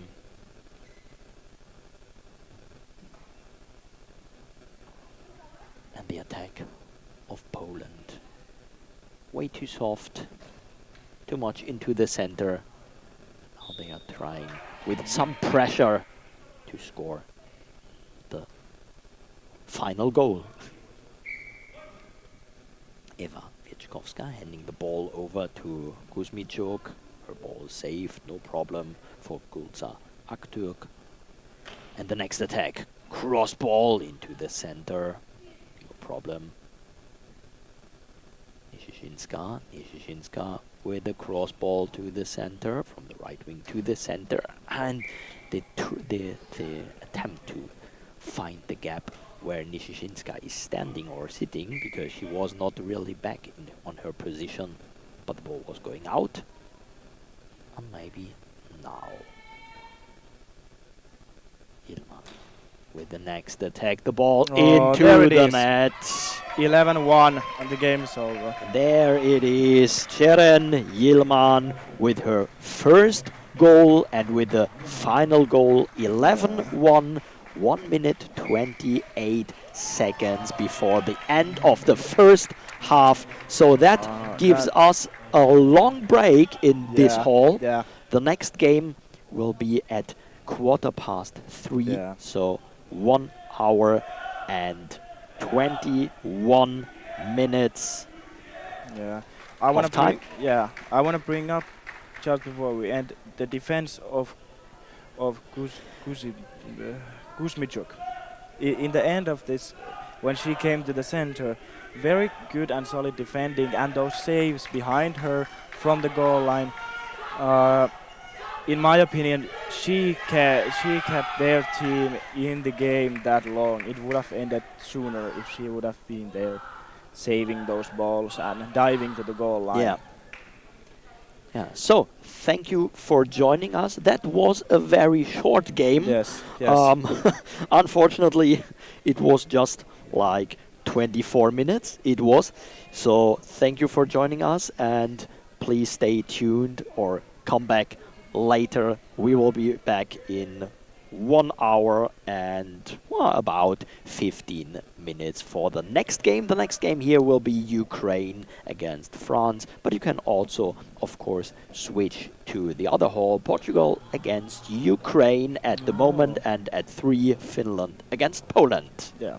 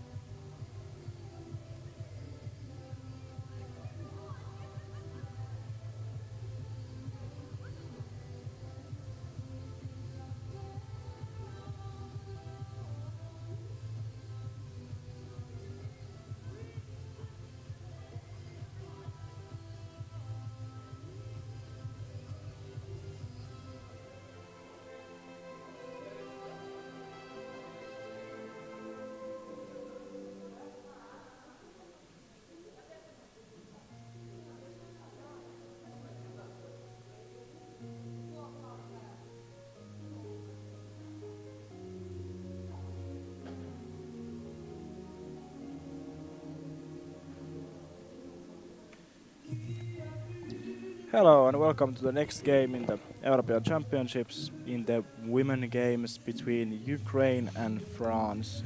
Yes, hey, welcome everybody. This is Jenna Nadinovic and Emi Utriainen. And next game, which is, France and Ukraine. yes, Yeah. we have had the introductions on the court. We can take them here as well for people watching and listening. Ukraine has Yulia Fakeyeva, Olha Lukyanchuk, Alexandra Davidova, Natalia Melena, Margarita Bielich, and Julia Stetsiak. And for France, we have Adelia Ajami, Audrey Fiero Belhir, we have Melda Alan, Loïc Rondepierre, Nadege Bertier, and Ocean Trochot. I don't speak French. That's the one language I don't speak. Oui. Oui. Oui. But I did my best with those. Yeah, I don't. I'm sorry for all French out there. I can do many languages, but not French. But yeah, this game is. I've seen Ukraine. Have you seen France this week? No. Yeah, we haven't. Neither of us have seen France this week. I have spoken to Bas, the coach of France, and he said to me that they were ready for this tournament. So we'll see what that means after this game. Yeah. We will kind of see that it's. I'm very excited to see what the France has to offer on this tournament because in the past their number one player has been Gwendolyn Matos, but she's not here in this tournament. So we're gonna see how the other players have stood up and got their potential upwards. Yep, Matos together with Belkhir have done the best job now. Obviously, Belkhir is still here, but Matos is gone. That's a big loss. But of course, Bas is building a new team since he took over, and that's he took over just after the Paris 2024. So just over a year, I think he's had, or under a year with the team. And let's see what they have done in France after the Paralympics. For Ukraine, I think it will be more of the same. They will start probably with their best lineup, which is Melena in the center, Lukyanchuk on the right, and Fakeyeva on the left. Even though I liked Davidova when she came on the game we had with them yesterday.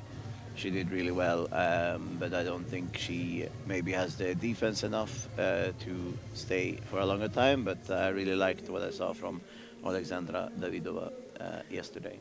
Yeah, I think the biggest achievement in these championships, what her biggest to give for the team is that I think she's a very good substitute player. So she seems that she doesn't have any problem with coming out of the bench. Yeah, we've seen many times how some players have the problem on confidence when they come out of the bench, but she's one of those players that doesn't.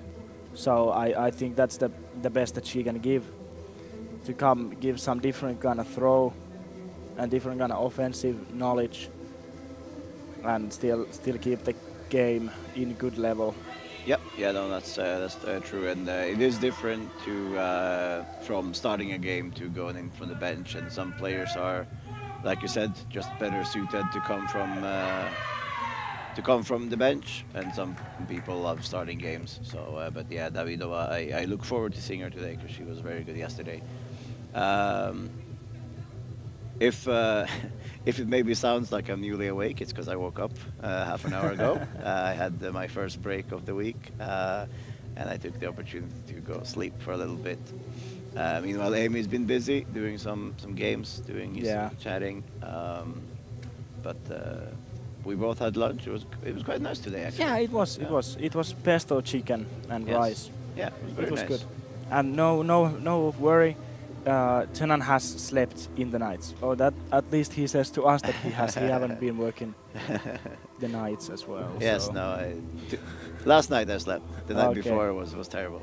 Ah, okay. but here we're gonna have France in red on the left and Ukraine in blue on the right.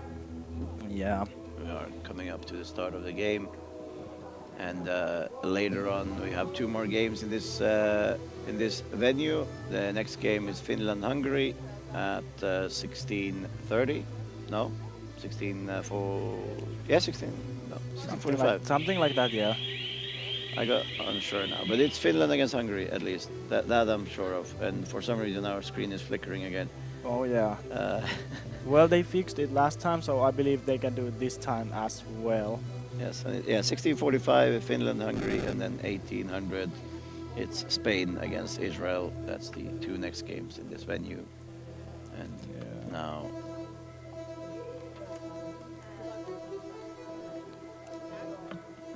it is soon time for the game.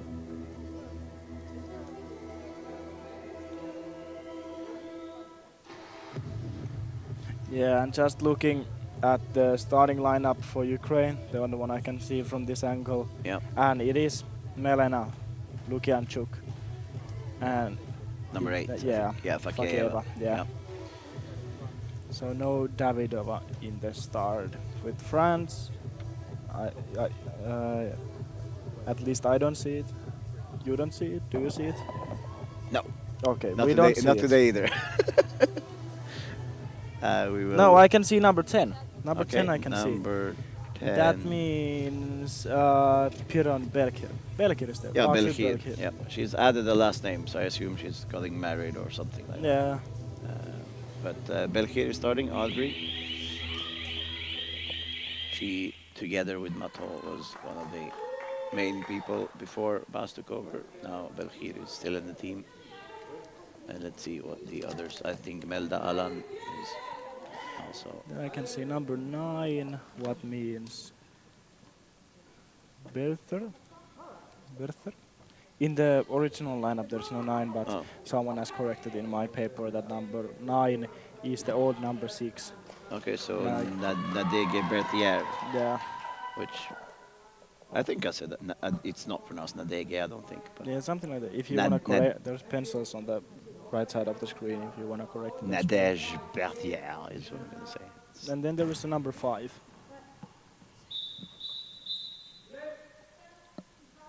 So it would probably be Ajami.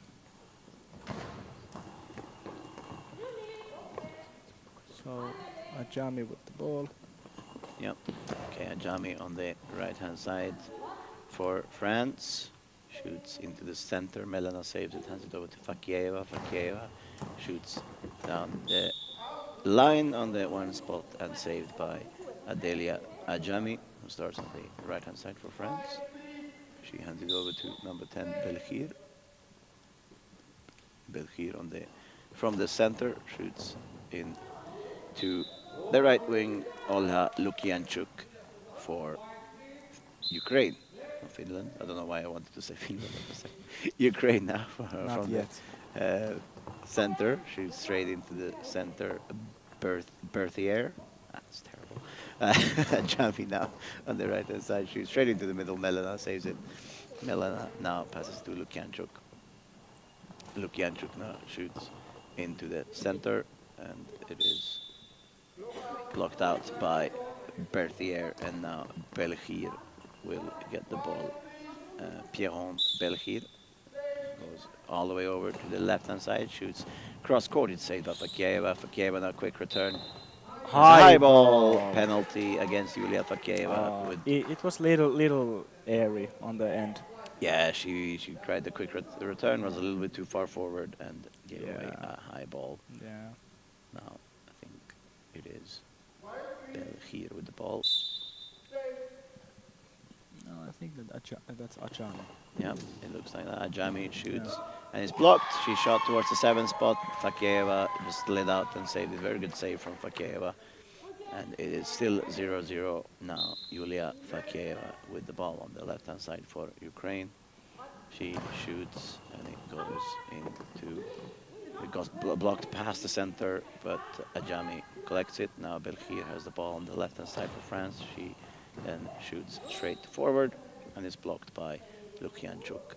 Lukianchuk now on the right-hand side, goes across court, it's blocked by Berthier, and it's going out for Ajami to have the ball. Now Delia Ajami from the right-hand side.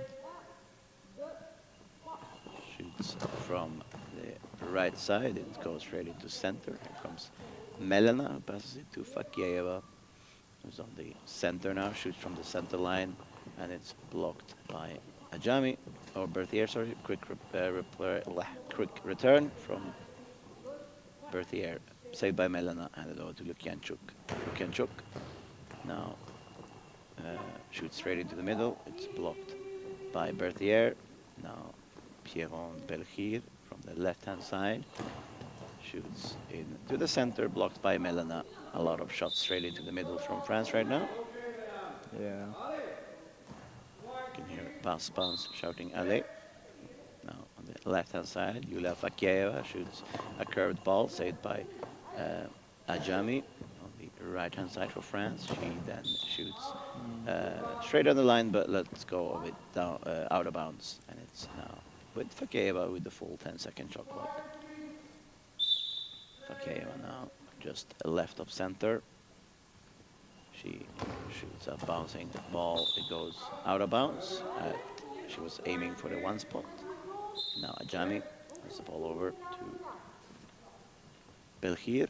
Belkhir on the left-hand side shoots down the line into the gap, but it's blocked by Melena, a little bit too far in.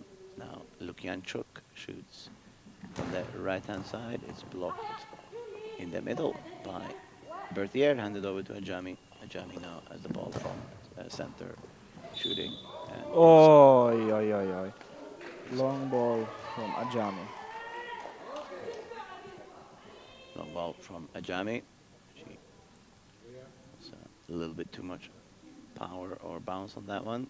And we now have Fakieva on the right-hand side for Ukraine. She shoots from the right, cross-court attempt, and into the back of the net. It goes in central. I think Ajami threw herself past the ball, and it went into the middle. It is Ukraine 1, France 0, and for 9:20 on the clock. yes, 9:20 on the clock. Ukrainians are celebrating, and now on the left-hand side, Pierron Belkhir will get the ball.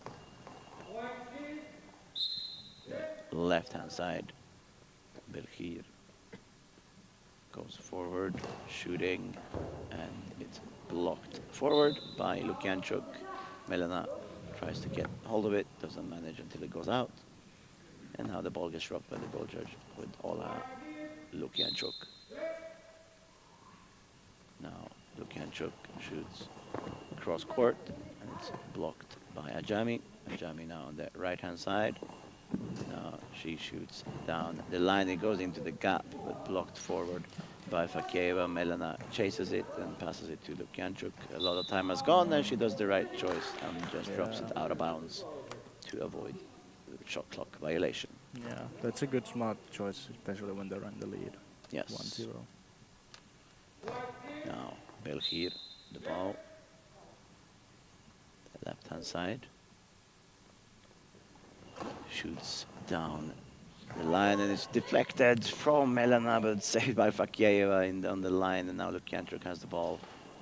And we see that great teamwork from Fakieva, who goes, she often does that through herself from her own left side all the way over to the right side to cover up, and this time it was needed. Now Ajami with the ball on the right-hand side. Shoots cross court, is blocked out by Melena. Very good block from Melena, very good short cross from Ajami.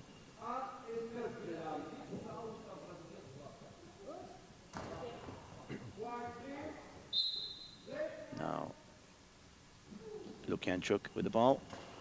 Lukianchuk shoots across court, saved by Berthier. Hands over to Belkhir. Belkhir shoots out to the post. Press it at number 7, and it's out of bounds. Fakieva has the ball. Now Fakieva shooting straight down, and Ajami saves it in front of her. Ajami now with the ball from the center. Shoots into the gap, kicked by Fakeva, and it goes out on the Lukyanchuk side. She kicked it across the defensive zone. And it's a good save there from Fakeva. Lukyanchuk with the ball on the right-hand side for Ukraine. Lukyanchuk shoots cross court, and it's blocked by Ajami. It bounces off the post and out of, and that was almost into the net, but luckily for France, it goes on the post and out. Good 7-1 from Lukyanchuk there. Stays 1-0 to Ukraine. Now Belkhir with the ball. Shoot, bouncing ball on the one spot, but it's out from Lukyanchuk. Now Lukyanchuk with the ball. Lukyanchuk backs up and goes forward, shoots, and it's saved by Berthier. Substitution France. Ajami goes out. In number 8, Rondepierre. Yeah, Luis Rondepierre, another person who I saw in Malmö Lady in the Cup, I think a couple of years ago, maybe even last year as well. And she was doing very well then. So it will be interesting to see how much she has developed from that. She's a right back as well, if I remember right. So that would check out with getting in for Ajami. Now Rondepierre will actually be on the left back. And Belkhir goes over to the right. She shoots from that right-hand side. Belkhir shoots into the middle. Melena saves it and hands it over to Fakieva. Fakieva shoots cross court, saved by Rondepierre. Rondepierre now on the left-hand side. Shoots straight down the line and is blocked by Lukyanchuk. Now Fakieva shoots from the left-hand side. It's blocked by the French ladies. Rondepierre hands it over to Belkhir. Belkhir shoots from the right-hand side down the line, and it's just out of number 7 there for Fakieva. The ball. Julia Fakieva shoots here from the left-hand side. It goes cross-court, and it's blocked out by Rondepierre. Have a quick check for Rondepierre for eye shades. 6:56 on the clock. Remaining on the first half. 1-0 for Ukraine. That early goal for Ukraine still standing as the only one. We'll see. Ukraine had a hit in the post as well. Now Belkhir goes cross court. It's blocked up in the air, but controlled by Lukyanchuk. Quick instructions from the Ukrainian bench as well. Here comes Lukyanchuk, and it's out of bounds. And Rondepierre has the ball, tells Berthier to get out of her way, then shoots from the center. Rondepierre shoots from center, goes out towards Fakieva. Fakieva saves the ball. Now Fakieva on the left-hand side. She will shoot from that left-hand side across court, and or actually down the line, and it's now with Belkhir. She shoots from the right-hand side, goes saved by the Ukrainians. Up in the air and into the goal. It was off the feet of Fakieva and into the back of the net. It's 1-1. Good shot from Belkhir. Good accurate bouncing shot, and it's in. 6:22 on the clock. Yes, and now Ukraine with the ball. The left-hand side with Fakieva shooting cross court. It's blocked by Rondepierre on the left-hand side. Rondepierre now shoots from the left-hand side into the middle. Melena saves it, hands it over to Lukyanchuk. Lukyanchuk now on the ball, shoots on the right-hand side, and it's out, or blocked out from Rondepierre, hands it over to Belkhir. Belkhir now with the ball, shoots from the left-hand side down the line, it's blocked by Lukyanchuk.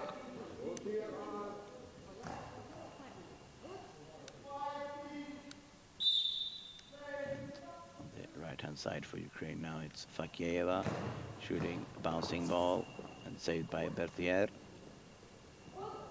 Berthier now Hands over to Belkhir. Belkhir shoots from just right up center, and it's blocked by the feet of Fakeva.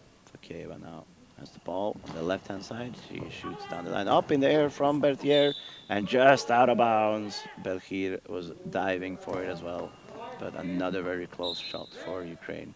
Now Belkhir has the ball. Rondepierre goes over to the left.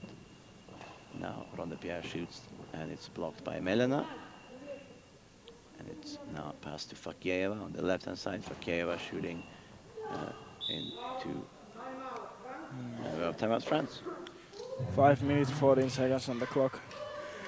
Yeah, this game has started pretty even and tight. It's hard to say which one of these two teams is the strongest. They're pretty even. I think for now, in my opinion, France has more solid defense, but Ukraine has more solid offense. Yeah. So if I think if Ukraine just can keep those bouncing balls of Berkhill controlled, Yeah. they can take a win from this. Yeah, and Ukraine, like you said, they have solid offense. They have one in the post and one just outside as well. So they are creating, and now let's see what France can do about that. Belkhir with the ball on the right-hand side, shooting there cross court and out of bounds. I don't think that was the instructions.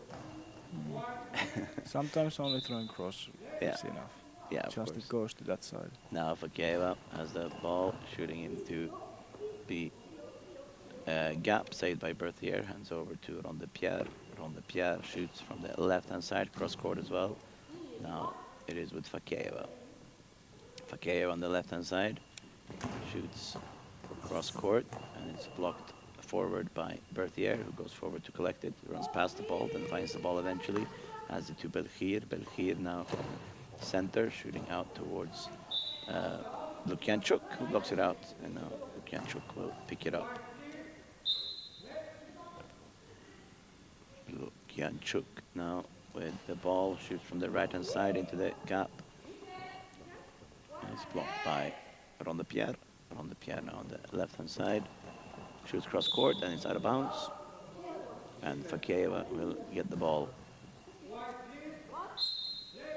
For Ukraine, Fakeva goes all the way into center. Then shoots from that center position, and is blocked by the French. Rondepierre hands it over to Belkhir, number 10. Belkhir will shoot, and it's blocked by Melena in the middle. Melena then has it to Fakieva. Yulia Fakieva then shoots towards number 7, and it's out of, blocked by Rondepierre.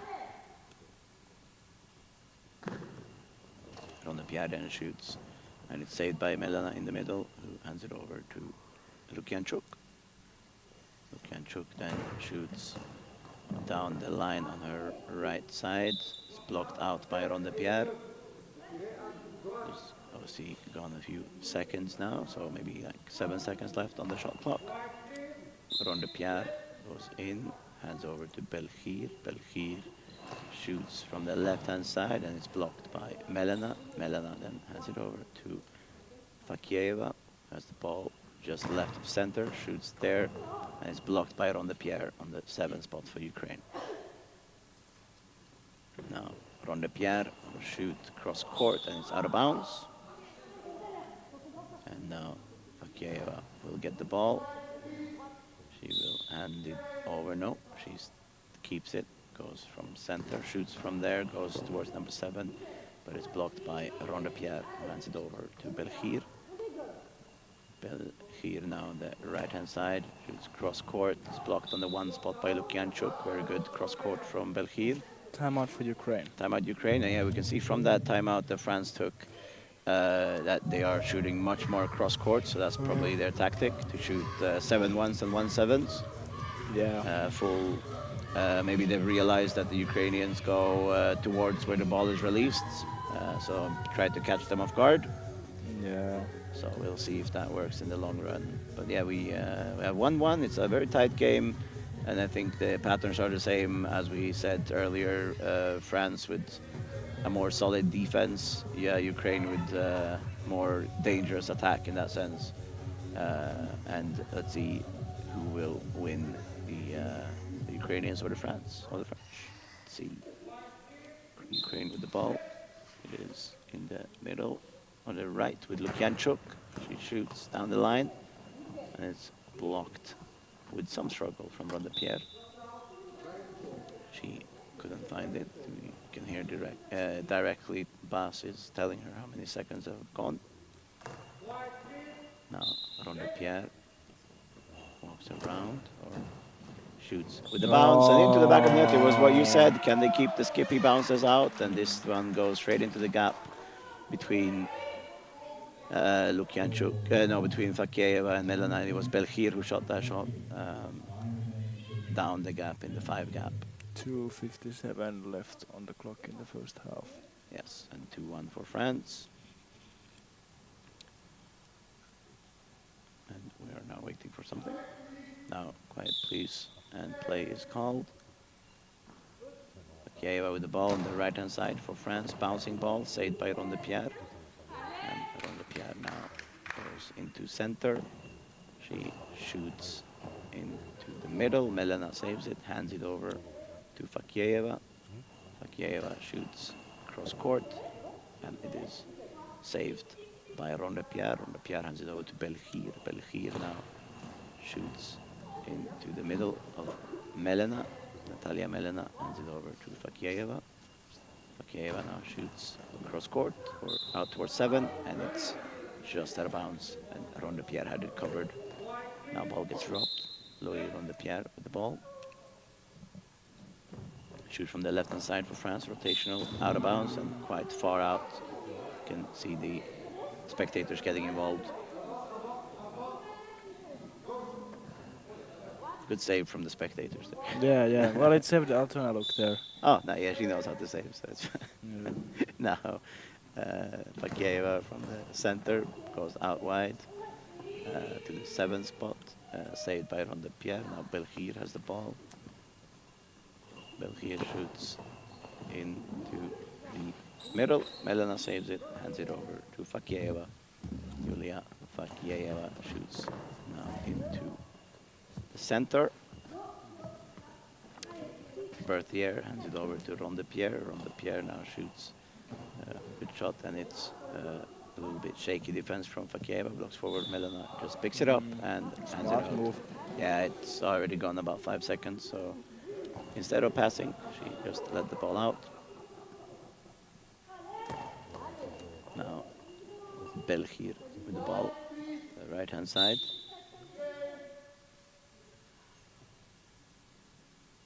Belkhir now shoots from the right-hand side. Bouncing ball, cross court, up in the, blocked up in there from Lukyanchuk, but just tipped around the post. Now, Olha Lukyanchuk tells Melena to get out of her way. Shoots from just the right of center, and it's blocked by Rhonda Pierre, who does a quick return, and it's Melena who saves it. Melena then again hands it over to Lukyanchuk. Lukyanchuk now shoots straight down the line, and it's blocked by Rhonda Pierre. Rhonda Pierre hands it over to Belkhir. Belkhir shoots straight into the middle, where Melena waits and hands it over to Fakieva. Julia Fakieva now shoots from the center line. It hits number 7 spot for Ukraine. Rhonda Pierre tips it out, and it's a block out with 59 seconds to go. It remains 2-1 for France. Now Rhonda Pierre hands it over to Belkhir. Belkhir now from the right-hand side shoots into the center. Natalia Melena saves the ball, and Olha Lukyanchuk goes to the right-hand side, shoots from that right-hand side, and it's blocked by Rhonda Pierre. And now we'll see how Rhonda Pierre goes. She goes forward, shoots cross-court, saved by Fakieva. Fakieva now on the left-hand side, shoots straight across, and it's blocked by Rhonda Pierre. And a few seconds go until it goes out.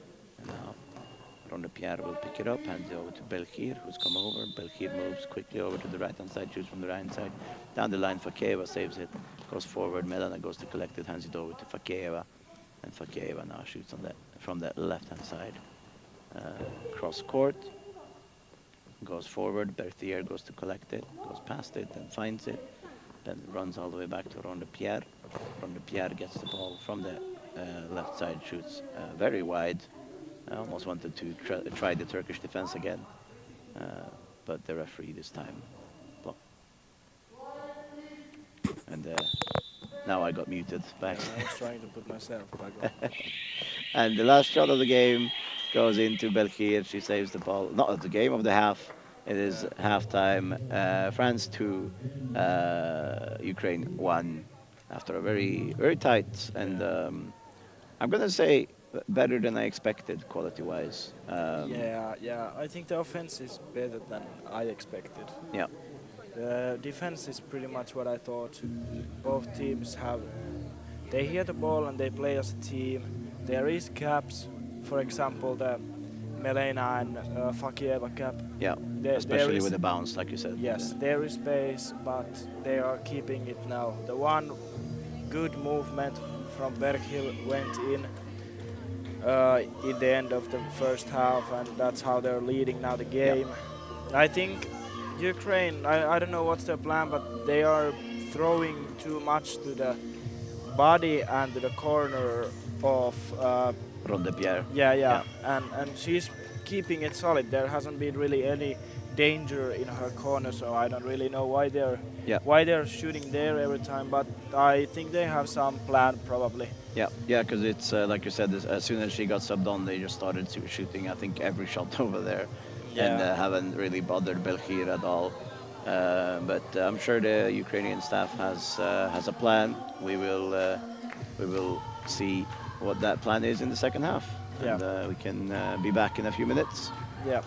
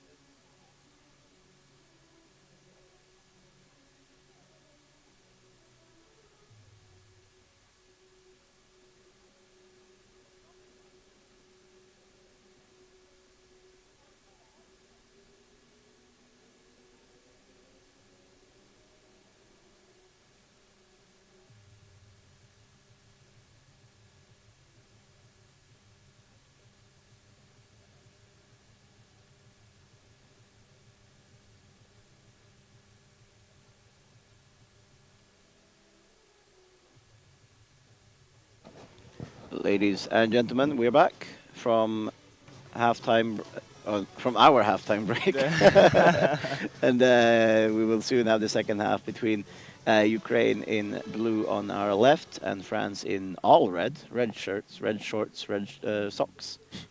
Not red hair. Not red hair. It would be Well, the nice. coach has. I know. She has Oh yeah, reddish yeah, yeah. hair, but not the That others. doesn't count. Oh, that doesn't count. Okay. She's not a player. But I like that Bas has red pants as well. Yeah. I think that's pretty cool when the coach has the like dress up code the same as the team. Yeah, we often had in Sweden for a while. We had that the coach had the opposite. So if we were yellow, he had blue, and when we had blue, he had yellow. That was quite nice. Yes, that is. Enough about my ended career. Small florim there between you tall mans. I'm not tall. That's for sure. Now, Mid case. yeah, we have France with the ball on the right hand side, shooting down the line. There was no substitutions from what the referee said. So Fakieva will be on the left here, shoots from the left hand side, saved by Belkhir. Belkhir now quick return, and is blocked by Fakieva. She keeps it, takes it before it goes out. Now Julia Fakieva shoots from the left hand side into the center. That is Berthier. So we have Berthier in the middle, Belkhir on the right, and Rondepierre on the left. Rondepierre now shoots cross court, saved by Fakieva, and it's blocked out.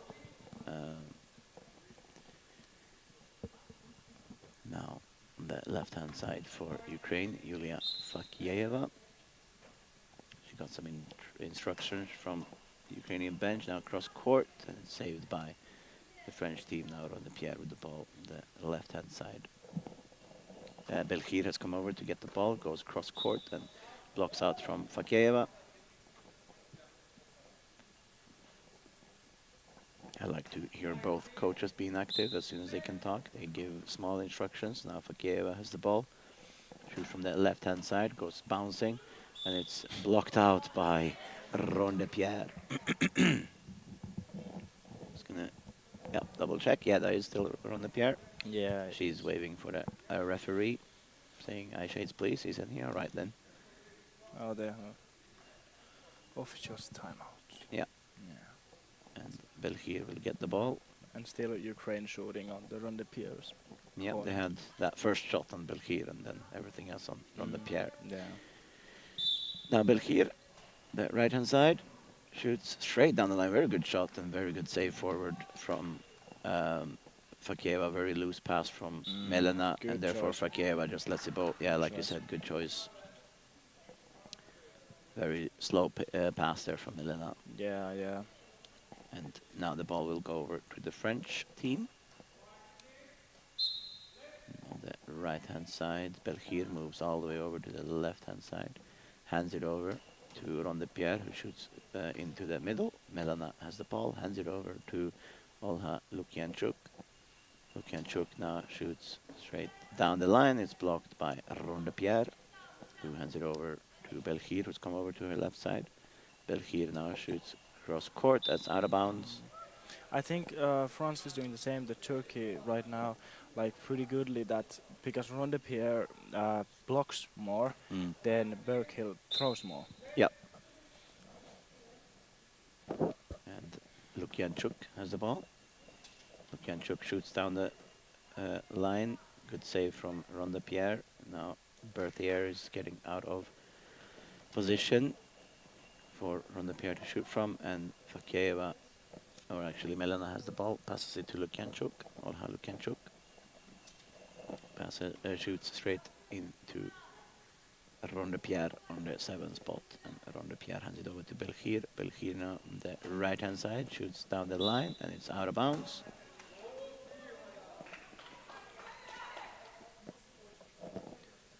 Now the ball will be with Fakieva. Melena has moved out of the way to open up opportunities for Fakieva. She goes in a couple meters, shoots from left of center, goes over to number 7 and blocked out by Rondepierre. And yeah, consistent shooting over to the number 7 from the Ukraine. Now Rondepierre shoots from the left-hand side into center, blocked by Melena. Melena hands over to Lukianchuk. Lukianchuk now shoots, and it's blocked by Rondepierre. Now the ball with Belhir on the right-hand side. It's blocked forward by the Ukrainians. Very good block there, and it's passed back from Melena to Fakeyeva, left-hand side. Fakeyeva shoots, blocked by Berthier. Berthier now has the ball, hands it over to Rondepierre, who shoots cross-court, and is saved by Fakeyeva. Fakeyeva shoots from the left-hand side into the center of Berthier, blocked over and back, but collected on the line by Belhir. Belhir now has the ball and lets it go out of bounds.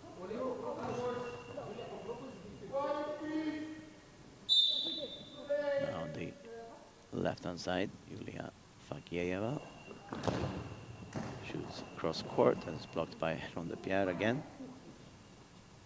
Could almost record that line. I can just press play because it happens so often. Now, Rondepierre shoots into the middle. Melena with the ball. It's blocked out from Melena. Hands it, goal judge drops it for Lukianchuk to shoot.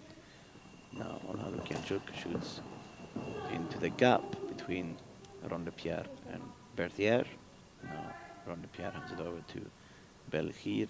Belhir from the right-hand side shoots straight into the center where Melena saves it. It's blocked out from Melena, and now they have 7 seconds to shoot.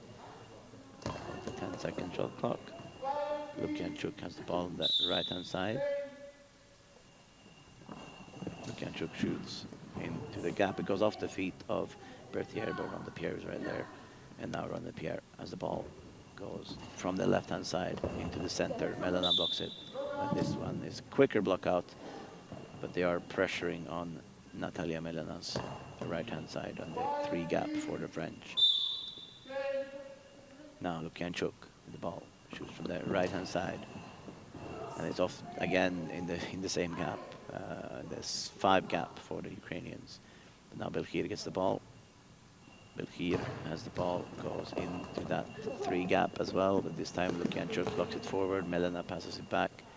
Melena now, Lukianchuk shoots, and it goes straight into Berthier, who stands up, hands it over to wanted first Rondepierre, then handed it to Belhir, and from a little bit of miscommunication to great communication when Belhir just threw it out. Yeah, I think France is trying to open the 5th gap of the Ukrainian defense. That's why they're trying to the third so much.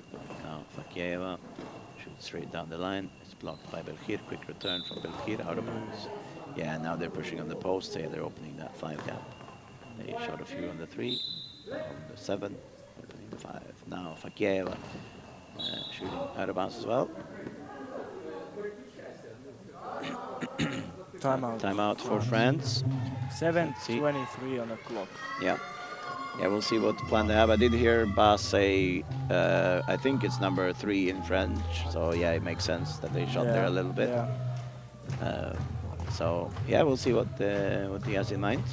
We'll see what the Ukrainians have, if they're going to keep shooting on the Rondepierre. Yeah, I think that's waste of throws if you throw everything to one player. Yeah. Of course, it's like if the player is the kind that they let everything go, then of course, but Rondepierre hasn't let any ball go past her. Yeah, it hasn't even been close. Yeah, like so she's just controlled everything. Yeah, so I don't understand the use of that. Maybe trying to make her tired, I don't know, but it doesn't seem like working, but we'll see. Yeah, Belhir now shoots from the right-hand side, goes into that 5 spot, and is blocked by Melena. That was very close. Good finish on the 5 spot. Now Fakeyeva shoots from the left-hand side, goes across the legs of Berthier, but Rondepierre is behind her, saves the ball, now shoots, and it's blocked by Melena in the middle, hands over to Lukianchuk. Lukianchuk goes in central, and she shoots on the 3 spot. It's a new position for Ukraine. Saved by Berthier, and it's blocked out. Now Belhir will go to the right hand side. It's a long ball penalty. Very Belgium. unnecessary mistake Yeah. from Berghill. That's another thing with Ukraine. They know if they keep the numbers down, mistakes will come. And actually the second half, Ukraine have had very stable defense. Yeah. So a little bit maybe frustration or just a little bit too much power from Belgium. Yeah, it might be. I think she ran a little bit too far. Mm. So now we're gonna see what happens. Can she block this and keep the lead? Yeah. Let's see if Ukraine can equalize or if it will stay 2-1. I think Lukianchuk is gonna take this one. It's just a guess. It is Lukianchuk. Yeah, you were right. On the right-hand side. She was from the right cross court, and it's blocked out by Belkhir. She Very sat, she sat up front to cut the angles. She's on Yeah. the 6th line, and she tried a diagonal, but Belkhir just pushes it out of bounds. Very good Yeah. save. Now Belkhir on the right-hand side for France. From that left hand now, shot. Melena saved it, hand over to Fakieva. Fakieva now shoots down into center. Berthier blocks it outwards. She goes and collects it. And it's been a few seconds now. It's getting low, and Belkhir does the only right thing. Good choice. Yeah, the only right thing, not to risk their lead by more penalties. And now we have the ball on the left-hand side for Ukraine. Yulia Fakieva shooting into the center. It's saved by Rondepierre. Rondepierre now shoots from the left-hand side into the middle of Natalia Melena. Hands it over to Yulia Fakieva. Fakieva now shoots into Loïc Rondepierre. Handing it over to Belkhir. Belkhir now shoots from the left-hand side, shoots into the middle, and it's handed over to Lukianchuk. Lukianchuk now shoots, and let's go with out of bounds. Tried a 7-7, but just out of bounds. And if I know my French numbers, Bas wants number 9, which I guess is what we call a number 7. So here comes Rondepierre. Shoots cross court. That was, it does hit the legs of Melena. It was almost in, but she managed to control it. And now Lukianchuk has the ball on the right-hand side, and it's blocked by Rondepierre. Rondepierre hands it over to Belkhir. Let's see if that post from the 7 comes now. She aims for that post, and it is on the post, but saved by Fakieva. Timeout for Ukraine. We have 5 minutes, 10 seconds to go. It is France 2, Ukraine 1. Yeah, both sides have now had some problematic moments. For example, for France, the penalty shot in the side of, I can't focus when they're singing like that. In the Berghill's long ball, there was a really danger that they would have lost the lead, but fortunately for them, Berghill blocked it. Yeah. And then in the Ukraine side, we just saw the bouncing ball going in their side. So I think I can smell a goal in the air. To which side, I haven't decided yet, but soon it'll come in one net. Yep, we'll see. Guarantee goal from Emi. Now inside 2 minutes. Yeah, okay. Now Fakieva shoots from the left-hand side. Another deflection blocked out by the Rondepierre. Now Rondepierre has the ball, hands over to Belkhir. Belkhir shoots on the right-hand side, and it's blocked forward by Fakieva, collected by Melena. Fakieva now backs up and shoots there down the line, and it's blocked by Berthier. Berthier now runs to Rondepierre. Rondepierre shoots from the left-hand side, and it's blocked forward by Lukianchuk. Melena now picks it up, passes to Lukianchuk. Lukianchuk from the right-hand side shoots cross court, and it's out of bounds. 1 minute and 15 seconds time to make the goal that I smell. Yeah, otherwise you need to check your nose. Now Belkhir on the right-hand side has the ball on the right-hand side, shoots down the line, it's blocked by Fakieva. Fakieva on the left-hand side, shooting down The gap up in the air and almost in. It is in. It's not in. It's on the line. It's good save from Yes. Pierre and Belgier on the line after it got deflected of Berthier. But almost that goal. And now Fakeyeva shooting again between Berthier and Belgier. And now it's a timeout for France. Timeout. That was very, very close. Ooh, Oh, that was so 3:59 close. on the clock.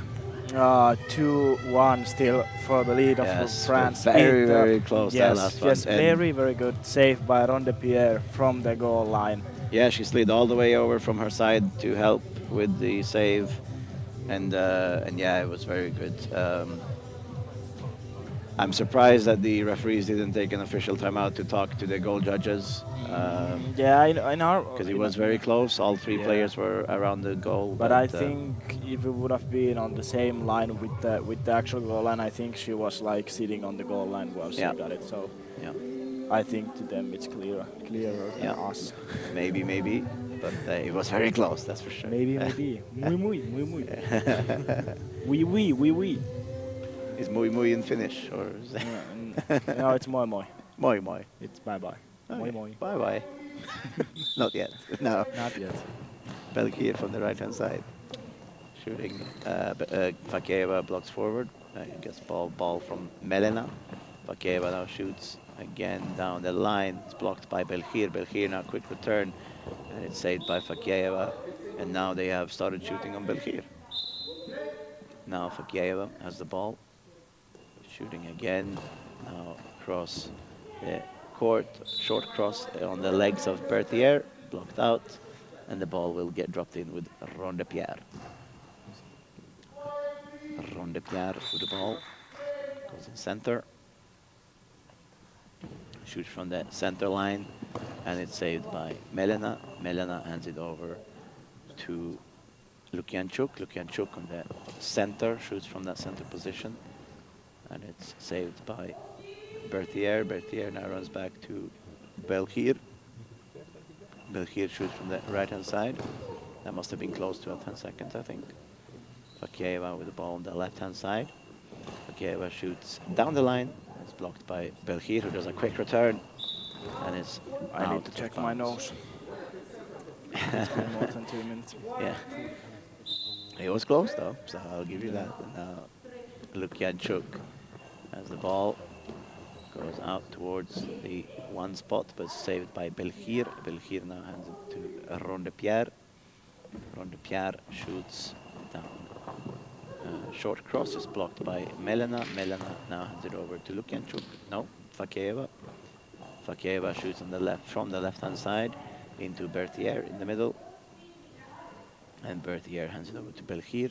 Belgier now shoots from the right-hand side. And it's cross court, blocked out by Lukianchuk on the right-hand side. And they are getting instructions now from the Ukrainian bench. Lukianchuk goes in central, shoots from that center position. As I'm dropping my stuff. Yeah. It's just a noise. now, Belgier has the ball on the right-hand side. Shoots down the line. It's blocked by Fakeyeva. Fakeyeva shoots from the left-hand side into the gap, but it's blocked by Belgier. Or Berthier again. Berthier now hands it over to Pierre. Pierre shoots cross court. It's blocked. Timeout for Ukraine. Timeout with 1:54 on the clock. It's still 2-1 for France. Yeah. That one what was bouncing in the goal line, that was pretty much the only one in many minutes Yeah. after what have been like really dangerous to go in. After that, both teams really solid defending, good and accurate shots, but a little bit too much on the same spots. I think right now it's changed that France throws only to the left side of the Ukrainian defense. Yep. And then Ukraine throws only to Berghill on the right side of the France defense. So now it's pretty much Berghill and Fakeyeva doing most of the playing. I am surprised that Belgier is doing fast returns this late in the game, though, because she doesn't really have to. Now Lukianchuk shoot from the center. into Belhir. Belhir now has the ball. Maybe Bas told her not to, because now she's going back to the crossbar. Shoots on the right-hand side, shoots down the gap in the 5 gap. Melena saves it, hands it over to Lukyanchuk. Lukyanchuk now shoots from the center out towards number 1. It's blocked forward by Belhir. Yes, blocked out from Belhir. Now Berthier hands over to Belhir. Now Belhir shoots from that right-hand side. Down the line, it's blocked by Fakieva. She collects it herself. Now Melena's out the way. Fakieva shoots from that left-hand side. And it goes on the legs of Berthier, goes forward. She collects it and hands it over to Ronde Pierre, who shoots from the left-hand side for France. It's blocked by Melena. Melena now hands it over to Lukyanchuk. Lukyanchuk with the ball on the center line. Lukyanchuk shoots down into the gap. It's blocked by Ronde Pierre on the left-hand side. She calmly goes in, hands it over to Belhir. Belhir now on the right-hand side for France. She then shoots down the line. It's blocked by Fakieva. Fakieva now on the left-hand side. We have 45 seconds to go. Here comes Fakieva. Tries to find that one spot just out of bounds. And with 42 seconds to go, it's still France 2, Ukraine 1. Here comes Belhir with the ball on the right-hand side. Slowing down the tempo. Now shooting cross court, and it's out of bounds. Blocked out by Lukyanchuk even. Yeah. Fakieva out and Alexandra Davidova coming in. Okay, now we get the Davidova substitution Yes. we were talking about in the start of the game. Yeah, even though I think this is more to stop the clock than anything else.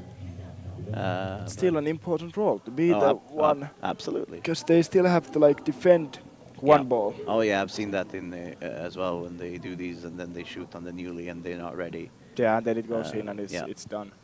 So now Davidova with an important role. And She has real pressure now. Yes, but it will be Lukyanchuk to take the shot. Davidova seemed to think she was going to be on the right side. Now Lukyanchuk shoots from the center position, bouncing ball into the gap. Oh, it's going through there the it French is. defense and into the back of the net in the 3 gap from Lukyanchuk. Goes past Berthier, past Belhir. Ronde Pierre stretches forward and into the back of the net. It's 2-2 and your nose is right. Wow. A little bit delayed, but right. Yeah. 2 minutes too early, but yes. With 29 seconds on the clock, Wow. Ukraine has equalized. Wow. And now wow. can France respond? That's a big question. Belhir on the right-hand side. Down the line, Davidova saves it. And now Alexandra Davidova with the ball on the left-hand side. Here she goes, bouncing the ball.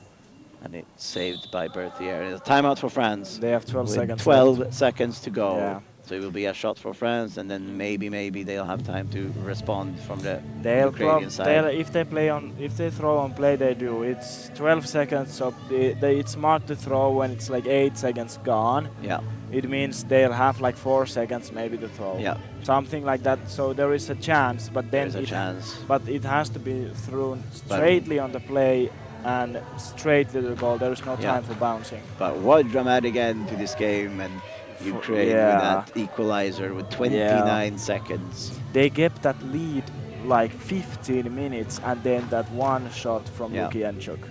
And it's the three gap. It was the same gap as the one they saved on the line. And now Belhir has the ball, concentrating.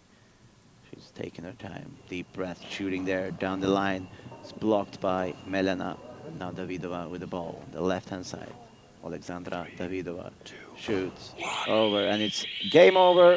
It is Ukraine 2, France 2, and what a game. What an end of the game. It was absolutely dramatic. Yeah, that's important. 1 point for Ukraine and France both. Yeah. 15 minutes in straight on the same numbers, 2-1 lead for France, and then in the last 22 seconds the goal for Lukyanchuk. Very important goal. And it's also they pressed on Ronde Pierre the entire game, and then they change it up to press on the 3 gap, and I just wonder, I'm starting to think what would happen if Ukraine changed tactic earlier. Exactly. That's a very good song. But yeah, we will see. Next game is 16:45. It's Finland, Hungary, and so yeah, in 38 minutes. So we'll see you then. Yeah.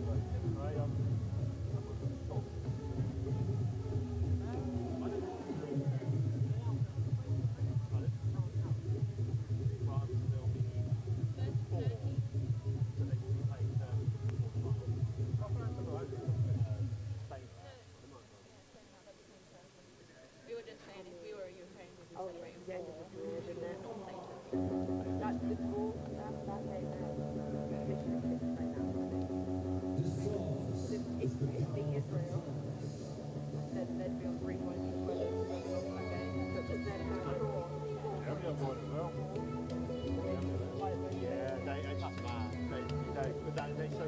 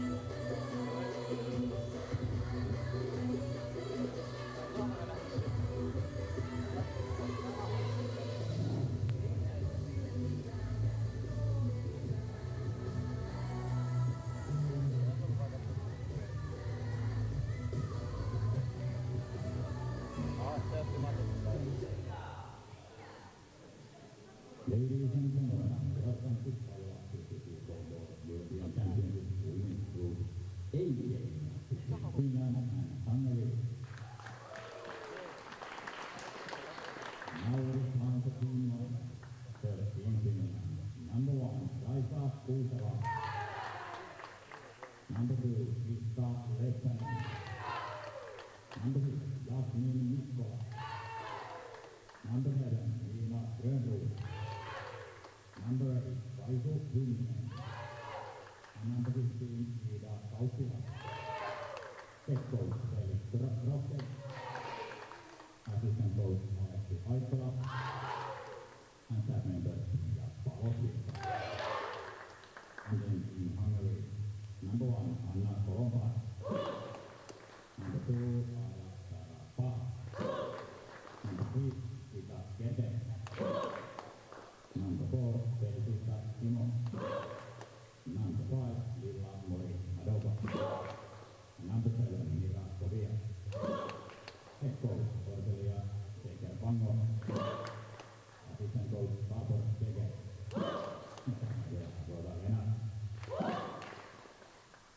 Referees today are Andy Weber and Jesper Dahl.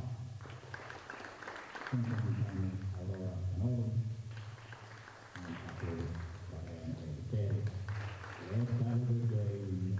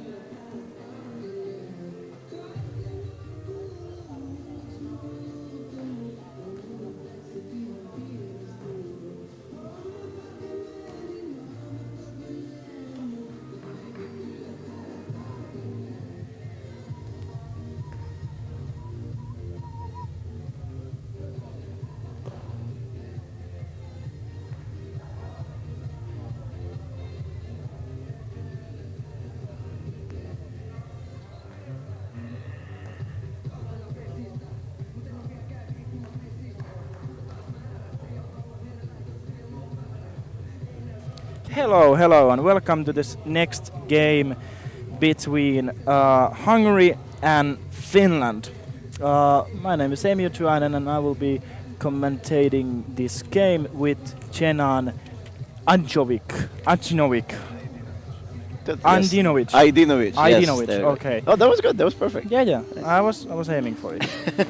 So, you wanna tell the Hungary players? I can tell the Finnish, and then take something and finish afterwards. Yes. So for Finland, for Hungary, we have Zida Kertes, we have Mira Kofias, Anna Kolompar, Ada Sharapal, Felicita Shimon, and Lila Moric. Yeah. And that's it. Yeah. So that was Hungary, or Magyarország, as it's called in Hungarian. And now you take it away with Finland. Yeah. We have in Finland team. They have number 1 Raisa Kuusala, number 2 Krista Leppänen, number 15 Iida Kauppila, number 8 Kaisu Hynninen, number 6 Jasmin Mikkola, and number 7 Niina Grönroos. Before I start speaking Finnish, I just want to point out that I think my wild idea is that the coaches Aleksi Aittola and Felix Rogge are gonna spin everything around and put the court in the right side. Jasmin Mikkola, number 6. Yep. In the center, number 7, Niina Grönroos. Yep. And in the left, Kaisu Hynninen, number 8. That's my wild guess. That could be a good thing, because the game doesn't really mean anything. Both teams are through. Yeah. give the other players some experience that would make sense. So yeah, absolutely. We have just under 5 minutes to go, and I guess you're gonna go finish now. Yeah, I go a little bit. Yeah. Elikkäs, tervetuloa tänne maalipallon EM-kisojen alkulohkon viimeisiin otteluihin naisten sarjaan. Ja tässä on Suomen naisten viimeinen peli käsillä Unkaria vastaan. Hallissa se on JVG ja Suomen naiset on valmiina tuossa aloittamaan peliä. Elikkä tossa käytiin äsken noita pelaajia läpi. Unkarilta löytyy Sita Kertes, Mira Kofas, yeah. Anna Kolombar, Ada Zara Paul, Felicita Simon, Lila Moritz Hada, I don't have there is the end of the name, Lila Moritz Hadobas, and then that's it. Yeah, that's it. Yeah, that's the last one. Yeah, that was the last one. Yeah. Ja Suomella on taas sitten numero 1 Raisa Kuusela, numero 2 Krista Leppänen, numero 15 Iida Kauppila, numero 8 Kaisu Hynninen, numero 6 Jasmin Mikkola, numero 7 Miina Grönroos. Valmennuksesta löytyy Aleksi Aittola, Felix Rogge ja sitten staffina Pia Palosvirta.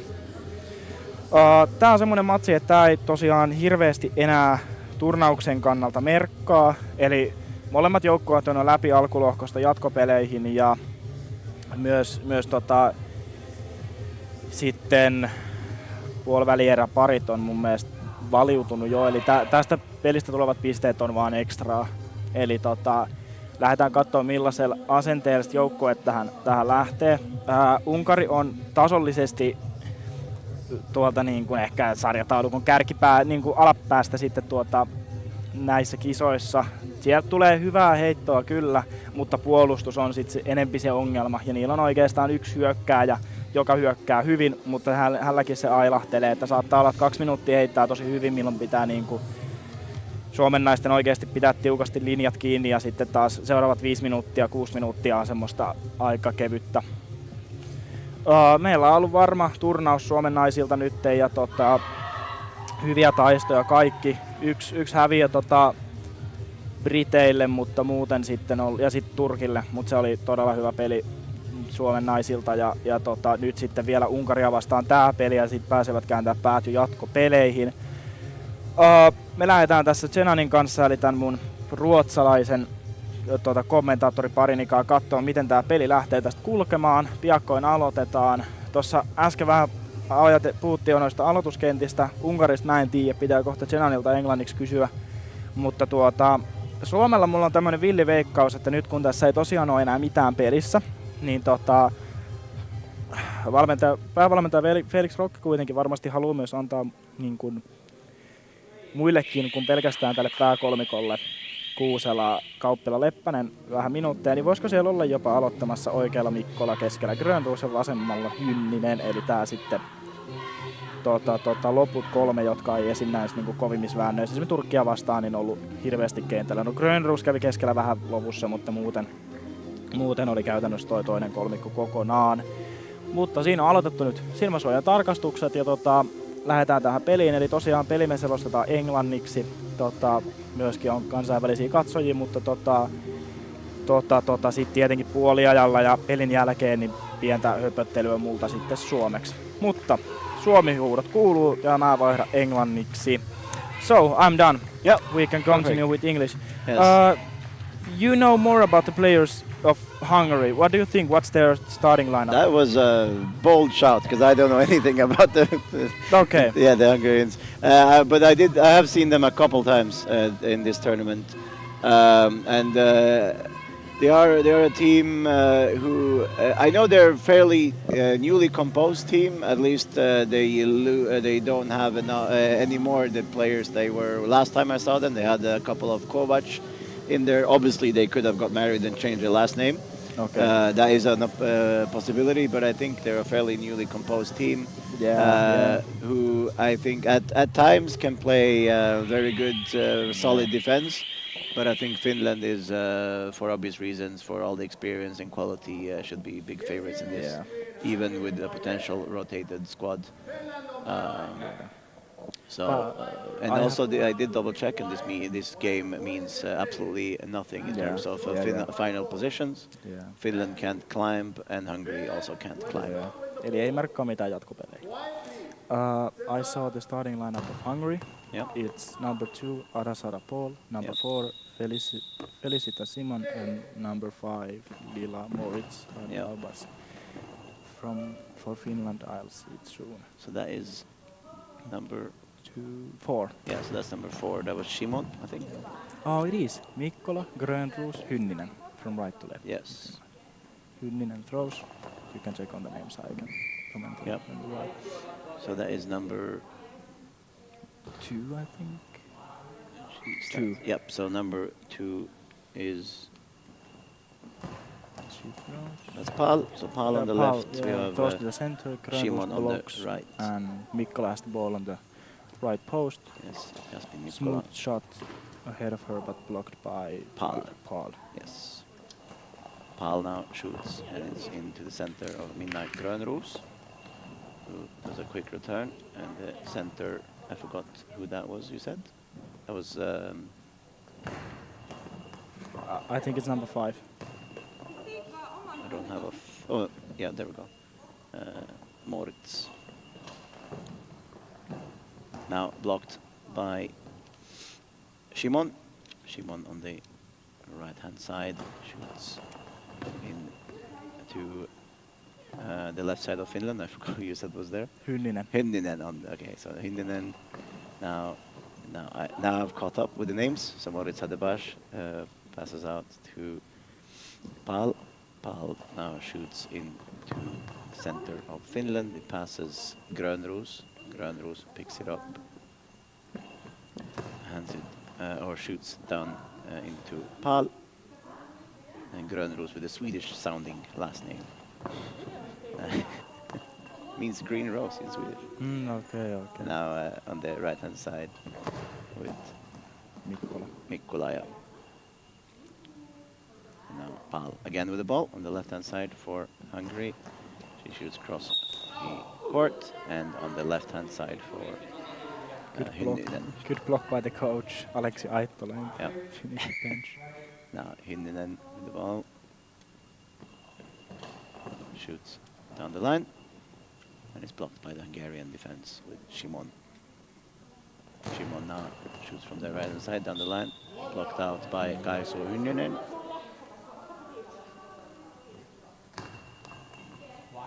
And now Jasmin Mikkola.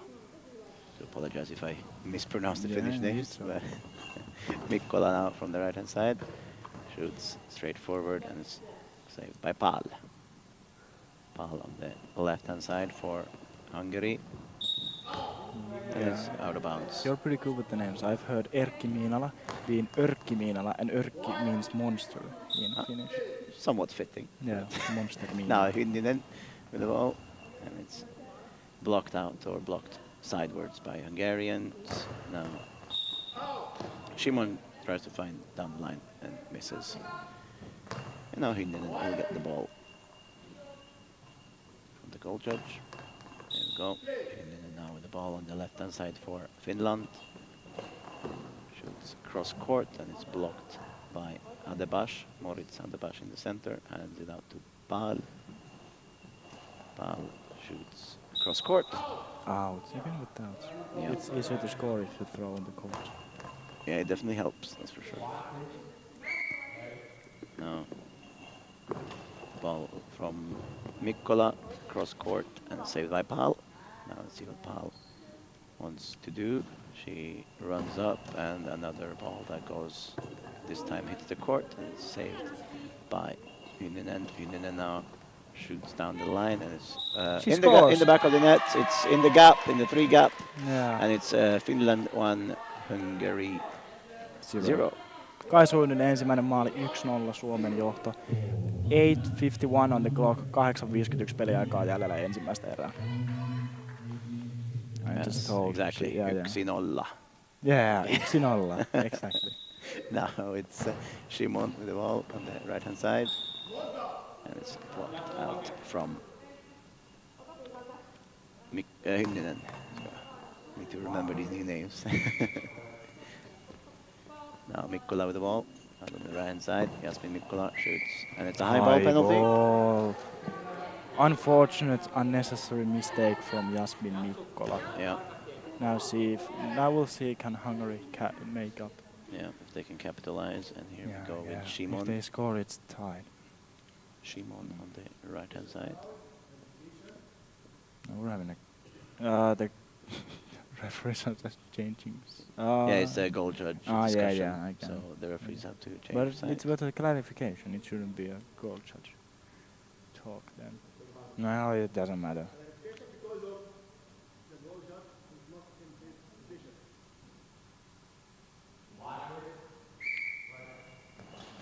Shot on play from Shimon, straight on the she middle, cuts saved it. from Jasmin Mikkola. Yeah. That's most often the case when you shoot in the middle.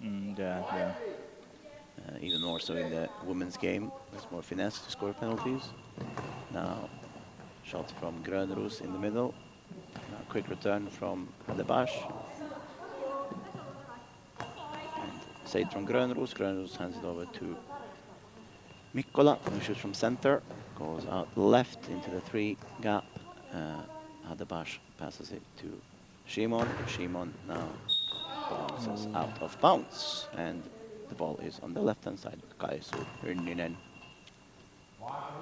Hynninen now on the left-hand side. Shoots down the line. It's out of bounds.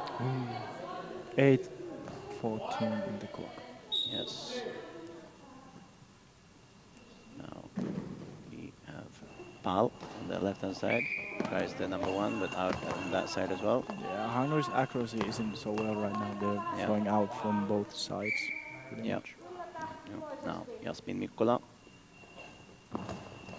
shoots towards number 7. And Jasmin is doing the same as well now. Right now both teams need to focus a bit more when it comes to shooting. Here comes Pal.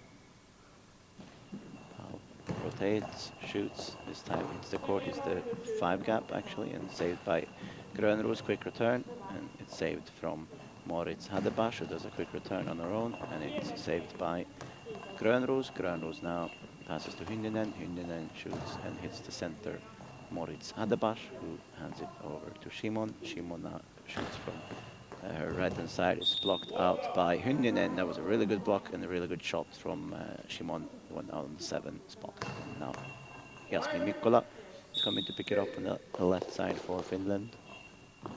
She shoots into the 3 gap. It's saved by Moritz Hadebash, who passes it to Pal.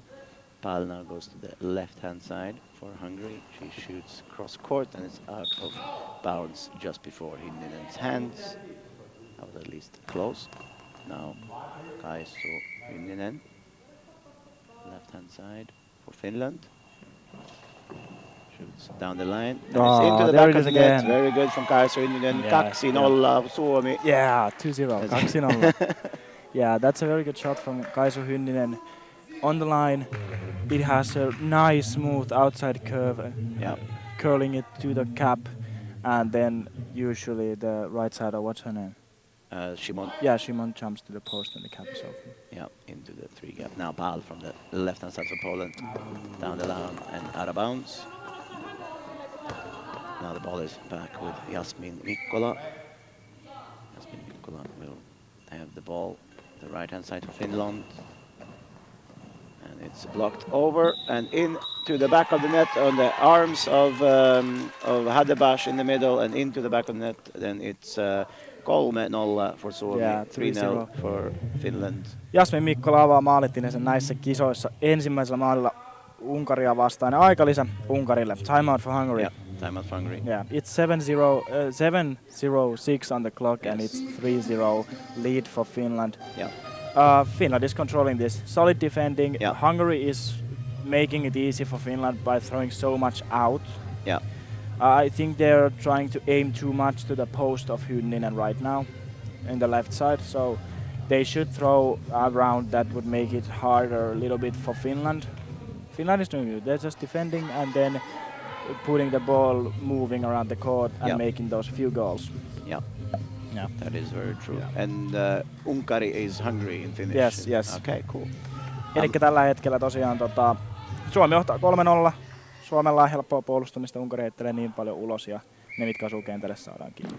Now play is called for Hungary. Pal on the left hand side, shoots straight down, and it's Jasmin Mikkola who picks it up. Mikkola now on the right hand side, shoots from the right hand side and into the center. In substitution, Moritz Hadebash. And it's Shimon out, and which number comes in? I didn't hear it. Number 1. Okay, so then it's Anna Kolombar. Anna Kolombar comes in. Yeah. Or Kolombar, I don't know where to put the emphasis on that one. I don't speak Hungarian. Yeah, me neither. It's either Kolombar or Kolombar. Which one do you think? Kolombar or Kolombar? No, You said it the it's same different. way. Kolombar or Kolombar. It's different where you put Kolombar or Kolombar? I don't hear the difference. You're losing your mind. It's too long. Yeah. Is it tomato or tomato? That's not what I said. Anyway, I'll pronounce it in Serbian. So Kolombar with the ball. Yeah. Kolombar on the right hand side. Straight swap with Shimon. It's the 5 gap and it's saved from Mina Grönros. Grönros now shoots out, just out of Pal's post. And Pal will now shoot from the left hand side. Good shot, but saved from Mikkola. Mikkola now on the right hand side. She spins around, shoots, and it's blocked by the feet of Moritz Hadebash, who does a quick return, and it's saved from Grönros and passed over to Hynninen. Hynninen now on the left hand side. Shoots into Moritz Hadebash. Hadebash now passes it to Kolombar. Kolombar shoots down the line. And it is now saved from Grönros, who goes out to the left hand side. Mina Grönros shoots, and it's straight down. Almost went through the feet of Moritz Hadebash, who does a quick return, and saved from Grönros. Grönros passes it to Mikkola.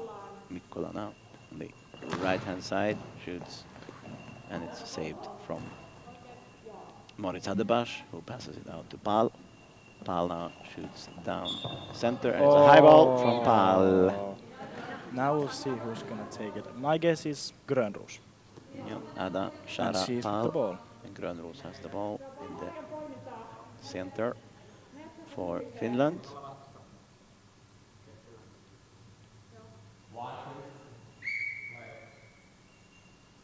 Here comes Grönros to make it 4. And it's blocked, and will she catch it? It rolls towards the it goal, is. and it is blocked from Pal. Close. It was a penalty that went pretty much in the middle. It went off the body of Pal, and then she had to chase it a little bit, but got it just before the goal line. Now Pal with the ball shoots into the center. Mina Grönros blocks it out. And Mikkola will have the ball. Jasmin Mikkola on the right-hand side for Finland. She shoots cross court. It's blocked from Moritz Hadebash. And she passes to Kolombar. And now it's saved from Hynninen, who shoots quickly back, and Kolombar blocks it out. And at least now, with when Shimon's gone out and Kolombar has come in, it's more secure in that gap. She has they've locked it down a little bit, stop the bleeding, if you will, and it's still 3-0 for Finland. Now on the left-hand side with Grönros, who shoots and is blocked by Moritz Hadebash. Moritz Hadebash now shoots quickly back, and it's saved from Hynninen.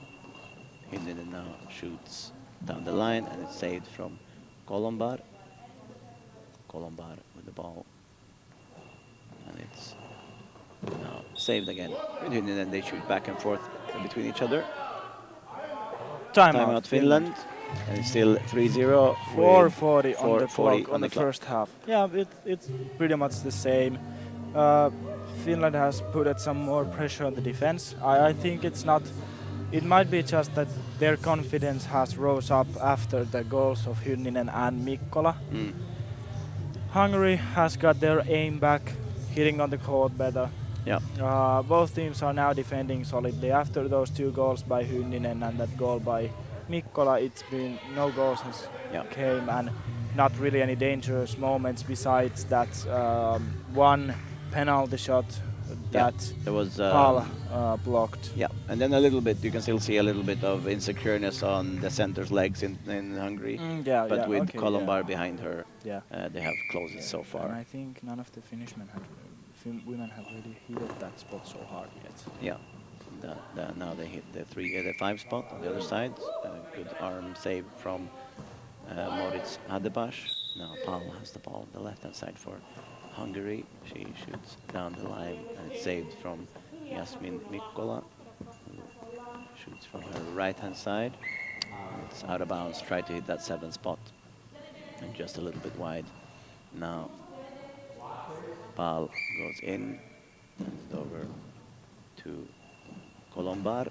Colombar now shoots across the center, past Minna Grönros, saved by Mikkola. Mikkola now goes around the center, shoots from the left side of center, tries to hit the gap and hits the feet of Moritz Hadebash, who does a quick return, and Mikkola is back, saving the ball. Now she goes in, hands it over to Hynninen. Hynninen now shoots across the face of Moritz Hadebash. She saves it, hands it over to Pal. Pal shoots disorientated slightly. She was running out towards the sideline, and the ball went out almost instantly. Now, again, Mikkola hands it over to Hynninen, who shoots from center. Actually, that was Grönros. Grönros shot straight in the middle. Moritz Hadebash hands it over to Colombar. Colombar now shoots in straight forward. Grönros saves it, hands it over to Hynninen. Hynninen now shoots into the center where Moritz Hadebash saves it and blocks out. Finland are hitting a little bit too central with their shots currently, and now Pal shoots and it's blocked by the body of Grönros. Grönros passes it to Mikkola. Mikkola shoots from right hand side, cross court, and that hits the feet of Moritz Hadebash, who passes it to Colombar. Colombar now shoots from the right hand side, and it's blocked by the Finnish defense. Now Grönros with the ball. Minna Grönros shoots out towards number 7, just out of bounds. And it remains Finland 3, Hungary 0. And Pal with the ball. Hands it over to Colombar. Colombar with the ball. Shoots there, blocked by Grönros. Goes slightly forward, but she collects it instantly. Hands it over to Jasmin Mikkola. Mikkola now shoots. And it is blocked up in there from Hadebash and into the back of the net. There's the feet of Moritz Hadebash and into the back of the net, and it's 4-0 for Finland. 2:39 in the clock. Good living ball from a little bounce from Jasmin Mikkola and Yep. flicked up to the air by the center and then in. Unfortunate one that the both side players of Hungary were there, but they couldn't catch it. Yep. So that was a quick shot from Hadebash on play, and it's saved by Mikkola. Mikkola now shoots from the right-hand side and straight into the body of Moritz Hadebash, who shoots back, and it's going past Grönros, saved by Mikkola behind her. Now Grönros has the ball from center, and it's saved in middle again from Hadebash, who does a quick return, and it's saved by Grönros, who goes to the left-hand side. Hynninen shoots, and it's saved on the line. Good hit from Hynninen there, but saved on the line by Colombar. Colombar shoots from the right-hand side, and it's going past Grönros, saved by Mikkola. Now Grönros collects it and hands it back to Mikkola. Jasmin Mikkola shoots from the right-hand side and into the 5 gap, but this time it's covered by Pal. Pal shoots and hits Grönros in the middle. Grönros quick returns into Moritz Hadebash, who then quick returns as well. Moritz Hadebash shoots into Grönros, who passes it to Hynninen. Hynninen on the left-hand side shoots into the center of Moritz Hadebash, who passes it to Colombar. Colombar now with the ball on the right-hand side.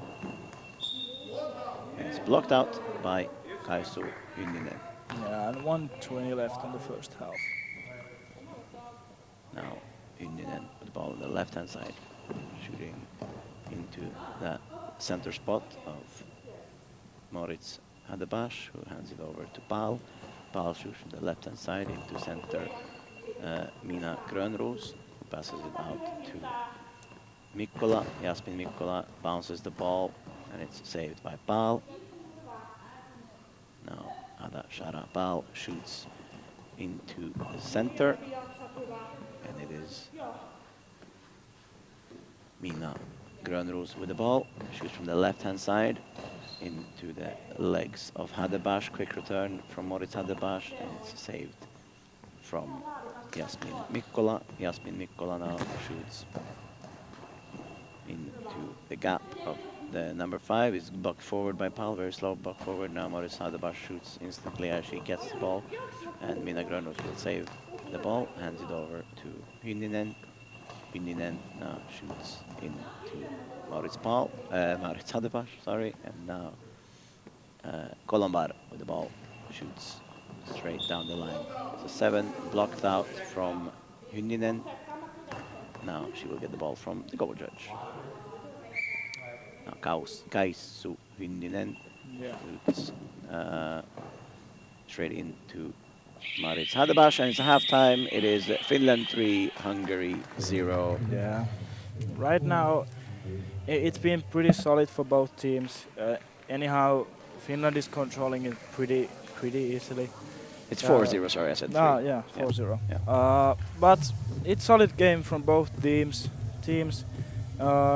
Two very important goals by Jasmin Mikkola. And yeah, I'll go to finish for a moment. Elikkä tässä on tää Unkari-Suomi-peli tosiaan puoliaika tässä kohtaa, eli nyt vielä joku 4,5 minuuttia suunnilleen siihen, että on toinen 12 minuutin puoliaika. Ja tilanne on 4-0 Suomen johto, ja Suomen maalit on tehnyt 2 Kaisu Hynninen ja 2 Jasmin Mikkola. Alku oli vähän kokeilevaa molemmilla joukkueilla, mutta sitten varsinkin Suomen kohdalla, että kun siinä tuli ne pari maalia, Hynninen teki 2, ja viimeistään se Mikkolan 3. maalin jälkeen, eli Mikkola ensimmäinen, kun on joukkueen 3. maali, niin sen jälkeen niin on varsinkin niin kuin vielä enemmän tullut vähän painetta, hyökkäys päätyy ja puolustus olisi pysynyt senkin lisäksi kyllä tehokkaana. Se voi olla, että jonkun aurinkojumalan sanoin joskus, että sieltä on tullut joku nelosvalmentaja pikkutakki päällä ja sanonut, että hyökkäys päälle. Niin se voi olla, että tämä pikkutakkimies, pikkupiipertäjä on nyt käynyt tuolla sanomassa, että hyökkäys päälle. Tai sitten kyse on itsevarmuudesta. Mutta piakkoin muutaman minsan päästä jatketaan. Katsotaan siinä kohtaa, että tuleeko puoliaikavaihtoja. Tosi hyvää varma ensimmäinen erä Grönroossilta, Mikkolalta ja Hynniseltä. Ei oikeastaan yhtään pomppimisia ja vastaavaa. Nyt olisi vielä hienoa nähdä Grönroosille se eka maali. Muutenhan kaikki Suomen naiset on tehnyt jo kyllä avausmaalin vähintään yhden. Ja nyt kun mä tän sanoin ääneen, niin mä vielä tän tarkistan, koska se on sitten noloa, että jos mä oon näin väittänyt, että Grönroos ei ole tehnyt vielä sitä maalia, ja sitten se onkin. Mutta muistaakseni ei ole vielä.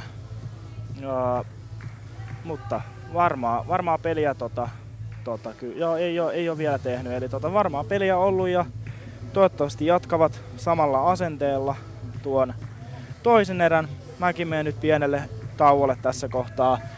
Tätä puoliaikaa jäljellä vielä 3 minuuttia, niin me palataan tuossa ehkä parin minsan päästä suunnilleen.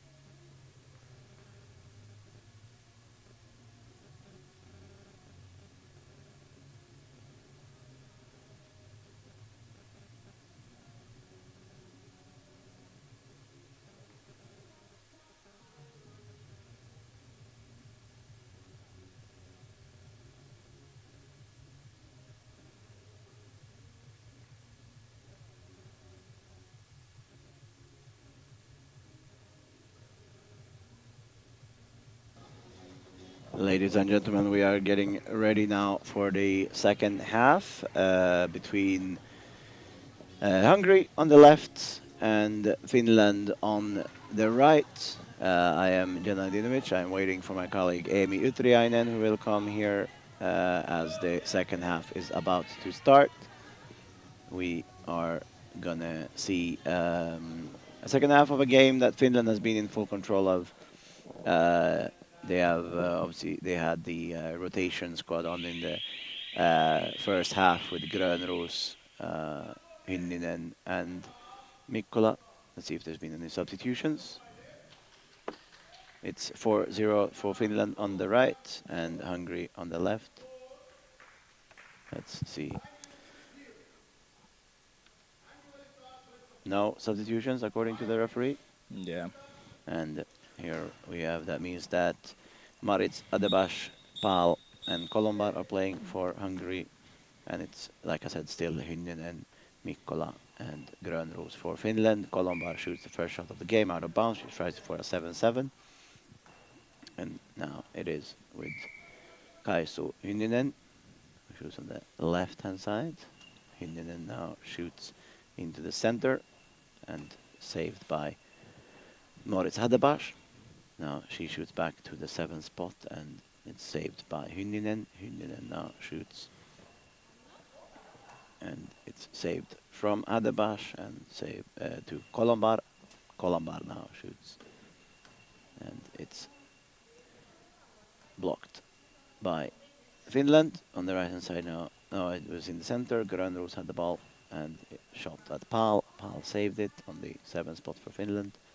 And now Pal shoots from the left hand side and it's out of bounds. She tried for a 1-1 straight down the line. Now on the right hand side for Finland, Jasmin Mikkola shoots from the right hand side. Saved by Maritz Hadebash, who does a quick return. And then Jasmin Mikkola is quickly ready to defend. She takes it and will shoot from the right hand side. Rotation shot and it's saved by Pal on that left hand side for Hungary. Now she shoots down the line and it's saved by Mikkola. Mikkola goes up to meet Hynninen. Hynninen gets the ball, goes over to the left hand side, shoots into the center. And Maritz Hadebash passes it over to Kolombar. Kolombar shoots out on the right hand side, aiming for that 7th spot. Now we have Mikkola. Mikkola, yeah. Her name just escaped my mind. Shot straight in the middle. A quick return from Moritz Hadebash. And now a Grönros from center. Shooting there out towards Kolombar. And Kolombar blocks out. Now Kolombar on the right hand side for Hungary. Kolombar shoots into the gap and it's blocked by Hynninen. Hynninen now shoots down the line into the gap. It's covered by Kolombar. And then Hadebash picks it up and shoots. And it's blocked out from Hynninen. Now Kaisu Hynninen on the left-hand side. She goes in, meets Jasmin Mikkola. Mikkola shoots from the right-hand side. And it goes past Moritz Hadebash, but behind her is Kolombar. And she shoots from the right-hand side. Kolombar now shoots into the gap, and it's saved by Grönros. Grönros quick return towards Pal. Pal, it goes through Pal's hands. It goes slowly behind, but Hadebash manages to dive backwards and just throws the ball out of bounds. Very good work from Hadebash there. That ball was very, very, very slowly making it into the goal. So close for the opening goal for Mina Grönros. Yeah. Now Hadebash quick returns from. Now Grönros quick returns back to Hadebash. Hadebash saves it off her legs and Kolombar picks it up. Now Kolombar with the ball shoots straight down the line and it's just out of the post where Finnish player is shooting. Hynninen now shoots into the center. Hadebash passes it over to Pal. Pal now shoots cross court. Kaisu Hynninen saves the ball. Hynninen passes into the middle with Mina Grönroos. Grönroos now shoots out to the 5 spot. It's blocked by Pal. Quick man check. I think it's shoelaces, maybe. I feel like he started saying Yeah, it's shoelaces. shoelaces, Yep, yeah. shoelaces on Pal. Whilst Yeah. that's going on, we see that it's Moritz Adabash who holds the ball. Yeah. It's been pretty solid first half for both teams. There was that one ball that was rolling on the goal line of the Hungarian Yeah. ball, but besides that, it's been solid for both teams. Yep. Kolombar shoots down the line, saved by Hynninen. Hynninen on the left-hand side for Finland. He shoots into the center and substitution Hungary, no throw. So number 1 out, that's Kolombar out, and Number 7, Kofias. And yeah, Kofiash in. Last time I saw her play, she was the center player. So let's see if she's gonna move Moritz Hadebash out of center or if Kofiash goes in on the right-hand side. And Kolombar has done a really good game. She came in and locked that gap down, the one where they were leaking, and also contributed with decent shots. But now let's see how Kofiash can do her duties.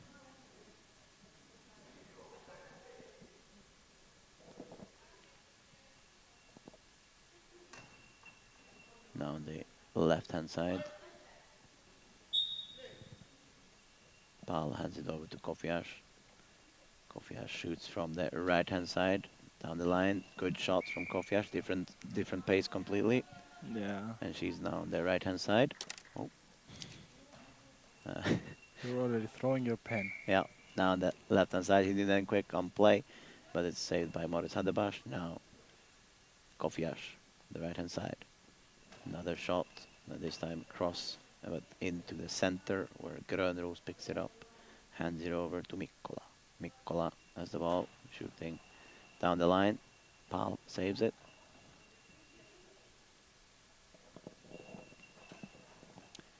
Pal shoots straight forward, and Mikkola saves it. Now Mikkola on the right-hand side. She shoots into the center. There Moritz Hadebash. And now Kofiash with the ball on the right-hand side for Hungary. She shoots, and Grönroos saves it with her hands. Grönroos goes out to the left-hand side. Mina Grönroos from the left hand. And it's a high ball penalty. Unnecessary penalty, but it's Yeah. 4-0, so even if Hungary scores from this, it's an important goal Yep. for Now them. Kofiash with the ball on the right-hand side. Grönroos stays in the middle. Kofiash shoots. Goes out of bounds. But also, if he was in, Grönroos was out there, so I'm pretty sure she would Yeah, have saved it yeah. anyway. And Timeout timeout for Finland. Finland. It is. 7:30 on the clock, 4-0 for Finland in the second half. Yes, indeed. Both teams are playing pretty solid. Hynninen looks a little bit tired, but besides that, there is not really any danger in the Finnish side. In the Hungary side, I think the substitution when Kofias came in, that has been calmed down a little bit the play Yeah. of Hungary, and now it's again pretty solid for both teams. There Yeah. was a chance for Hungary to take the gap between Finland and Hungary in the goals to a little bit smaller, but Yeah. Kofias threw it out. So Yeah, I think Kolombar got a little tired, so therefore Kofiash came in. yeah, Now. that's a smart substitution. Yes. Now we have Mikkola with the ball on the right-hand side. Shoots down the line. It's just out of bounds. It was very close. Now Pal with the ball. Pal hands it over to Kofiash. Kofiash on the right-hand side for Hungary. Shoots. And it's Kofias scores. into the back of the net. It's a 7-7 past Hynninen. And it's first goal of Hungary this Yeah. game. It's Kofiash who scores it. Yeah, accurate shot from Mira Kofias to the left post of the Finnish side. Hynninen was a little bit slow on there, and that's why it went in. Yeah. And it's now shot from Finland into center. Good save from Maritz Hadebash, who shoots it back and is blocked from Grönros in the middle, who goes back to the crossbar. Now shoots towards the 7 spot. It's blocked by Pal. Now on the left-hand side, Pal shoots into the center of Finland. Grönros hands it over to Mikkola. Mikkola now shoots the substitution. Hungary. So it's Pal out Kertes in. and Kertes in, yeah. So Zita Kertes comes in. Yeah, Zita Kertes was playing, she was on the left as well when we saw her last time, so that checks out. And Yeah, 6:45 on the clock. and here's some encouragement from the Hungarian bench for the players on the court. Yeah. 4-1, so it's definitely not time, no room for relaxation for the Finnish players. Now Yeah. Kofias on the right hand side shoots down the line again, tries to find the same gap. This time Hynninen has her post covered. Yeah. Now Hynninen shoots on play, and it's saved by Kofias, blocked out from her feet, and just out of bounds. Now Kofias with the ball. Shoots from the right-hand side, hits the body of Grönros. Quick return from Grönros, and it goes It's into in. the back of the net. Kofias went into the gap on instinct, and Grönros hit the post, and it's 5-1 for Finland. It's the first goal of the tournament from for Grönros. Yeah, first goal for Minna Grönros. And it's, if my numbers are correct, it's 6-1. Is that right? 5-1. Yes, 5-1. Yeah, 6 is 6. Oh, I don't know what 5 is then. 5. Oh, yeah. Well, then I know how to say 6-1 as well. Yeah. You need to wait for that. Yeah. Now a good shot from Mikkola and saved by Kertes. Kertes shoots back at Mikkola on number 1 spot for Hungary. Mikkola now shoots and it's saved. Oh, It's now not you can saved, say it's it. block over from Kertes, and now it's 6-1 for Finland. Yeah, 6-1. 6-1 for Finland, 5-goal deficit. 6 på 1. Yeah, that's Swedish right Yeah, there. 6-1. 6-1. And timeout. 6 minutes Yep, in 6 the minutes. clock of the second half. 6 minutes ago, 6-1. Yeah. A lot of sixes right now. Yeah. Solid game for both teams. Little danger now on the Hungary side, and the Finnish offense has used it well. Good goals from Grönros and Mikkola, and Yeah. solid lead with 5 goals. That one good and accurate shot from Kofias, and that's the only goal for Hungary so We see far. some dancing on the Finnish bench. Yeah, I'm not surprised. Basically, the song tells you what to do. It's just like peukat pystyyn, thumbs up, kyynärpäätä, elbows back. It basically tells you what to do, and you just follow. So And they did what they said. yeah, that's pretty much only songs you can get the Finns to dance. That's a good shot from Kofias. Hands it over to, or Grönros hands it over to Hynninen. Hynninen shoots, and it's blocked by Maritz Hadebash, who quick returns it, and Grönros saves it. Now Grönros goes out to the left-hand side, shoots from that left-hand side, crossover, and it's blocked by Maritz Hadebash, who passes it to Kertes. Kertes now shoots down the line, and it's saved from Mikkola. Mikkola shoots from the right-hand side. And now it's with Kertes on the left-hand side for Hungary. Kertes shoots out of bounds, just out, and it's now back with Jasmin Mikkola, who hands it over to Hynninen. Hynninen shoots from the left-hand side. It's crossover. Maritz Hadebash, quick return, and he goes to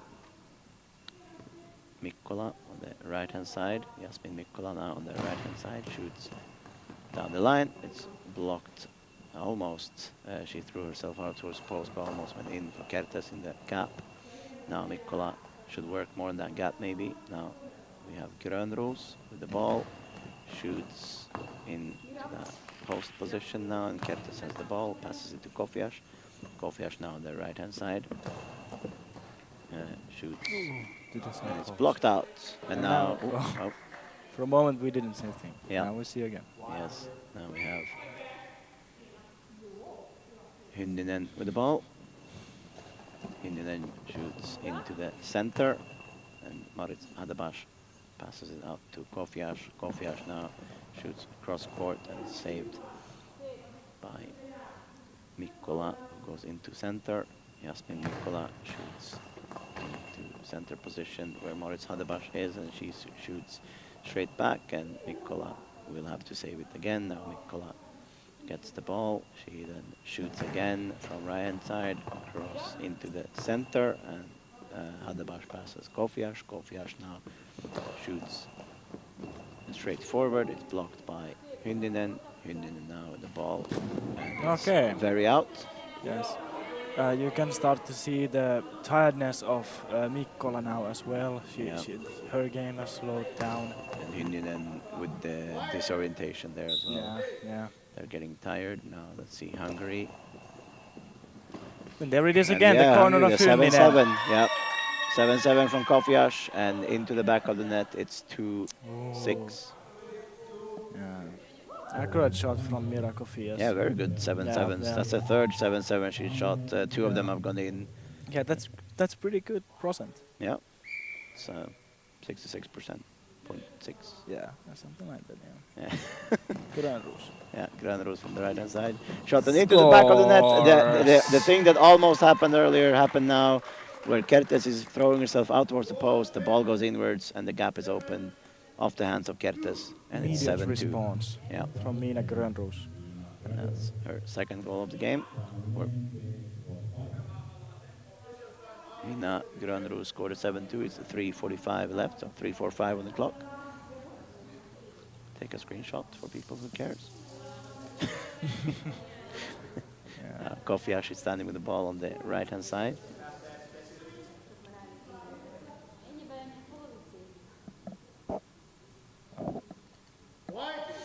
Here, Kofias with the ball, goes up, shoots cross court, and it's blocked by Mikkola. Jasmin Mikkola, the right-hand side for Finland. She shoots back, and it's blocked by Moritz Hadebash. She then shoots from the left-hand side, and it's out. Now Mikkola hands it over. Shot from Hyndinen, blocked from Hadebash, who then passes Kofias. Kofias shoots into the 7 spot. It's blocked out from Hyndinen this time. So now Bringing 50% down to of those 50%. shots. Yeah. That means that if the pattern is going to continue, she's going to score the next one. So now with Grönros shoots cross, and Hadebash has the ball. Now Kertes on the left-hand side shoots into Grönros in the middle. Grönros hands it over to Mikkola. Mikkola shoots across the center feet and just out of bounds. And you can see Kofias was diving as well, but would have been a bit too late if it went in. Yeah. Now Kofias with the ball on the right-hand side for Hungary. Shoots cross court, and it goes to the hands of Mikkola. And timeout Yeah, for very Finland. good timeout. It nearly went in through her hands. She threw herself on the gap, but she was a little bit slow on that, so it was blocked by her hands on the post. Now we're starting to see the effects of long, slow game in the both sides, but especially right now, the biggest change, I think, if we compare from the start, is on Mikkola. She is really starting to slow down, but we'll see. Maybe this timeout gives her the time to breathe and get back to the game, and for the all players as well. Yeah. And then we'll continue from there, and there is still 2:41, if I remember correctly. We're not now seeing the clock. Yes, I think it was 2:41. Yeah, so a little bit less than 3 minutes to go and more.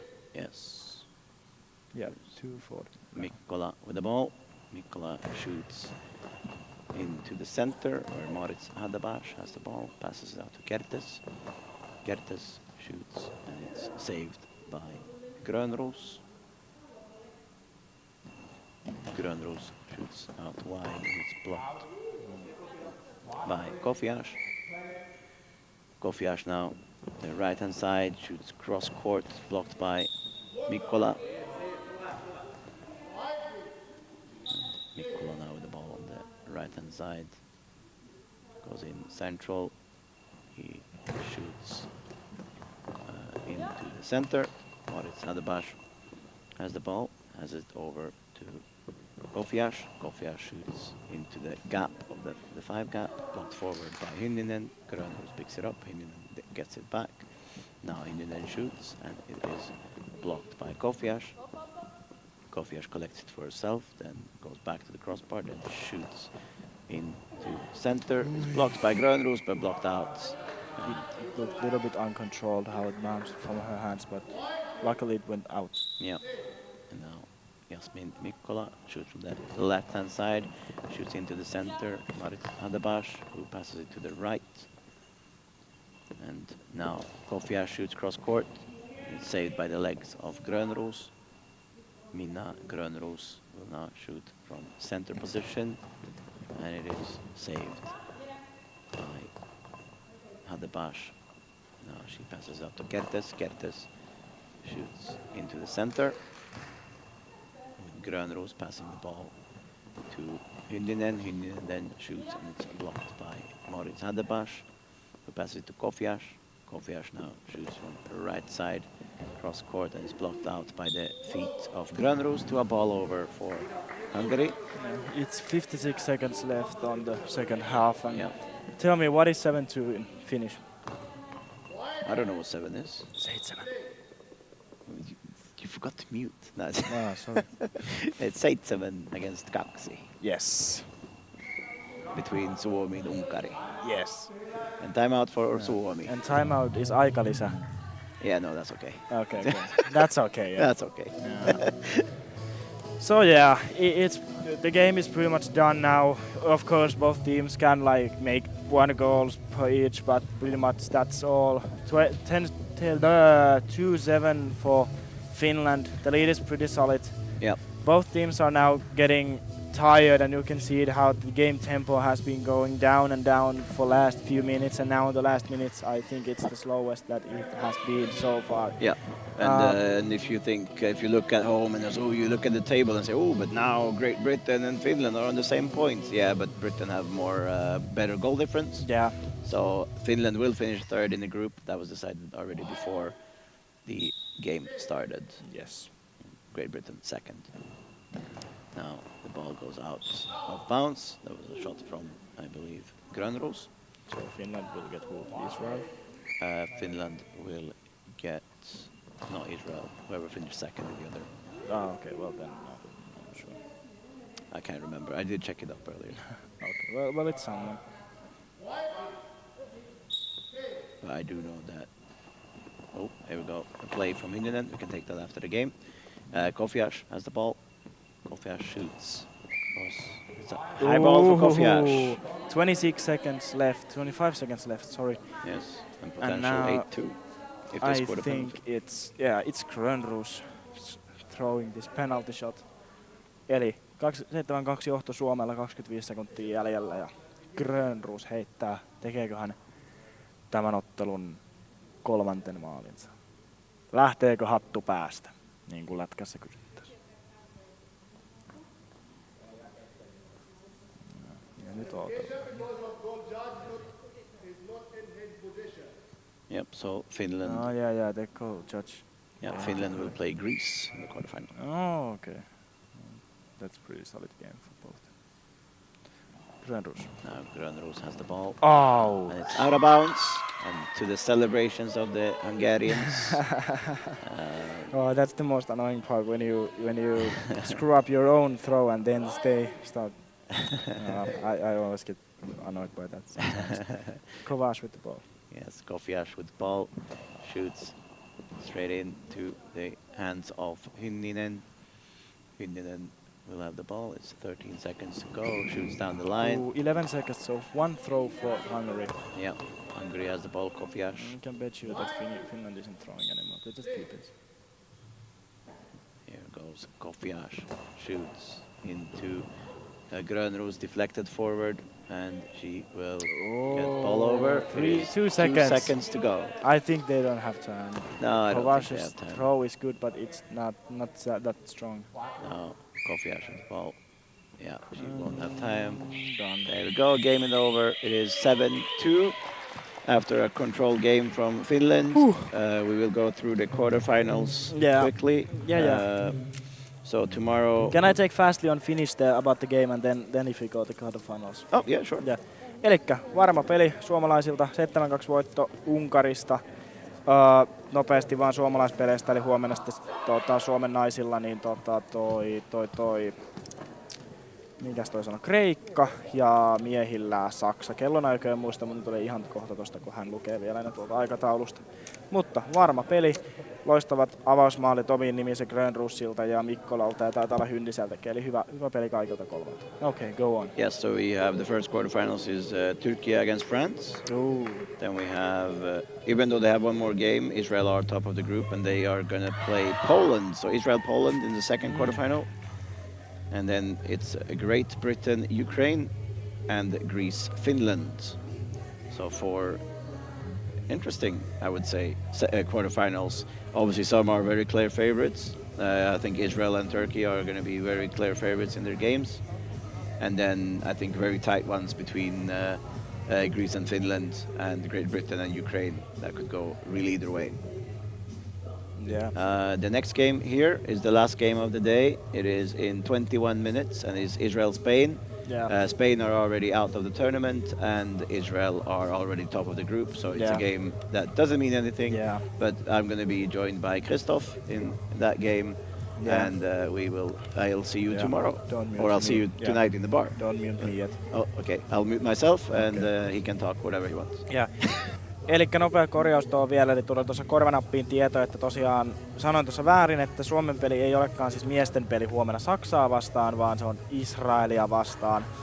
Ja Suomen naiset ottaa huomenna Kreikan, se on tuttu vastustaja, se on voitettu ennenkin ja voitetaan todennäköisesti nytkin, eli sit vaan niitä jännittämään. Mä oon tosiaan Emi Utriainen ja mä kiitän tästä päivästä ja mä lähden nyt johonkin muualle toimittamaan jotain urheilullisia tilanteita, joten kiitoksia tästä päivästä ja kollegat jatkaa tästä.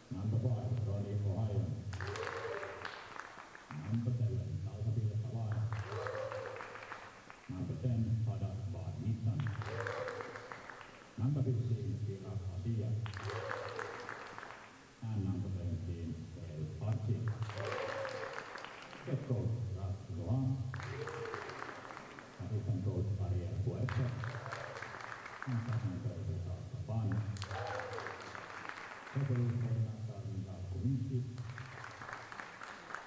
Andron vuonna 48. Sen saamelaisesti Laana Moro. Janne Alo. Let's have a good game.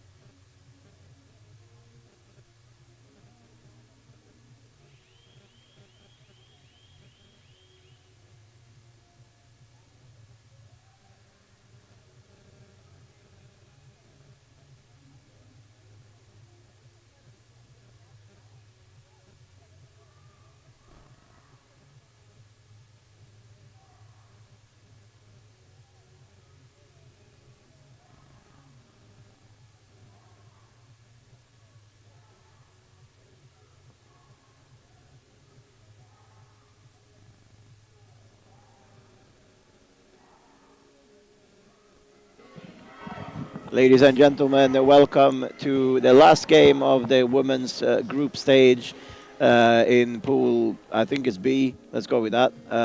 Israel against Spain. Israel on top of the pool, that's confirmed, and Spain are fifth of the pool, that's also confirmed. So we will see what kind of game we get in this, for the standings at least, pointless games, but obviously it's a chance for maybe newer players to get experience on the highest level, and for Spain to maybe leave this tournament with a good feeling on the way back to Spain. We can go through the teams. I can take the Spanish and you can take the Israeli. Oh yeah, I forgot to introduce ourselves. I'm Jenan Aydinovic, and with me I have my my German friend, Christopher Schultz. Yeah, thank you, Janan. And let me first say you are absolutely right. We are in Pool B. Yes, thank you very much. I knew it, of course. For Spain, we have number 1, Belen Martel. We have number 2, Sara Alvarez. We have number 3, Sandra Eguido. Number 4, Raquel Rico. Number 6, Celia Gomez. And number 8, Sonia Lopez. And who do we have in the Israeli team, Christoph? We have with the number 1 Elham Mahamit. We got number 5 Roni Ohayon. We got the number 7 Salsabil Savait. Number 10 Hadas Barnitsan. Number 15 Shira Atiya. And the number 17 Ruth Artzi. Yes, and Ruth Artzi, who before the tournament had some issues with the classification, but after an appeal was cleared to play. And we are getting ready for the game. What do you expect from this game? Like I said, for the standings, pointless, but obviously for the players individually, it still means it's still a game to win. Well, let's say from the standings, as you were mentioning, I would expect a kind of clear game for Israel. I saw Spain in their game today in the morning against France. They were kind of unlucky in some moments, some easy goals against them, and they were doing some mistakes in the defense. So the coach, Paco Monreal, was not very happy about this game, and you could see it in his face even when he was taking the timeouts. But let's see what will happen. You were already saying, yeah, they might give everything, give the best team, the first team. And when looking at the field, I can see at first Celia Gomez, player with the number 6 for the right wing. So she was scoring some goals in this first game. They were losing 3-6 against France. It was like both teams were not performing as they were expecting. The others I will tell you soon, because I can take a look to the side of Israel. And there we got on the left wing with the number 7 player Salsabil Savait. In the center with the 15 Shira Atiya. And on the right wing with the 17 Ruth Artzi. Yes, and it was like I sort of predicted with Israel. They are rotating. They're playing their sort of, let's say, call it B team, resting the more important players like Mahamid and Ohayon for the quarterfinals, which is already said that Israel are going to play Poland tomorrow. The little surprise of the other pool of Poland going through. And so that will be an interesting game, and obviously Israel are resting up for that, and Spain, I think, will go full force with this. I would, if I was the coach, I would go full force if I was in Spain. But now I'm just a commentator, so I can just say what I want. But I can tell you the rest of the starting 3, and then you can decide if you, as the coach, as the commentating coach, would have decided the same. So we got a player with the number 1. Let's see if she might go to the center. Exactly, Belen Martel. I saw her in the center earlier that day. And with the number 2, Sara Alvarez. At the moment, Sara is standing in the center, but they are still talking, and so let's see. So usually the way they've set up on the wings is Celia on the left and Alvarez on the right. That's their main wingers, and I, from what I've seen, I did enjoy watch Martel play. So I'm not. I agree with that choice. I gotta say, Paco is a good coach. And by the looks of it, Spain will start with the ball. Exactly, and they will start as you were expecting, with Martel in the center. Yes, Spain will be on the left and Israel on the right. Now we've said everything. And let's go with Spain wearing the dark shirts, the black and red shirts with the black pants, and Israel with the light blue shirts. First attack to the center by Gomez. Atia saves it. Artzi now with the ball on the right-hand side. She shoots cross-court. Martel saves it, blocks forward, goes collected forward, and hands it over to Celia Gomez. Gomez now on the left-hand side. Shoots into Artsi, who hands it over to Savoed. No, she keeps it. Oh, she keeps it for herself. Shoots down the line and blocked by Gomez. Gomez hands it over to Alvarez. Alvarez going to the center, going to the right wing, playing the ball to the gap, but the gap is already closed in between the center and the right wing. And now we got Salsabit Savayet playing a cross ball from the left wing to the right corner. There is Gomez picking up the ball, and Gomez with the next attack down the line, not into the net, but into the arms of Artsi. Artsi playing the same down the line, but this time on the right wing, and the ball was out. So next ball for Spain, 1 minute played, and Gomez throwing the ball out. I think some miscommunication. Yeah, it Alvarez was over, wanted to get the ball. Gomez didn't realize, and when she did. The problem was Alvarez was going to the left wing to pick up the ball, and Gomez was going on the right wing to hand her the ball, and there was nobody. Yeah. Now Israel shoots and is blocked by Martel. Goes forward. Martel picks the ball up. She struggles to find the ball and throws it out of bounds to avoid a shot clock violation. Very, very good from Martel. You'd rather miss a shot than get a penalty against you. And now Israel with the ball. With Artsi on the right wing, taking the ball, playing a cross ball, not cross enough. Ball to the center, blocked out by Sara Alvarez. Yeah. The ball is handed back to her. She's taking it, going back to the right post, touching the post, and playing a cross ball to the center. Nearly over the center, nearly over the body of Shira Atia, but she could save the ball. Next save by Sara Alvarez, and her next attack on the right wing. Yeah, Alvarez now on the right-hand side shoots into the center. Atia Into the net. blocks over the player and into the back of net. It's Spain 1, Israel 0. Goal by Sara Alvarez. It was a shot straight into the center. It goes off the body of Atia and over her teammates. And Spain has now taken the lead against Israel, who are now playing from the right-hand side. It is with Sawed on the ball. She shoots from the right-hand side. It's blocked by Martel. Martel goes forward, picks the ball up and hands it over to Celia Gomez. Celia Gomez now on the left-hand side, shoots down the line. It's into the back of the net, in the gap, in the 3 gap. And Celia Gomez makes it Spain 2, Israel 0. It was between Artsi and Atia. And now it's a timeout for Israel. And it's a good start for Spain, both Celia Gomez and Sara Alvarez on the score sheet early in the game. Yeah, 2 minutes played and 2 goals, but interesting point. I could see it on the screen. In my opinion, well, he was not smiling, of course, but Paco Monreal looked less happy than before the game.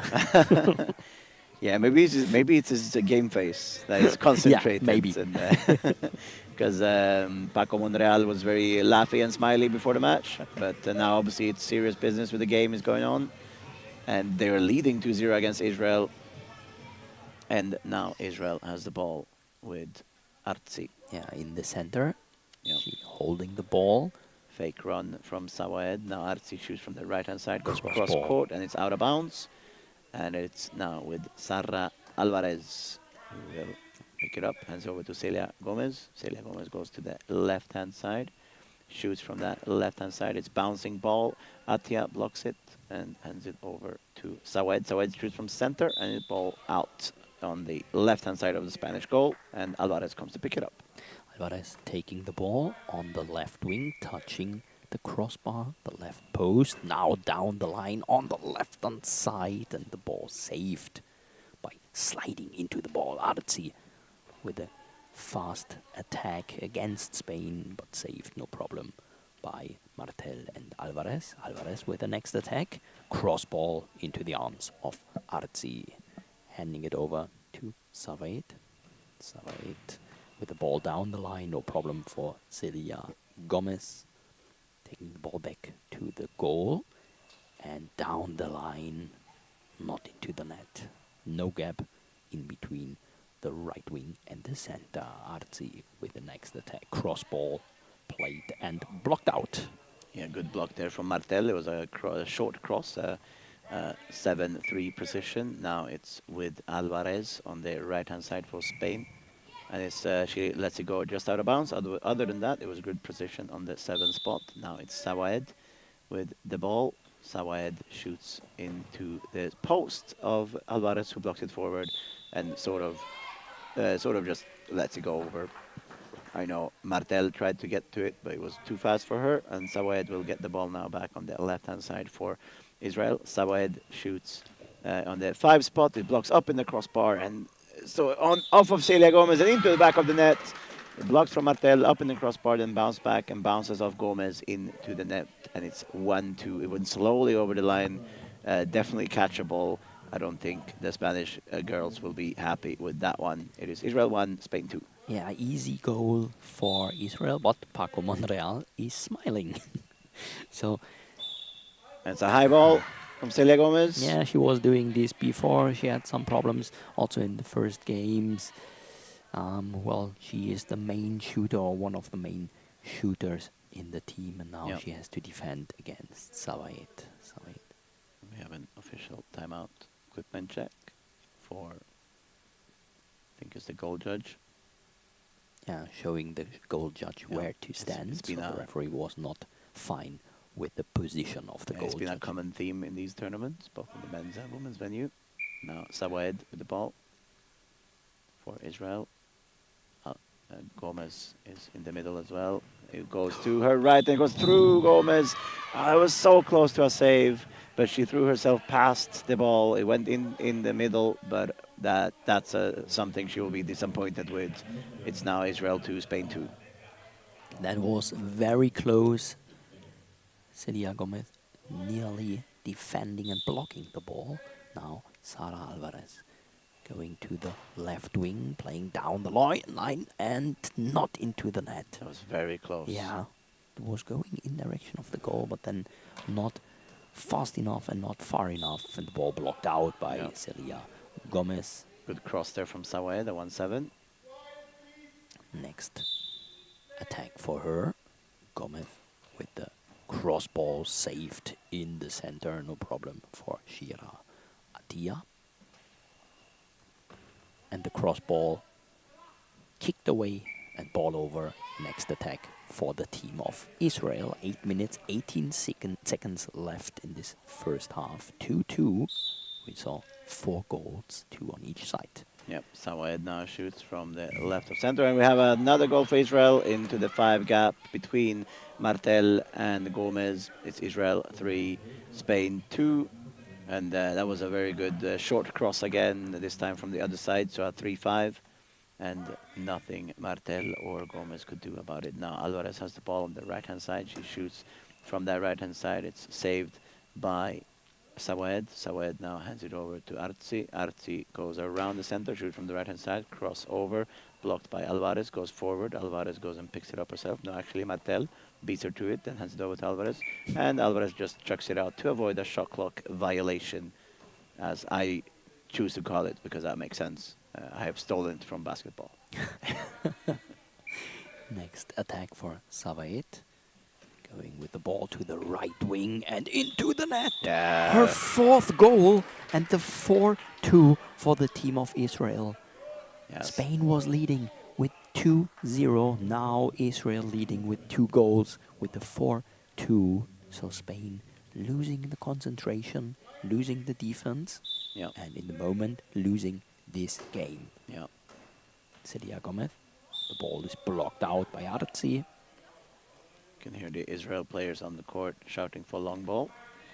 Now it is Artzi, the ball. She shoots from the right-hand side, blocked by the feet of Martel. Belen Martel hands it over to Sara Alvarez. Alvarez now shoots bouncing ball and it's saved by Artzi. Artzi hands it over to Sawaed. She stays on the right-hand side, shoots from the right-hand side, saved by Martel. Ball goes to the right-hand side, and on the right-hand side, Alvarez will pick it up from the goal judge. Ball was blocked out. Alvarez touching the crossbar and playing the ball down the line, but it was out, already out when she was leaving the ball and playing it into the net, but no goal in this moment. Saved by Alvarez. Yeah, she was in the, behind Martel there. Yeah, bringing the ball to Gomez, and Gomez with the next attack into the arms of Shira Atia. No problem for her. Savaet with the next attack out of the field, and 7 minutes 2 seconds to play in this first half. Martel with the attack going to the left wing of Gomez and playing the ball down the line. No problems for Artsy. She was able to block the ball out. Next attack for her with the ball in her right hand, playing ball down the line into the arms of Thea Gomez. Gomez with the next attack. Again, down the line into the arms of Artsy. Artsy down the line to Gomez, but the ball was out. No problem and no chance for a goal. Still 4-2 for Israel. 6 minutes 38 seconds. Yeah, now Alvarez on the left-hand side. She'll shoot from the left. Tries to find a gap in the Israeli defense, but Atia has the ball, hands it over to Sawed. Sawed shoots off the feet of Martel. She says falta, which means she doesn't have it, but Gomez has it behind her. Now Gomez shoots down the left-hand side, and it's blocked by Artsy. Artsy now on the right-hand side for Israel. Shoots crossover. It's up in the air off of Alvarez and into the back of the net. Martel went inwards. Alvarez went too far in and off of the feet of Alvarez and into the back of the net. A great cross score, and it is 5-2 for Israel against Spain. And now let's see what Spain can do to respond to this. If anything, we have Sara Alvarez on the right-hand side. She will shoot down the line, and it's saved. It's no, it's not saved. It's blocked in by herself. Sawed had it on her arms, but then went through her hands and into the back of the net. It's 3-5 goal from number 2, Sara Alvarez. What a good 7-7 shot that was, down the line, straight into the goal through the hands of Sawed. And some equipment check for Savaet. She was raising her arm before this attack, and the ball is handed over to Artsy. Artsy on the right wing. Playing a cross ball, no problem for Sara Alvarez. Taking the ball back to the right wing. Hard bouncing ball, not into the net, but into the arms of Savaet. Salsabil Savaet with her attack into the net. Yeah, another cross, short cross this time. Alvarez stays on the post, and again, Martel went the wrong way, and the ball went across her body and into the back of the net in the 3 gap, and we have 6-3 for Israel and a timeout for Spain and coach Paco Monreal. Yeah, now he's definitely not smiling. This was again some easy goals against the team of Spain. So yeah, and I 3-6. I think Israel have located that Martel often goes towards where the shooter stands. That's why they're shooting these like short crosses. So they have 5 threes and 3 fives, which are the gaps around the feet and hands of the center, and that also makes it tricky for the wing behind. Should I go in and cover the gap? But then obviously the post gets exposed, and that's what we've seen from the Spanish defense. Now Gomez shoots from the left-hand side, crossover. It's the 7, but saved by the hands of Sawed. Sawed now shoots from the left of center. She hits number 1, and it's blocked out by Celia Gomez. And it is now blocked, or now collected by Celia Gomez, who shoots from the left-hand side. She shoots into the Israeli defense, but it's blocked out from the right side all the way over to the left side. And it's going to be with Salsabil Sawed, who hands it over to Artsy. 5 minutes 27 seconds left. Artsy with the ball to the center. There is Martel. Can block the ball, blocked out, and hand it back to Sara Alvarez. Alvarez taking the ball to the right wing and playing the ball down the line, but out over the line. She wanted to find the corner, her right corner of the goal, wanted to play it inside. And the next attack for Savaet, ball blocked out, 5 minutes 9 seconds. on the clock, and the next attack for Celia Gomez. Gomez with the ball, hard bouncing, saved by Atia, no problem for her, and Arzi with the next attack to Sara Alvarez. Ball was losing some power on the way from the right wing to the left corner.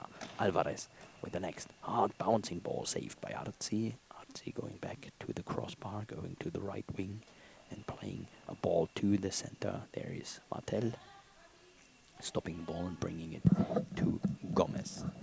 Gomez with a hard ball down the line. No problem for Arzi. 4.5 minutes. Still a 6-3 for Israel. And the next attack is saved by the team of Spain. Gomez on the left wing to the center. Was nearly finding the gap because Atia could not stop the ball, but Savaid was there to save it. Gomez with the next attack on the left wing. Spinning around. Ball is hard bouncing and into the arms of Salsabil. Savaid with a hard ball to the feet of Sara Alvarez. Sara Alvarez now from the right wing. Attack from the right wing to the left corner. Ball cross over the court. And the attack from Arzi. Also played cross. Yes, now Alvarez has the ball, hands it over to Celia Gomez. Will she do another cross? It's been close the last couple. Now she shoots on the 3 spot where Atia saves it easily, hands it over to Sawaed. Sawaed now shoots down the line, tries to find number 7, finds 7, but Gomez obviously saves it nicely. And yeah, twice when Gomez has done the crosses, it's gone past Atia, and Sawaed has been able to save it behind. Now Martel shoots from the left-hand side, another cross, this time to Sawaed. And she's now going all the way over to the right-hand side. Shoots into the back of the net, into the 5 gap. Salsabil Sawaed with another goal. It is 7-3 for Israel. And that one was just clean between Martel and Celia Gomez. Very good throw there from Sawaed, who just puts a little bit different pace on it and catches the Spanish off guard. Now Alvarez has the ball on the left-hand side. She shoots, runs up there, and it's saved by Atia. Atia now hands it over to Arzi. Arzi shoots from the right-hand side, and it's blocked by Martel. Goes forward, she collects the ball, and she passes it to Sara Alvarez. Alvarez now shoots a bouncing ball, and it's blocked by Israel. And it's timeout for Israel. So 2 minutes 46 seconds left. Israel with a 4-goal lead against the team of Spain. So we'll have the last 2 minutes 46 seconds in this first half and 12 more minutes in the second half, and this will be the final of this day today in this hall and of the whole day. And tomorrow we will be back at 8 in the morning. The first game starting at 8. Oh, that's early. Yeah. That's the earliest I've started a game this tournament. So that's going to be an early breakfast. But yeah, like you said, the men's competition is already done for the day. The pool stages there are already done. This is the last game of the pool stage. Here comes Savaed, shoots on play. It's blocked by Gomez on the left-hand side. Celia Gomez shoots from the left straight into the gap. It's blocked by Atia. Atia now rolls it backwards to Arzi, who shoots, and it is blocked by Sara Alvarez, who picks it up, now backs up to the crossbar, feels it with her hand, now shoots into the center of Atia. Atia now hands it over to Savaed. Savaed picks it up, shoots from the left of center, cross court, and is blocked by Gomez. It's going out. Good block by Celia Gomez. Good reaction on that cross shot. That's apparently hard to say.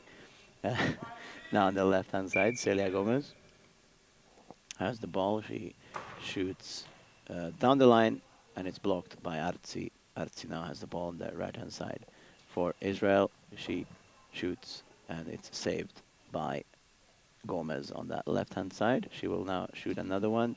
This time it goes across the center. Attia, quick return from Savaed. And it's blocked out by Gomez. Very good shot first from Gomez, and good to be back that quickly. Now Sara Alvarez has the ball on the right-hand side for Spain. Sara Alvarez shoots into the center where Attia has saved the ball and hands it over to Artsi. 1 minute 35 seconds left. Spain preparing their first substitutions. So I can tell you Raquel Rico is getting prepared and Sonia Lopez is getting prepared. Oh, and also Sandra Ejido is getting prepared. So I guess there will be a complete change. Probably of the the team. halftime. Yeah. Right. So 1 minute 26, still 7-3 for Israel. Israel attacking with Savaed and not into the net. The ball off the foot of Martel, but next to the post, out of the goal. That was very close. And by the sound of the Falta shout, I don't think she can claim that that was intentional, because she sounded very scared that it was going to go in. And now the ball has gone into the gap in the 5 spot. Gomez picks it up on the left-hand side. She now shoots down the gap of Israel. Attia has saved the ball. It goes forward, and now she just leaves it out of bounds to avoid a shot clock violation. For new viewers, a shot clock in goalball is 10 seconds from the first touch of the defending team until the ball crosses the halfway line. And now Celia Gomez has the ball, hands over to Alvarez.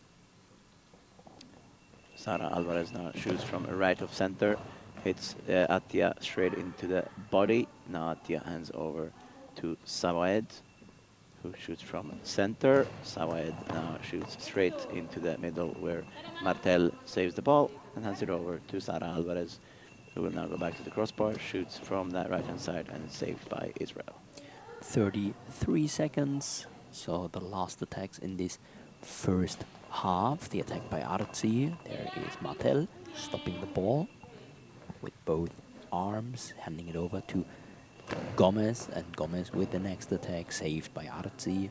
Artsi handing it to Savaed. Savaed on the right wing, playing the ball to the gap between Martel and Alvarez was catching the ball, playing her attack, saved, and that's it. First half halftime is over, and we got a 7-3 for Israel. Spain was leading with a 2-0, and now we got a 4-goal lead for the team of Israel. Both teams will change sides. And again, the last one, we could hear Martel shouting out Falta, and it was almost like Sara Alvarez behind her said, yeah, I got it. It's fine. Don't worry. But yeah, we, like you said, we're going to get a full swap in Spain, most likely, with Egido coming in probably in center, and then Raquel Rico and Sonia Lopez coming in as well on the wings. So that's going to be interesting to see how that will do. I don't see Israel changing. I think they're going to keep resting the other 3 players. Maybe, no, I think they haven't, who's playing for them? I think, let's see, I'm thinking of someone. Who am I thinking of? Yeah, Barnitsan might come in to play a little bit. She played very well yesterday. I don't know if they had a game early today, but yeah, I think if anyone, I think Barnitsan will come in for Israel.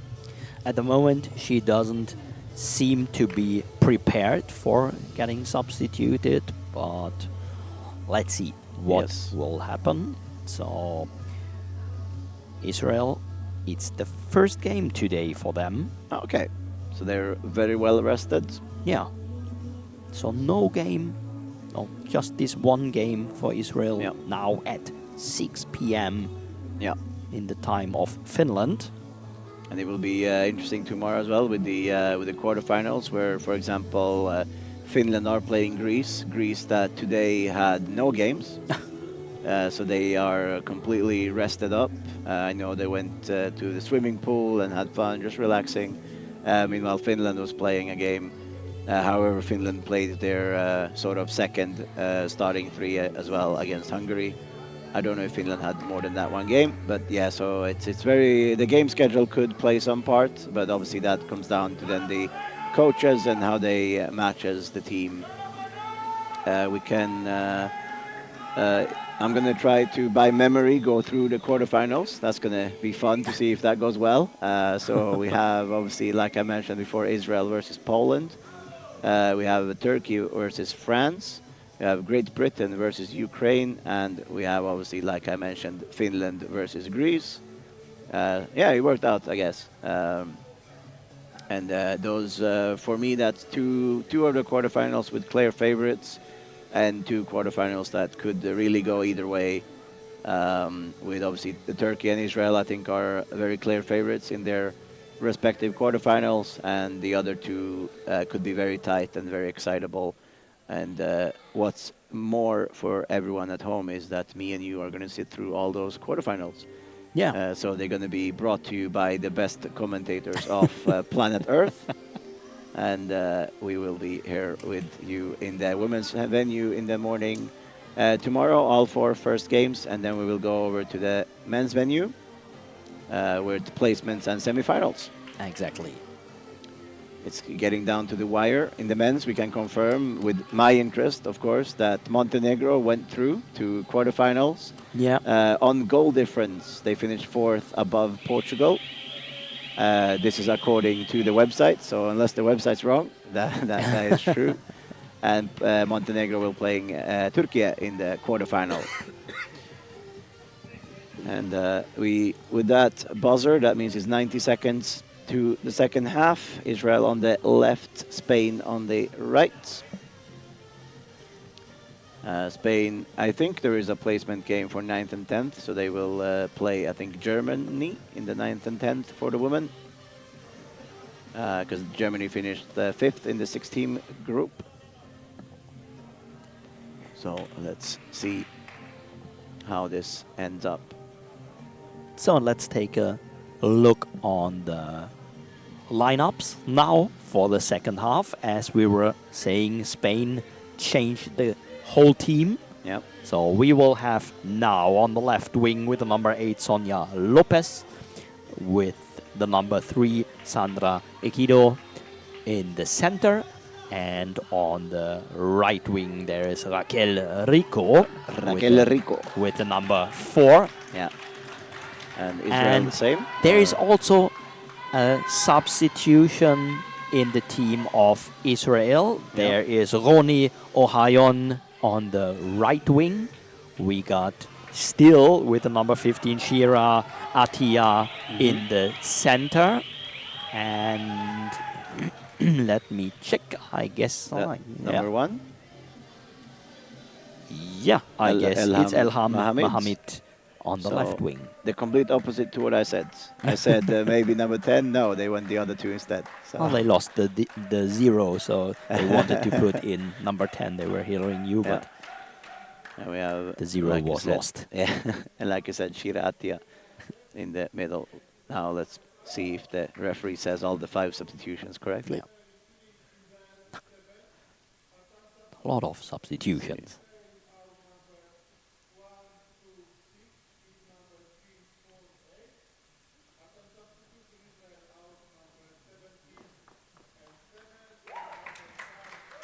Yeah, he got it right. Yeah. Nice. Well done for the referee. And let's start the last half of the third day in the women's competition. The ball is handed over to Israel, and we will have Mohammed with the first attack of the second half on the left wing. Ball down the line, saved by Rico, and Rico will take the ball to the right wing and playing her attack. Cross ball, saved by Atia, no problem for her. Handing ball over to Ohayon. Ohayon with the next attack, and there is Sonia Lopez taking the ball to the left wing with her right hand, saved by the team of Israel in the center. Handed over to Mohammed, and Mohammed with the next ball on the left wing. Ball is blocked up in the air and then saved by Raquel Rico.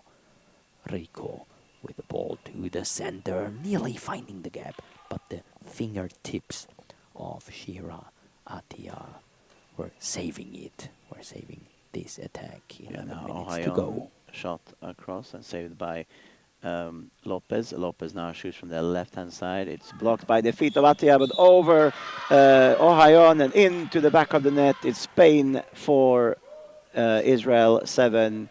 And it's good goal from Sonia Lopez there. Very good throw into the 3 spot and off of the feet of Attia and over Ohayon, like I said.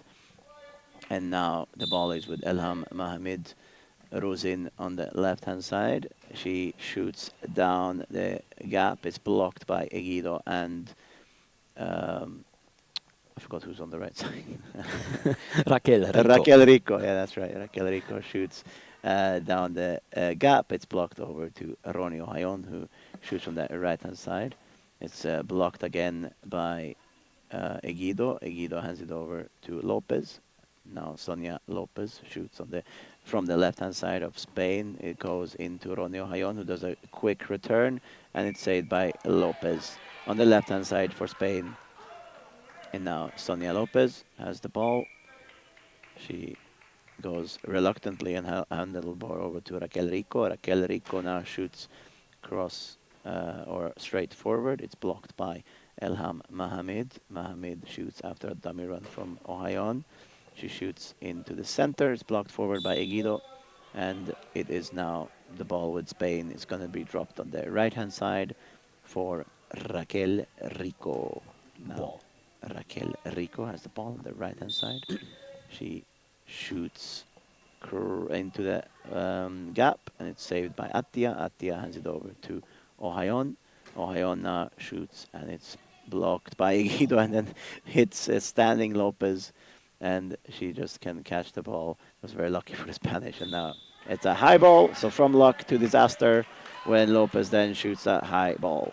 Yeah, that was very close to a goal, because Sonia Lopez was already standing, and then the ball was hitting her foot. And that was how she was saving the ball, but then playing the high ball, and now the penalty against Spain.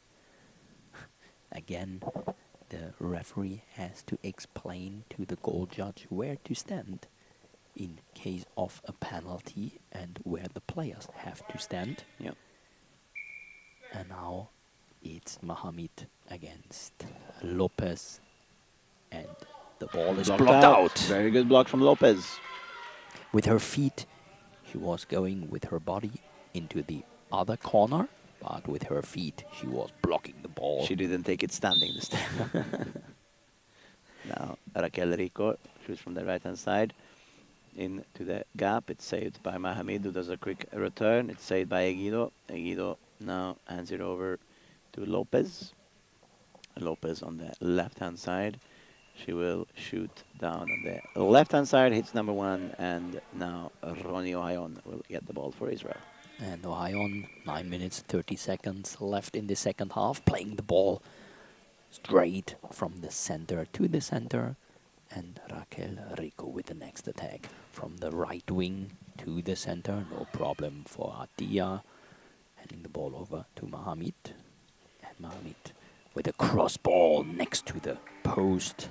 No problem for Sonia Lopez. Sonia Lopez on the left wing, touching the left post, playing the ball cross to the center. Not cross enough. It was going directly to the center. And the attack for Ohayon. Ohayon, ball is blocked out by Raquel Rico. 8 minutes, 50 seconds, and the next attack for Raquel Rico. Taking the ball back to the goal, taking it some steps to the left, and playing a cross ball blocked out by Ohayon. And so the next attack for the team of Israel, bouncing in front of Ohayon, bringing it over to Mohamed, pretending to throw, and Mohamed throwing the ball out of the field. 8:43. 8:43 left, and now Lopez is coming over to get the ball of Raquel Rico. Now Sonia Lopez goes back to her side on the left-hand side. She shoots, tries to hit the one spot, hits it, but it's blocked out by Roni Ohayon, who goes into left of center, shooting into the gap. Egido saves it and hands it over to Raquel Rico. Raquel Rico now shoots, and it's into the center. Attia now hands it over to Mohamed. Elham Mohamed shoots from the center and it goes past Egido, but saved by Lopez behind her. Egido then collects it and passes back to Sonia Lopez, who goes out to her left-hand side, feels the post, shoots, tries to find the gap, finds the gap, but it's blocked by Ohayon. Ohayon now quick return, and Egido saves it. Egido now hands it over to Raquel Rico. Raquel Rico now shoots into the center, and it's blocked forward by Atia. Atia goes to collect it, struggles a bit to find it, then passes it back to Ohayon. Ohayon now shoots, and it's blocked by Egido. It's blocked, it's going out, but it's getting not collected by Lopez. She just let it go out of bounds. Now Sonia Lopez has the ball on the left-hand side. She will run forward, and it's blocked by center Atia of the Israeli team. Elham Mohamed now shoots straight down the line, or straight into the gap. It's saved by Egido, who goes forward to collect it. Now Egido hands it over to Raquel Rico, who shoots over to Roni Ohayon on the right for Israel, who moves all the way over to the left-hand side, shoots down the line and just out of bounds on the post where Raquel Rico had it covered. And now Sonia Lopez is coming to collect the ball for Spain. 7 minutes, 21 seconds left. Sonia Lopez going back on her left wing, playing the ball straight down the line. But there is Ohayon catching the ball, handing it to Mohamed. And Mohamed into the arms of Sonia Lopez. Timeout for Spain. 7 minutes till the end of the second half of the game and of the day. Yeah, and this Spanish trio right now are winning because they are the only ones who scored this in the second half. And I think they're doing very well against arguably a on paper better Israeli team than in the first half, with both Ohayon and Mohamed on the court. So I think for the second half, the Spanish girls should be happy with the first 5 minutes of this second half. Of course, there's a lot of time to go, and Israel might catch up or up their game a bit. But again, they're probably saving a bit energy as well. They are playing Poland in the quarterfinals tomorrow. So that's obviously probably on their mind as well.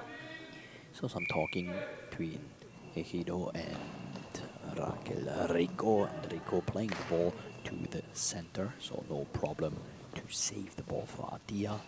And Mohamed with the next attack, the ball going in direction of the goal line, but then saved by the team of Spain. Handed over to Sonia Lopez, and she is playing the ball out of the game. So no chance for a goal in this moment. The ball is saved. Ohayon with the next attack and blocked out by Spain. It is handed back in to Sonia Lopez. Sonia Lopez taking the ball into her right arm, holding it in front of her face, and then playing it to the center. There is Atia handing it to Mohamed. And Mohamed with the next ball down the line, straight down the line. No problem for Raquel Rico to block the ball out. 6.5 minutes until the end of the game. Rico with the next attack, trying to find the gap, but just finding the center. There is Atia handing it to Ohayon, and Ohayon with the next attack. Again, dangerous ball, but saved by Sonia Lopez. Cross ball to the right corner. This is the left wing. This is Mohamed, and Mohamed with the next quick attack. Ball is blocked out. No problem for Raquel Rico to save this ball, and now she's taking the ball. Taking the ball to the center of the goal, going back on her right wing, playing a cross ball, nearly finding the gap. The very ball was close, going from the feet of Atia in direction of the goal, but then missing the target. Very, very close. No. So still 7-4 for the team of Israel, and there is 5 minutes, 53 seconds left. And Ronny Ohayon shot straight into the middle. Egido hands it over to Sonia Lopez. Sonia Lopez now shoots cross court, and it goes out of bounds, making the goal judge work out on that side. The ball getting dropped for Elham Mohamed, who shoots on the left-hand side. She will shoot cross the face of Egido, but it's blocked. And now Raquel Rico with the ball on the right-hand side for Spain finds the gap, but Atia saves it and collects it, hands it over to Ronny Ohayon, who goes right up center, bouncing the ball, and it's blocked into the goal. Actually went through the arms of Sonia Lopez on the 7 spot for Ronnie Ohayon. It's a great goal, and it's 8-4 for Israel. And unlucky there for Sonia Lopez, who didn't quite stretch her arms out and did something I did a lot during my career, and go sort of on my elbow, and it never went well. So now we have the ball for Raquel Rico. She shoots down the center of the feet of Atia, goes forward, she collects it, hands it over to Elham Mohamed. She shoots left of center, and it's blocked by the feet of Sonia Lopez behind Egido.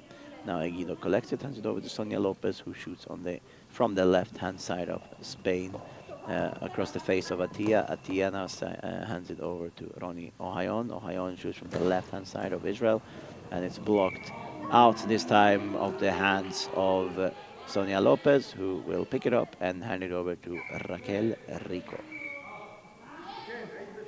Oh, she accidentally pulled it out. So she picked it up, the ref blew play, and accidentally Lopez was pulling the ball on the ground and then accidentally got it out of bounds.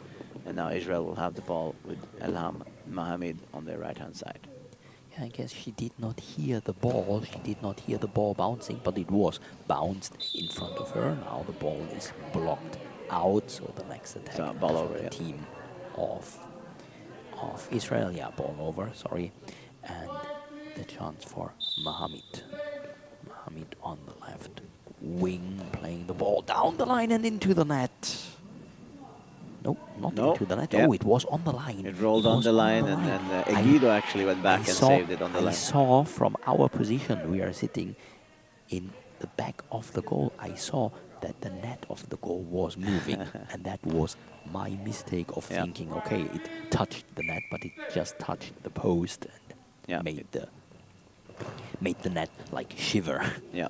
Now Ohayon shot down the line again, but this time Egido saves it and hands it over to Lopez. Shoots from center. It goes past Atia, saved by Ohayon, who does a quick return into the gap, but now saved by Lopez, who has the ball on the left-hand side for Spain. Lopez shoots from the left-hand side, and it's high ball, says the ref. I'd say I'm not so sure he was, but I'm also not the referee. But I thought I heard the tape or the line of the ball. Substitution for And it's Atia Israel. out. Yeah, Shira Atia leaving the field, and Hadas Barnitsan Yeah. entering. The one I said would come on at some point. Yeah, you Here were she is. expecting her in the break, Yeah. in between the two halves, but now she is in the field or entering the field. 4 minutes 6 seconds left, and they will start with a penalty. It's Elham Mohamed against Sonia Lopez. Elham Mohamed with the ball in her right hand, playing the ball to the legs of Sonia Lopez. Ball is blocked out. Very good block from Sonia Lopez there. He went to Elham's left, and that's where Sonia was diving and could save the ball. Now Raquel Rico on the right-hand side for Spain. She will shoot from the right-hand side into the center of Israel. Barnitsan has the ball, hands it over to Ronnie Ohayon, shoots from the center position, and it's blocked by Egido, and it's timeout for Spain. So 3 minutes 53 seconds left. The last less than 4 minutes in this game. Israel still leading by 4 goals, 8-4. And so the team of Spain needs to find solutions for the last 3 minutes 53 seconds. They need to find the gaps between in between the defense. They need to find gaps to score because they need goals, although the result doesn't really matter. Yeah, I think for winning the game it's going to be hard. Of course, they want to score goals and stuff, but they also just want to leave this game with a positive feeling. And right now they're 1-1 in this half with this trio, Egido, Lopez, Rico, and that is going to be a very confidence boost for them. Now a shot there saved by Ohayon on the right-hand side for Israel. She shoots down the gap. It's saved by Lopez, collected by Egido and handed over to Rico. Rico now shoots from the right-hand side, cross-court, and it's blocked from Barnitsan, handed over to Ohayon, who hands it over to Mohamed. Mohamed now shoots down the gap. It's blocked by Egido, goes forward. She collects the ball and passes it to Sonia Lopez on the left-hand side for Spain, who shoots straight into Barnitsan in the center, who then hands it over to Elham Mohamed, who goes out to the left-hand side, who shoots there into the gap. It's saved by Egido. Egido keeps it for herself, and she will shoot from the middle towards the right-hand side, and it's out of bounds, and the ball will get dropped on the left-hand side for Israel. 3 minutes, 2 seconds, and the next attack for Ohayon. Ohayon on the left wing playing a cross ball, and the ball is blocked out. The goal judge was trying to catch the ball with one hand. I guess it was more like defending because it was bouncing very high after this defense, after this blocking. And the next ball is also blocked out by Israel. So the attack and the chance for Mohamed. Mohamed with the ball to the center. There is Sejido handing it to Rico, and Rico with the next attack from the right wing. Cross play ball, no problem for Ohayon. Ohayon going to the left wing and playing the ball to the gap, but there is Sejido handing it over to Rico. 2 minutes 24 seconds, and Mohamed going to the center of the goal. From the center, the shot is going to the center, was bouncing very tricky, but no problem for Ejido to catch the ball. Sonia Lopez from the left wing to the right corner into the arms of Mohamed. Mohamed handing it over to Ohayon. 2 minutes left, and the ball That's just next out to of the bounds. post. Very, very close from Ohayon, but Sonia Lopez had it covered. Now Sonia Lopez on the left-hand side for Spain. She will shoot there, cross court, and it's blocked by Mohamed. Mohamed has the ball. Now she will shoot and down the line, and it's blocked by Rico. Rico now has the ball. And actually, it's Egido who shoots from center. Yeah. And Counter-attack. Ohayon quick return, but Egido is back in place. Now Egido hands it over to Lopez on the left-hand side for Spain. Last 90 seconds. Yes, Lopez shoots cross court, saved by Mohamed. Mohamed now from the left-hand side for Israel. Cross the court and saved by Lopez. It's still 1-1 in the second half, 8-4 total for Israel. Now Lopez shoots into the center. Barnitsan has the ball, hands it over to Ohayon. Ohayon shoots from center. And it goes in between Egido and Lopez. Lopez goes out towards the post. She was expecting it there. Egido went the other way, and there was a massive gap on the on the 5 spot, sorry, where Ohayon hit it. And it's 9-4 for Israel against Spain with 1 minute to play. Yeah, 1 minute 3 seconds. Raquel Rico with the next attack, trying to find any gap on the side of Ohayon, but the ball was blocked out, no problem for her. And Mohamed with the next attack. Ohayon running into the goal, and the ball saved by Ejido, handing it to Sonia Lopez. Last 50 seconds, 49, and Sonia Lopez with the next attack. The ball is saved by Mohamed. Mohamed with a quick answer and saved in the center between Ejido and Rico, and Rico with a cross-play ball. 32 seconds left. Ball was blocked out by Ohayon.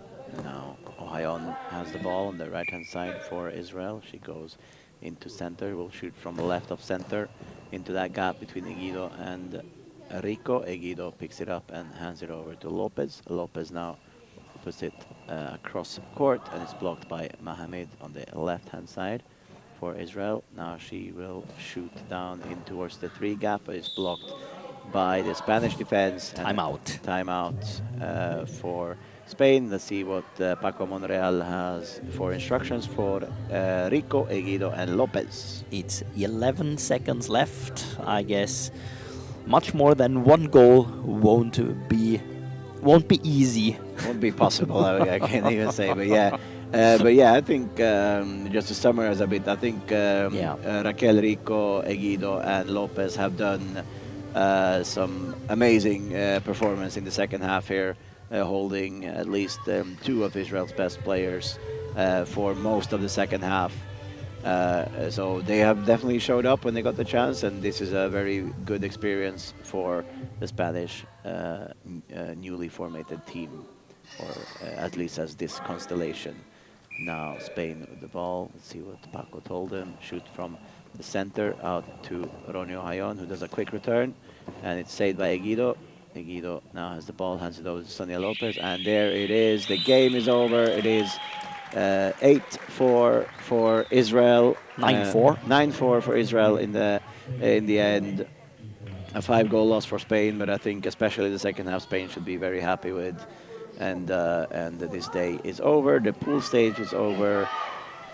And tomorrow, first quarterfinal will be between Turkey and France in this venue. And me and Christoph will be here for that one very early in the morning.